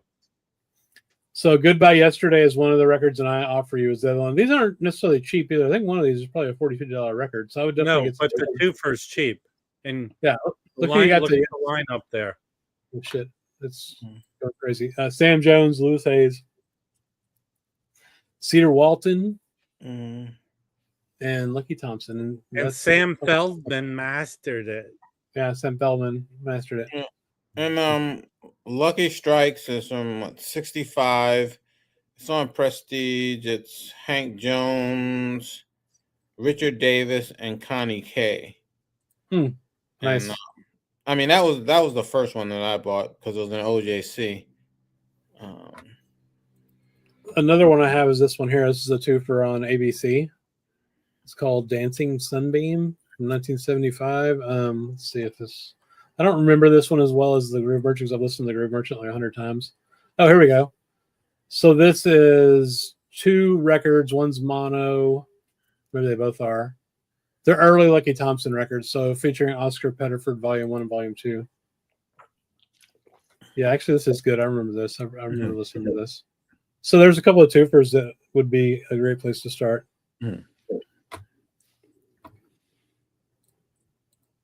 What's going on with the fight, people? They're doing They're they singing just did the the national anthem. Oh shit, I'm behind. Son of a bitch. Yeah, no, my TV is behind, but I'm watching it, and my other phone is Oh, I see. yeah. They're singing the long version of the national anthem. Old Jerry World. That's actually a pretty full freaking stadium. Yeah, well, yeah, of course. This thing's huge. Yeah, I know that, but I mean, I'm looking at like the upper deck, and that shit is full. Yeah, I heard they're gonna have 80,000 people. I've been to 2 UFC fights. Who the fuck is that guy? That's Josh Duhamel. Come on, man. Oh yeah. Oh no, I was the other guy. I was looking at the Asian guy. I was like, I can tell you about her. Okay. She's like a two-face. Oh, right. It's the AT&T's in Arlington, and right down the road from my house, Rufus. It's in Arlington, Texas. It's where the Cowboys suck ass. They're fucking terrible. I'm so pissed about it too. I thought you weren't a Cowboys. Yeah, I just saw Charlize. She's amazing. I didn't think you were a Charlize Cowboys. is a two-face. She looks in person okay or worse. That's her. That's mean to say that about a woman. I'm just saying. I don't care. She's wonderful. Love Charlize. Remember when she played Eileen Warnos? That was fucking great. And Monster, that movie was good. Man. Hold on, Chris. Are you or are you not a Cowboys fan? Yes, I am. Oh God. How I'm sorry. We won a bunch of Super Bowls in the 90s. It's fine. I don't give a shit. There's worse teams. Who's this wee white man? You didn't tell me that you fucking love the Cowboys. I was born in Fort Worth, Texas. Who the fuck do you think I go for, dude? Give me a break. I don't know. Somebody who has a tradition of winning. I mean, we've won 5 Super Bowls. Who's your team? Well, let's take a look. You like those 3 Super Bowls? I hope you did. I hope you did very much. That's what Jerry used to say whenever somebody would bitch at him on the fucking on the interview. And people say, we fucking 30 years ago, fucker. Yeah, we love those Jimmy Johnson Super Bowls. We sure do, Jerry. Hey, Barry got one too, man. Don't we? Yeah, and that was Jimmy's leftovers. I know Barry's awesome too. I love Barry. Fuck Jerry though. Jerry can kiss my ass. I love Jerry's the reason Barry why as a character, but as a pro coach, no. As someone who's going through the change, when they got rid of the owner of the Commander skins, yes, he started doing better. So he needs to leave. He needs the to Commander well, skins. he'll fucking die. He's a horrible piece of shit human. Anyway. Jerry sucks. Yeah, but his kids will take over the team, and they're sort of running it now. I mean, did you see the picture that came out last year about him when he was at Little Rock and trying to block the black kids from coming into the school? Like, dude, they literally found him in the crowd in one of those pictures. I'm like, what the fuck, dude? He's like, I was just a curious kid. I was like, yeah, curious about how to kill black people. No, he already understood like the well, kind of surprise. No one was surprised about that. They were like, no one was surprised about that. I was like, okay, yeah. I mean, but to be fair, at the same time, I mean, I feel like he's treated his players pretty well. Some of them a little too well. Yeah, I would have fired a lot of players. Didn't win Super Bowls in 28 years. Yeah. Yeah, he always makes really good picks. I mean, they've had some good, decent teams that just haven't done shit with them in the playoffs. That is the problem, right? Because you can't say the recent Cowboys have been bad, but like Dak Prescott's playoff performance has been just zero. It's a dagger in the heart, right? Yes. It's a dagger in the heart. Hang on. It's a dagger in the heart since I was like when I was 20 and a little bit younger, like in my late teens, it was fucking awesome. And for the last like 28 years, it's been just bullshit. It's because Jerry runs everything. That's why. I know why. And that's the problem. Yes. Yeah, right now Jerry's like, I'm gonna take a helicopter in there tomorrow and fuck everything and up. Then we spent like 12 years with the fucking Clapper as our head coach. Like fucking Garrett, that guy sucked. It was terrible. Jason Garrett, yeah. I mean, they had some 12 in 4 years or whatever, but like, He fucking thought awful. the redhead was Now, lucky. I'm so pissed about it now that I'm rooting against them actively. You should, because they suck. All They right, do this is suck. ridiculous. So see, I was never a Cowboy fan, so you know. Well, You're a New York native, aren't you? Yeah, but I mean, the New York team. I'm not a Giants fan. I don't root for the Giants either. what are you, a Jets Well, fan? I mean, I would assume you like professional. No, I'm football. actually a West Coast football person. I can't Really stand I can't stand the Giants. I sort of root for the Eagles. What about the Jets? The Jets are horrible. That guy, come on, Woody Johnson. He's probably gonna actually go back to being in the Trump administration. He was an ambassador or whatever in the first Trump administration. Unbelievable. Mike Tyson's 5'10", by the way. Jesus. Football coaches should not be allowed to be fucking politicians. How about that? The worst fucking senator, one of the worst senators we have is that Tuberville fuckface from Alabama. Tommy Tuberville. Fuck him, dude. He's an idiot. He doesn't even live there. He lives in Florida, right? If this shit goes really south, if this shit goes really south and there's like a world war because America turns into fucking Germany from the 1930s, that's one of the dudes they're going to be looking for in the new Nuremberg trials. That fucking guy. I never liked the Cowboys, and that's putting it nicely. Pats and Cowboys can suck it. That's fair. Yeah, I'm with. Yes, I hope the Patriots never win another game as long as. Well, you know what? Patriots fans can tell you to just fuck right off because they're the biggest dynasty of all time. It's not even arguable in any way, shape, or form. Look, they have that forever. So forever. now I've seen it all. Now I've heard it all. A Cowboys fan advocating for why I shouldn't be mad about the Patriots dynasty. Oh God! Have you ever seen a professional football game in your life? Louis, do you know the rules or how the game is played? Louis, I can assure you haven't seen it all because you'll buffer your way to watch this fight. Have you seen it? Look at this clown. The clown coming into the ring. Yeah, I can't see that. Oh, well, use your phone. Use your phone. You think my phone's gonna buffer? Mine's not. His TV is watching this on your phone. Yeah, because my screen is still my TV screen is still. How? No, it doesn't matter if you're on your TV or not. Like I'm on my computer. Just try it again. Try with your phone. My phone is working fine. The TV screen is buffering for the last 10 minutes. They could be prioritizing mobile traffic. Do I have to download this fucking app right now? I hate all of you guys. What the fuck? No, obviously you don't know how to prepare for a horribly streamed fight. That's what Rufus said. That would be apparent. Louis, Rufus said, "I've not had one single issue with the fight stream. Move out of the sticks."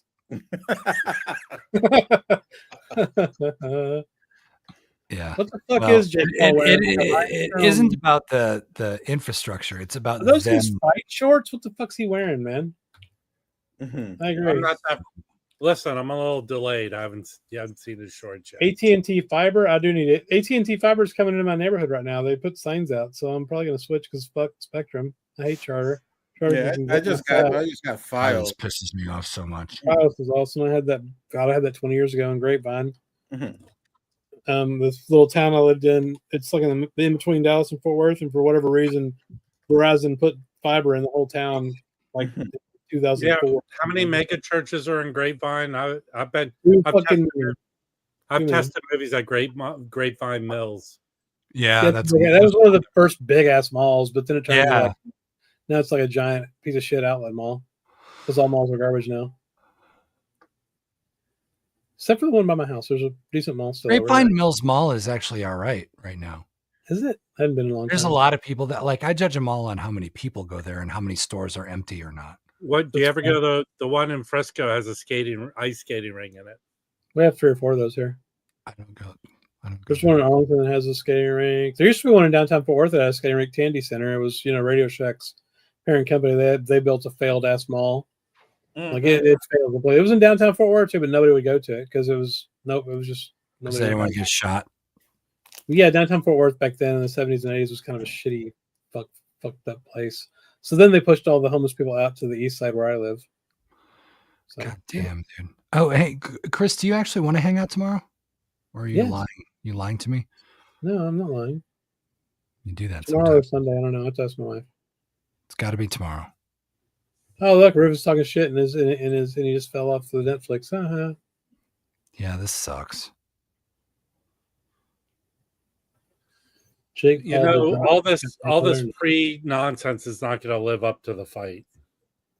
Yes, this stream with 75 people watching us talk about a stream we're watching is much better than the actual fight's going to be. Hey, listen, if you think that's good for us. Hold on. If you think our lives suck, there's 75 people watching us. I like that. Mike's in the corner of the room. Yeah. Mike left and he's still sharing the screen. No longer buffering. Oh, there's Mike. There's Mike. Mm-hmm. He's not coming out in this stupid car. No, he's coming out wearing like a cut-up sweatshirt. Yeah, remember what Super Bowl halftime was it that they had? Doesn't he have like 11 kids? He's coming out by himself. Let's fucking go. God, I fucking hate Netflix so much right now. You had one job. How many months did they have to prepare for this? And it isn't our infrastructure. It is their fault. You know, I just went back. I went back to the beginning, and then I hit watch live again and stopped buffering. Yeah. Now I hit refresh and it says Envoy overloaded. Oh, good. Now I'm. Oh no. Now I'm buffering. Thanks a lot. Everybody's watching the bums in the fight. That's the thing to do. Oh my God, what the fuck? Unbelievable. Hey, now the basic Netflix homepage. Do you want me to explain stuff to you? Who's bigger losers than us? Nobody ever wants you to do that. Let me finish. Yeah. Us, the 75 people, or the one person who just joined to make it 76. Yeah. Wow, this is our audience. How dare you, Rob? How dare you? Well, I mean, they're in the ring now. So it was 20 more minutes before they actually start fighting. Well, they have to explain the rules of the fight. And is either the Buffer brothers still alive? I think the guy doing the fight announcement is a son, is a Buffer son. God, this makes Who was the original? Was it Michael Buffer? Was that his name? Yeah. And actually, that dude was such a badass. The other brother who does the MMA or the UFC, they were like estranged brothers, I think, or something weird. Hey man, yeah. Can somebody just like narrate the fight for me? I guess. Yeah, they're in the ring. Oh, there's the chicks with the fake tits again. There's an announcer, Cody Big Mo Marks is the announcer. Oh, that's just what a fucking loser that guy is. It's Big Mo, bro. How dare you? Big Mo Marts. Bruce Buffer's still alive. He sounds just the same. Yeah, that's true. Mm-hmm. He didn't have the swag of his brother, though. I swear. Now I'm worried Mike's gonna get beat up. What? You're not supposed to say that as the announcer. Like you're my portal to this fight. Can you like be? We got 3 judges. There's 3 judges. Here's the Mark Calloway is the referee. He looks older than Mike. He sure he is. He is. Fucking, I'm so mad at this goddamn fucking thing. Oh, this guy's a dunce. I have the sound off, and Me too. He's a dunce. Narrator sucks. Narrator. No, he's doing fine. I'm the narrator. Fucker. He's all we got. He's all we have. How dare you, Roberto? Hey, Paul's drinking some water in the corner, and he's Chris. What does envoy overloaded mean? You're fucked, basically. Upstream. Okay, now I got a new one. Upstream connect error or disconnect reset before headers reset reason connection. That means their website's broken. Try on your phone. That means you should lick your power, the thing you plug your thing into. Yeah. You're gonna better in your time. Go lick the outlet. Yeah. Go get a cup of water and douse yourself in it. Try it on your phone for real, dude. That dude's only 27. Huh? Why the fuck would I do that? I don't want to do that. Well, because it works for Mike. Yeah. They're doing the announcements for Jake Paul, I guess. The douchehead YouTuber fuckstick in this corner. Roberto did say he lives in Puerto Rico and he's done a lot of community service though, which is cool. Community service, yeah. Fucking yeah, he probably was ordered beating this shit out of people. Yeah, no shit. Mike does look old as fuck, man. Mm-hmm. I don't have this fucking Karen's the Netflix account holder. I don't have her shit for this. Damn, you're just all fucked up, aren't you? Shut up, Mike, you mother. Where is she now? Put Maggie in there. She's watching the fight. Sleeping. She's watching the fight on her phone. No, she's sleeping. Well, she's not hearing you scream like an idiot. No, she's on the other. She's on the other side of the compound. Now they're doing the announcements for Mike. I'm guessing I'm not listening to it, but yeah, that's what it looks like. They're showing Mike Tyson standing over there in his corner. Man, I've been watching his videos on TikTok. He looks explosive as fuck. He looks really fucking angry. So Tyson, like I've been watching his training videos. He looks fast and powerful. And what is your basis for comparison? Watching. My comparison is he. Remember when he fought Up Man in the movie? No. Ip Man. I don't know what you're talking about. I thought it was Internet Protocol Man. He's building boxing academies through the island. That's cool, Roberto. That's good. Oh man. Ip Man. Ip. He's got the yips. He can't hit a curveball anymore. Yeah, I'm ready to watch. They're both Trumpers, so it's not like we're rooting for a good guy versus. Thank God, Roberto, he's building boxing academies. Yes.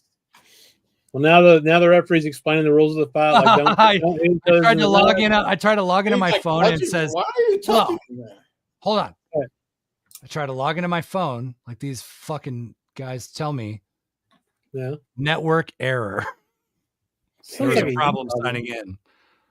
I think it's you. I don't think it's the phone. Shut the fuck up. It isn't me. I think it's Get the fuck out of here with that shit. You know what? Is that? Does the error message say ID 10T? That's the that's idiot like form. that, No one's ever heard of that from before. Parks and Rec where he says I typed in your symptoms into the computer and it says you might have network connectivity problems. Yes. It says, "Hey, you dummy." Hey, you dummy. Hey, you dummy. You big dummy. Here we go. Oh, the fight started. Yeah, I'm a little behind. Yeah, I'm not going to be able to see it. Oh, Tyson's coming at him. And he's got him in a headlock. And Jake Paul's already grabbing him. All right. I haven't seen any of this. It's happening, people. Now I'm live. Oh, Mike got a good left on him. Oh. If that connects, it's over. Yeah. I literally can't see this goddamn thing, so I'm so pissed. Oh. I mean, Jake Paul hasn't done a fucking thing yet. Chris, can we just like nominate Chris as the fucking We're all talking about it. Hold on, the nomination you're all on different fucking feeds. I just want to hear what Chris had to process say. takes a long time, man. Yeah, Jake's grabbing a lot already. Yeah, we because need he's a 2 of the pussy. 3 jazz bums here to make it go correct. I just want to hear Chris. Who is the blonde? What do you mean? It's Jake Paul. Oh, I think Jake Paul just looked like he was scared. He was covering up. Looked like he was kind of scared. Keep going. Just come on. He's throwing some of these lazy looking jabs. I don't know. Mike's gonna get in there. Yeah, he's not scared of him. No, Mike's not scared of Jake. No, not at all. Yeah, no. Mike can take a fucking hit anyway. It looks like they're just kind of feeling each other out.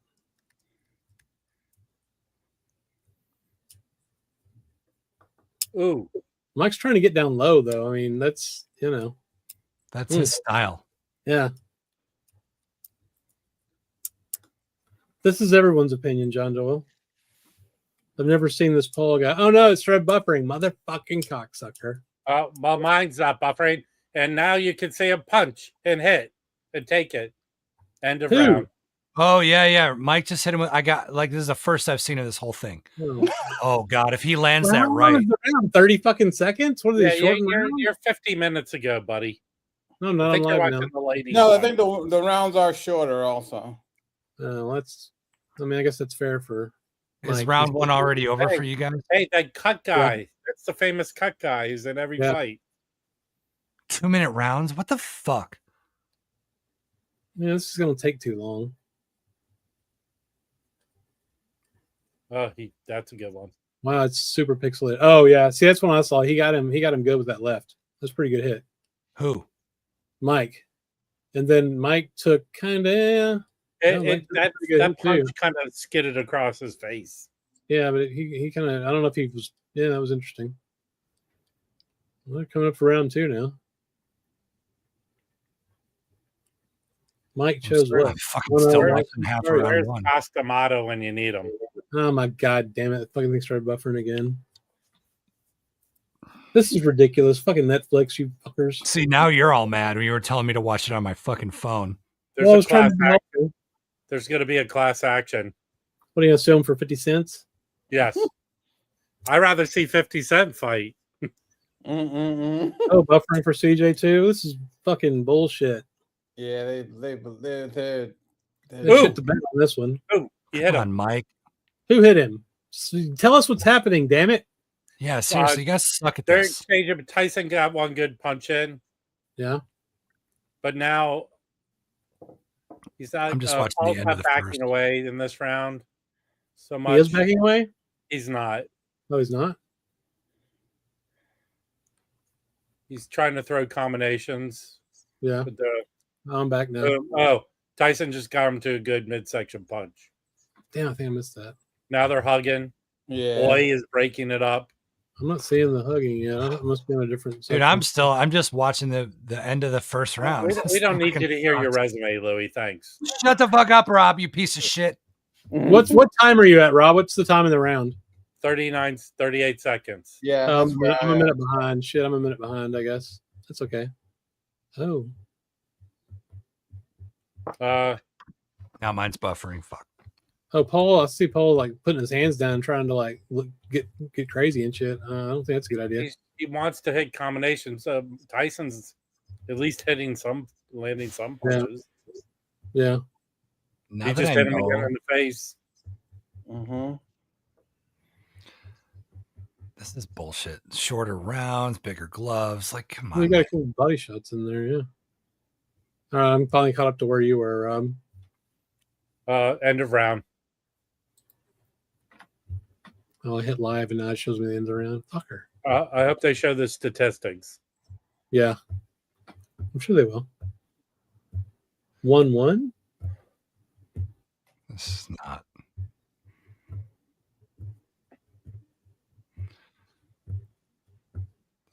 This looks like two fighters who are afraid of each other.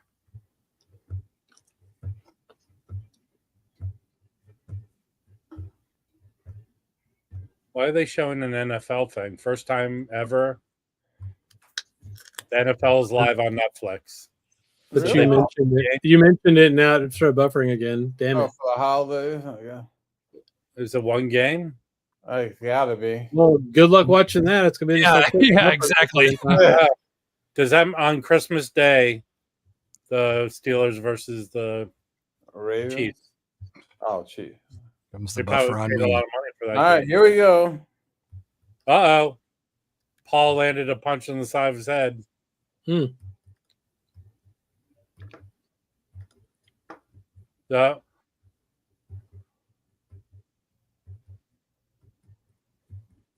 I guess Roberto's going to win $20 from himself. Why? He put $20 that down, that it goes to 6. Okay.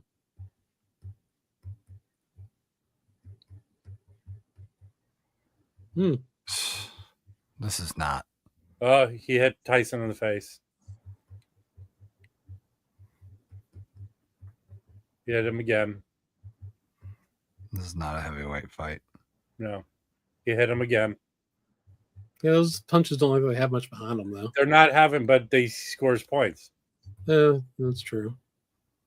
That was pretty good when he got him in the face with there. Hit him again. He's scoring a lot of points. Yeah, he is. Mike doesn't have it.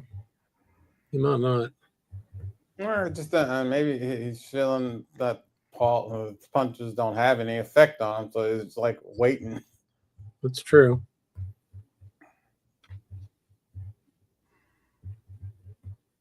I mean, it looks like he doesn't have the power to take him down. Yeah. He's got to score a lot of points, but Tyson's, I think, waiting for one opening. Yeah, but Mike doesn't have the luxury of waiting. He, if anything, he lacks endurance from an age perspective, more than power, more than boxing ability.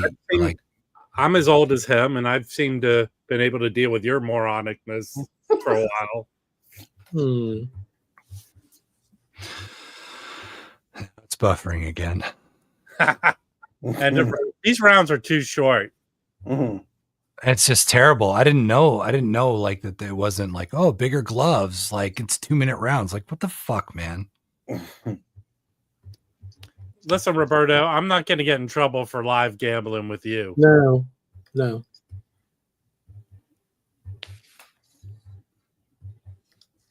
Yeah, Mike looks tired. Yeah, he does. It's too early to look tired, but that's expected, I suppose. It's only going 8 rounds. Yeah, that also sucks. Like, don't have a fight if you're not going to like 12-rounder. Jake Paul doesn't have a good punch, man. No, he sucks. Yeah, he does look old. He's not a boxer. He's a YouTuber, and it looks like it. Mm-hmm. He's a boxer. He may not be an amazing boxer, but you know. YouTubers are all different types of people, Louis. He's in the ring with fucking Mike Tyson right now. I'm different than Chris. Or you? All right, here we go. Yeah, I'm behind still. Maybe this is not. Terrible. What is the unofficial scorecard is 28-29.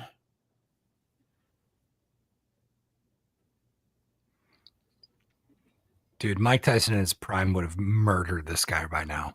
Oh well, yeah. You think? In 30 seconds, would have murdered him. It would have been. Ugh. Come on, man, this sucks. It is a horrible fight. Yeah, it kind of is. So far, boring as hell. I wish it would buffer. My governor's ringside. Fuck that guy. I hope somebody throws him off a roof. Seriously, I hate that guy. I hope he rolls into the ring. I hope he rolls off the goddamn platform into the goddamn ocean, dude. Fuck that guy. He's the worst. Hey, he's gonna roll all the way to the Gulf of Mexico. Yeah, maybe we can roll. You're not supposed to say that. It's not. You're not supposed to like say violent things towards politicians. I didn't say anything violent. I'm saying I hope he falls off a roof. That's all I said. You're not supposed to say that. Was he born handicapped or did it happen? No, a tree fell on him. Here's what a piece of shit he is. Here's what a piece of shit is. A tree falls on him. He gets rich off of it from the insurance, right? Which is fine. He's paralyzed. It's fine. Then he passes a law that says if a tree falls on you, you can only get $200,000. Literally. How did the tree fall on him? It's just a neighbor's fucking branch fell off a tree and got him. God was done with him, but it's like holding it in that day. What was his deal before that? Before what? Being a governor or before being disabled? Before being a victim of a tree. Yeah, these rounds are a little ridiculous. Yeah, this is horrible. It is terrible. God, I'm so disappointed. I shouldn't have expected more though, because I mean, Mike can cash in his fucking 401k at this point, you know. So the answer is that this fight was not going to give us a respite from the fuckery to come. There's more disappointment like the last few weeks. Yeah, Mike doesn't have the power anymore. I don't know what he's like. This is terrible. Hey, you would be good cheer upper at an old folks home, Louis. Yeah. Yeah, I could give you a slice of that. Can you boost my self-esteem while I'm dying of something? Yeah, it looks like Rob's not going to make it another couple of I mean, weeks. this goes 8 rounds. It's only going to be like a fucking 16-minute fight. What the fuck? What round? Well, thank goodness. They only got 3. Oh. Here's what I Yeah, predict. and like, I wish that. Well, here's what I wish. I wish that Jake Paul was good enough and powerful enough to put Mike away in this case, right? Yeah. Because he's young as hell. He's trained really hard. He has. It looks like for what I'm seeing, it looks like Jake has no power in his punches. He's not throwing anything hard, and like he's just as ineffective as Mike is. Right, And Mike's exactly. 58. Definitely. That's the thing. Like, give me a break, man. Like, you're a shitty fighter. Like, you should kill this guy. He's an old man. You should easily fucking kill him. Yeah, you're also talking about he's still fighting Mike Tyson. Give me a break. Bullshit, man. Mike Tyson at 58 isn't Mike Tyson at 28. Well, no shit. Man, Well, did you use why do you science think that? to Why do you think the rounds are 2 minutes long? I didn't know did you that. use science to conclude that, Louis? I do want to see a knockout. I was hoping that Jake Paul would get knocked out, but I mean, you know, Hey, I'll give someone $5 if someone throws a folding chair into the ring. I'm happy I didn't spend $5,000 to go see this stupid ass fight. That would have Yeah. been Maybe the last 2 rounds they're just gonna start wailing at each other. I mean, why not? Fuck. No, they're gonna be too tired because the fucking young kid's not a boxer, and because Mike's 58 or 57 or whatever he is. Hey, Roberto predicted 6 rounds. He still has a chance. Yeah, he does. Dude, the 2 chicks beat the living shit out of each other, and one of their faces is never going to be the same. And like, we got the former heavyweight champion of the world fighting a YouTuber, Yeah. and like, they're going to go home and fucking have drinks, and it's going to be fine. Yeah. It just sucks.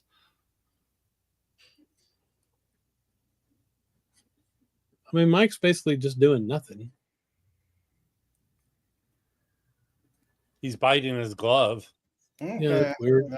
Oh, hey, dude, that guy just put water in Jake's shorts. I saw it. The things Hey, you know. Louis, can you entertain the 76 people here watching to pour water in your shorts? Yeah. I could probably be more. I think that'd be probably more entertaining than this fight. Oh, here, we're gonna do slow motion of you barely hitting Mike Tyson in the stomach, kind Yeah. of. Get the fuck out of here. So that follow up right was actually a pretty decent hit, though. Like when he hit him in the body. He's and scoring then- points, man. Yeah, he's getting some decent hits in. Oh, that was a pretty good hit. Oh. Tyson. I am. Oh, he stuck his tongue out at him. Isn't he What the supposed to fuck? be wearing a mouthpiece? I mean, you can still stick your tongue out with a mouthpiece.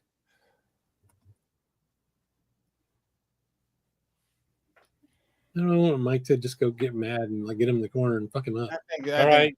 the last 2 rounds he's just gonna go batshit crazy. Mike's too tired. If he was gonna do that, he would have done it by now. Tired Hey, from what? Matt- Fights have been 15 minutes long or 12 minutes long. Hey, Mazzy, if anyone's fighting someone, it's me fighting you, Mazzy. Rob and Jason fight next Friday on Netflix. Oh, It wouldn't be a fight. That'd just be I don't know.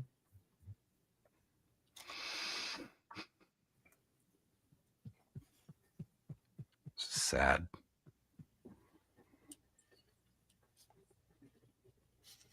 I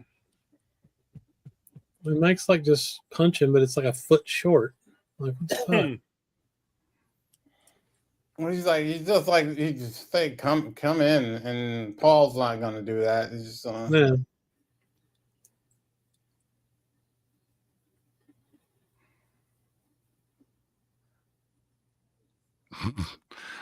Roberto says that's why this fight is for free. You know, Yeah.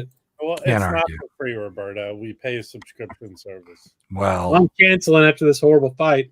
I'll tell you one thing. I never watch Netflix anyway. Oh man, they just renewed some of my good shows. Like what? Lincoln Lawyer is back on. I Yeah, like but it. that was always going to be back on. Yeah. Oh, you know what they have coming? Oh, it's on Amazon. Is Stranger It's, Things over? Is the other book that the Lincoln Lawyer Bosch guy writes. What's that? A Ballard about the female detective. Oh no, I didn't know that. I didn't know that. Maggie Q. Oh, all right. What I don't like about the Lincoln Lawyer is the rights are owned by Netflix, because in the books, Bosch and him interact. Oh, is that right? Yeah, they're half brothers. Oh, I didn't know that. Oh. But in the you like Reacher? You ever watch Reacher? Yeah. That's good. The lady from that's supposed to have her own show next for a season, which kind of sucks because means she's probably not going to be on Reacher again. But oh no, I'm sure she'll be on board. I'm sure she'll be on. It doesn't matter. They'll bring it back. Has Mike landed one punch? Yeah, he landed. He landed a couple of. I see that. Roberto, I hate to say this, you owe yourself $20. Yeah. All right, this is what round is 6, 7? 7. All right, this is where Tyson goes berserk. It's not going to happen. If he doesn't know $1 million, it's not going to happen. You don't have $1 million. If I did, I'd bet it. He has $1 million hairs. Yeah. Oh, that was a punch. Yeah. That was another good punch. Yeah, it was.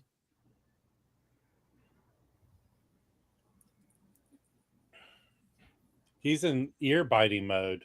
Yeah. He needs to be. Yeah, he fucking and like, dude, Jake Paul's putting his hands down. He would never get away with that. No, dude. 20 years ago, your head would be in the fucking nosebleeds. Come on, Tyson, take him to the ropes. Yeah, no shit. That's what he needs. That's why the ring's so goddamn big, so he can't. That's a pretty good punch. He knocked a guy out by punching him in the chest once, I remember, right? I don't know. Probably. Yeah, because he was fucking evil. He was. It makes it hard to watch this. Oh, the shortness of the freaking rounds. It's like now you got less than a minute left in this round. Yeah, it's not enough time to get anything done. Like those 3-minute rounds, you can get hurt in one of those motherfuckers, and then, This is the dumbest fight I've ever watched. I wish a tree would fall on them. It's bad when somebody like Jake Paul can just like feels comfortable enough to put both of his hands down when he's fighting Mike Tyson. Just like Mike just can't get in there at all. No, I know, but that's the point. That's the point I'm making, man. Like, this fight sucks. It really does. It's the worst fucking fight I've ever seen. It's like there goes the 7th round. Yeah, and and all this money changed hands for these two idiots to fucking sweat. Like, I mean, what do we expect? It's a stupid exhibition fight, I guess. I guess, but I mean, yes, you're right. But there would have been how great would it have been if it had been a 1-round fight where Mike just like fucking murdered this guy in like 30 seconds. God, I just wish. I don't think it's going to happen. Well, now it is a 1-round fight. Getting used to disappointment, though. Yeah. Wait till everybody's got fucking polio again because of RFK Jr.'s retarded ass. Yeah, measles and polio. Yeah. We're going to make polio great again. Mm-hmm.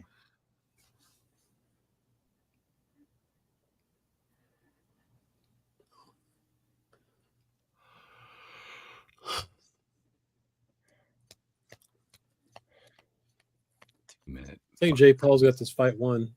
Yeah, I do too. I mean, it just I hate that it looks like Mike's afraid of getting hurt. Yeah, but it's like he's done nothing. Maybe he just doesn't give a shit. He's just getting through the fight because he got paid a shit ton of money. He don't really give a fuck about it. I don't know. It's just 2-round bullshit. Just does not. You mean 2-minute round? Yeah. Yeah. Well, nothing different. Looks like there's like, and it's funny because Jake still looks winded. He shouldn't. He's the young guy. Like, he should be ready for 3 minutes. Yeah. Look at him. He's 18% of his punches. Tyson 8% of his punches. Terrible. Looking terrible. Yeah, it's just these guys don't want to get hurt, and it's bullshit. This is the YouTube version of the world we live in now. So is the stream. I think you should strap on a diaper, Louis, and drive straight to Netflix's headquarters. This is the worst fight ever. This is terrible. It's just like, all right, dude, you got less than a minute. Just start swinging. Yeah, dude. Just give us our money. Well, you know, something. Give me my whatever $12, $15 worth.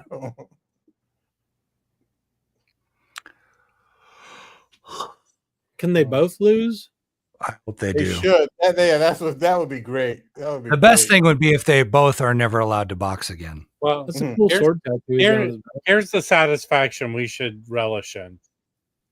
People paid a shitload of money to watch this, and we did not.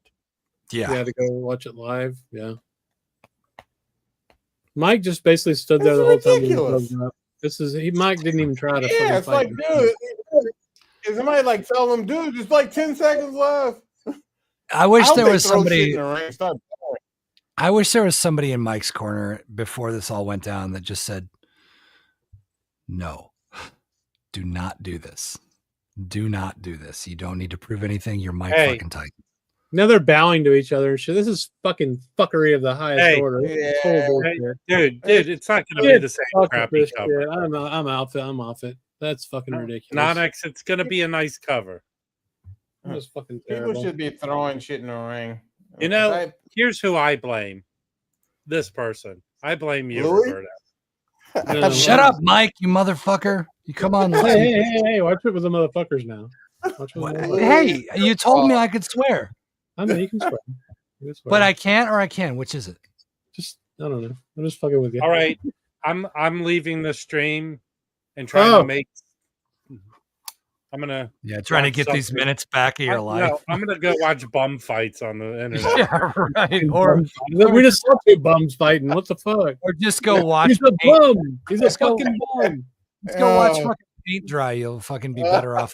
God damn, that sucked. Oh, that was hard. Rocky get his ass kicked by Apollo Creed. That's what I was hoping for. God damn it.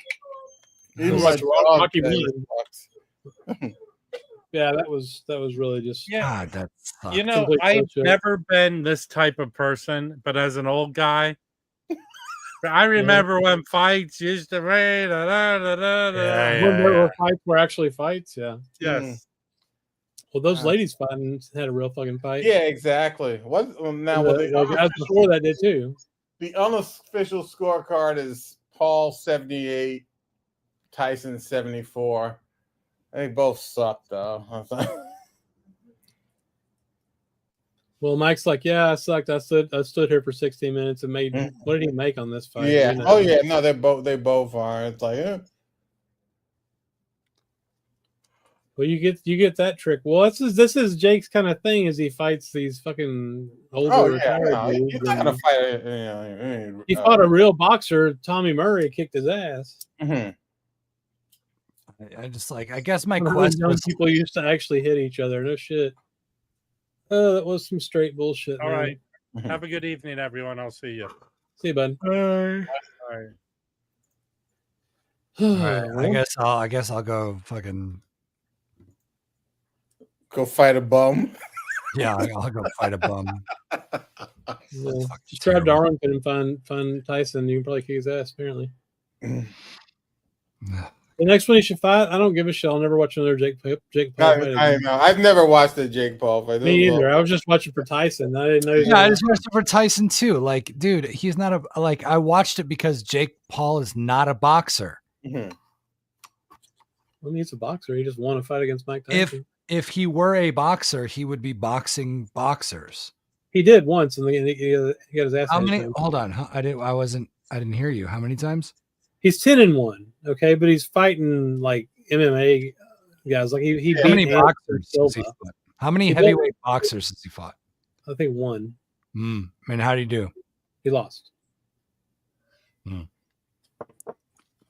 So you're telling me I should watch an 0-1 boxer who isn't a boxer? No, I don't. Not boxers. That. No, not at all. I wanted Mike Tyson to fucking murder this guy, and I'm so Johnny Johnny Knoxville versus Butterbean in the Jackass movie was more compelling. Yes, yes. Remember when Butterbean hit him and he fucking hit the fucking case in the goddamn department store and started bleeding out of his fucking head? I was like, oh shit, yeah, don't fuck with Butterbean, man. Butterbean kicked Jake Paul's ass. Well, not now. Butterbean's old as fuck. I hope the Netflix stock drops like I don't know. I know. This is sad. I didn't watch him fight McGregor. Did he beat McGregor? It wasn't even like they were trying to fight each other. That's the thing that's so ridiculous, you know. Well, if this fight was scripted, it was the worst script ever. Yeah. Trash. That was trash. Yeah. Butterbean was all fucked up, like he couldn't even walk and shit. I saw a thing about him the other day. It was weird. Butterbean back in the day could put a hit on you. He was like King Hippo, basically. He was King Hippo. That was King Hippo. That was the yeah. Because if King Hippo ever got a hold of you, you were pretty much fucked. I don't know, man. It was McGregor and Mayweather. Yeah, no, that was different. Who won that? Mayweather. Mayweather won. Also a terrible fight. Look at this. You know, the punch stats. It's it's ridiculous. I don't even need to know. Like I know it's trash. Yeah. So stupid. May have been better off with buffering. Yeah. Well. Yeah. Yeah, that was wow. Fucking hell. I've been like remotely excited about this for like a year now. Yeah, remotely, and then it like just like the last week, I was like, man, it's possible that Mike Tyson might fucking put a couple of really solid old school Mike Tyson punches on this guy. Yeah. No, that was just and like none of that happened. None. Zero. None of that happened. It's a fucking disgrace. It really is. You know what it is? It's emblematic. It's emblematic of what boxing is now to me. Because I don't ever watch boxing anymore. But yeah, but here's a good counterpoint. It's like those two chicks beat the shit out of each other. That's true. Before that fight. Yeah, that's true. No, for sure. Like those women were playing for keeps. Yeah, so were the two dudes before them. Sure, I didn't see that, but whatever. It doesn't matter. These two were it's like, okay, let's see. No. Yeah, and we're unscathed. We're gonna drink champagne in the private jet on the way home. And yeah, exactly. Here's a good point. Roberto says, "Is this the reaction you guys have when you're listening to a Verve by request?" It depends on the Verve by request. I'm trying to think the last Verve by request I purchased. I've started to just avoid them completely. I haven't bought any. Yeah. I gotta go to bed. I'm so disappointed. My day's ruined. Yeah, I can say I gotta watch a real Netflix show before I go to sleep. All right, guys. Yeah, no shit. Chris, thanks for hanging out and watching us talk about that stupid fight for an hour. Yeah, brutal. See ya. Later, guys. Bye. Later, Nemesis.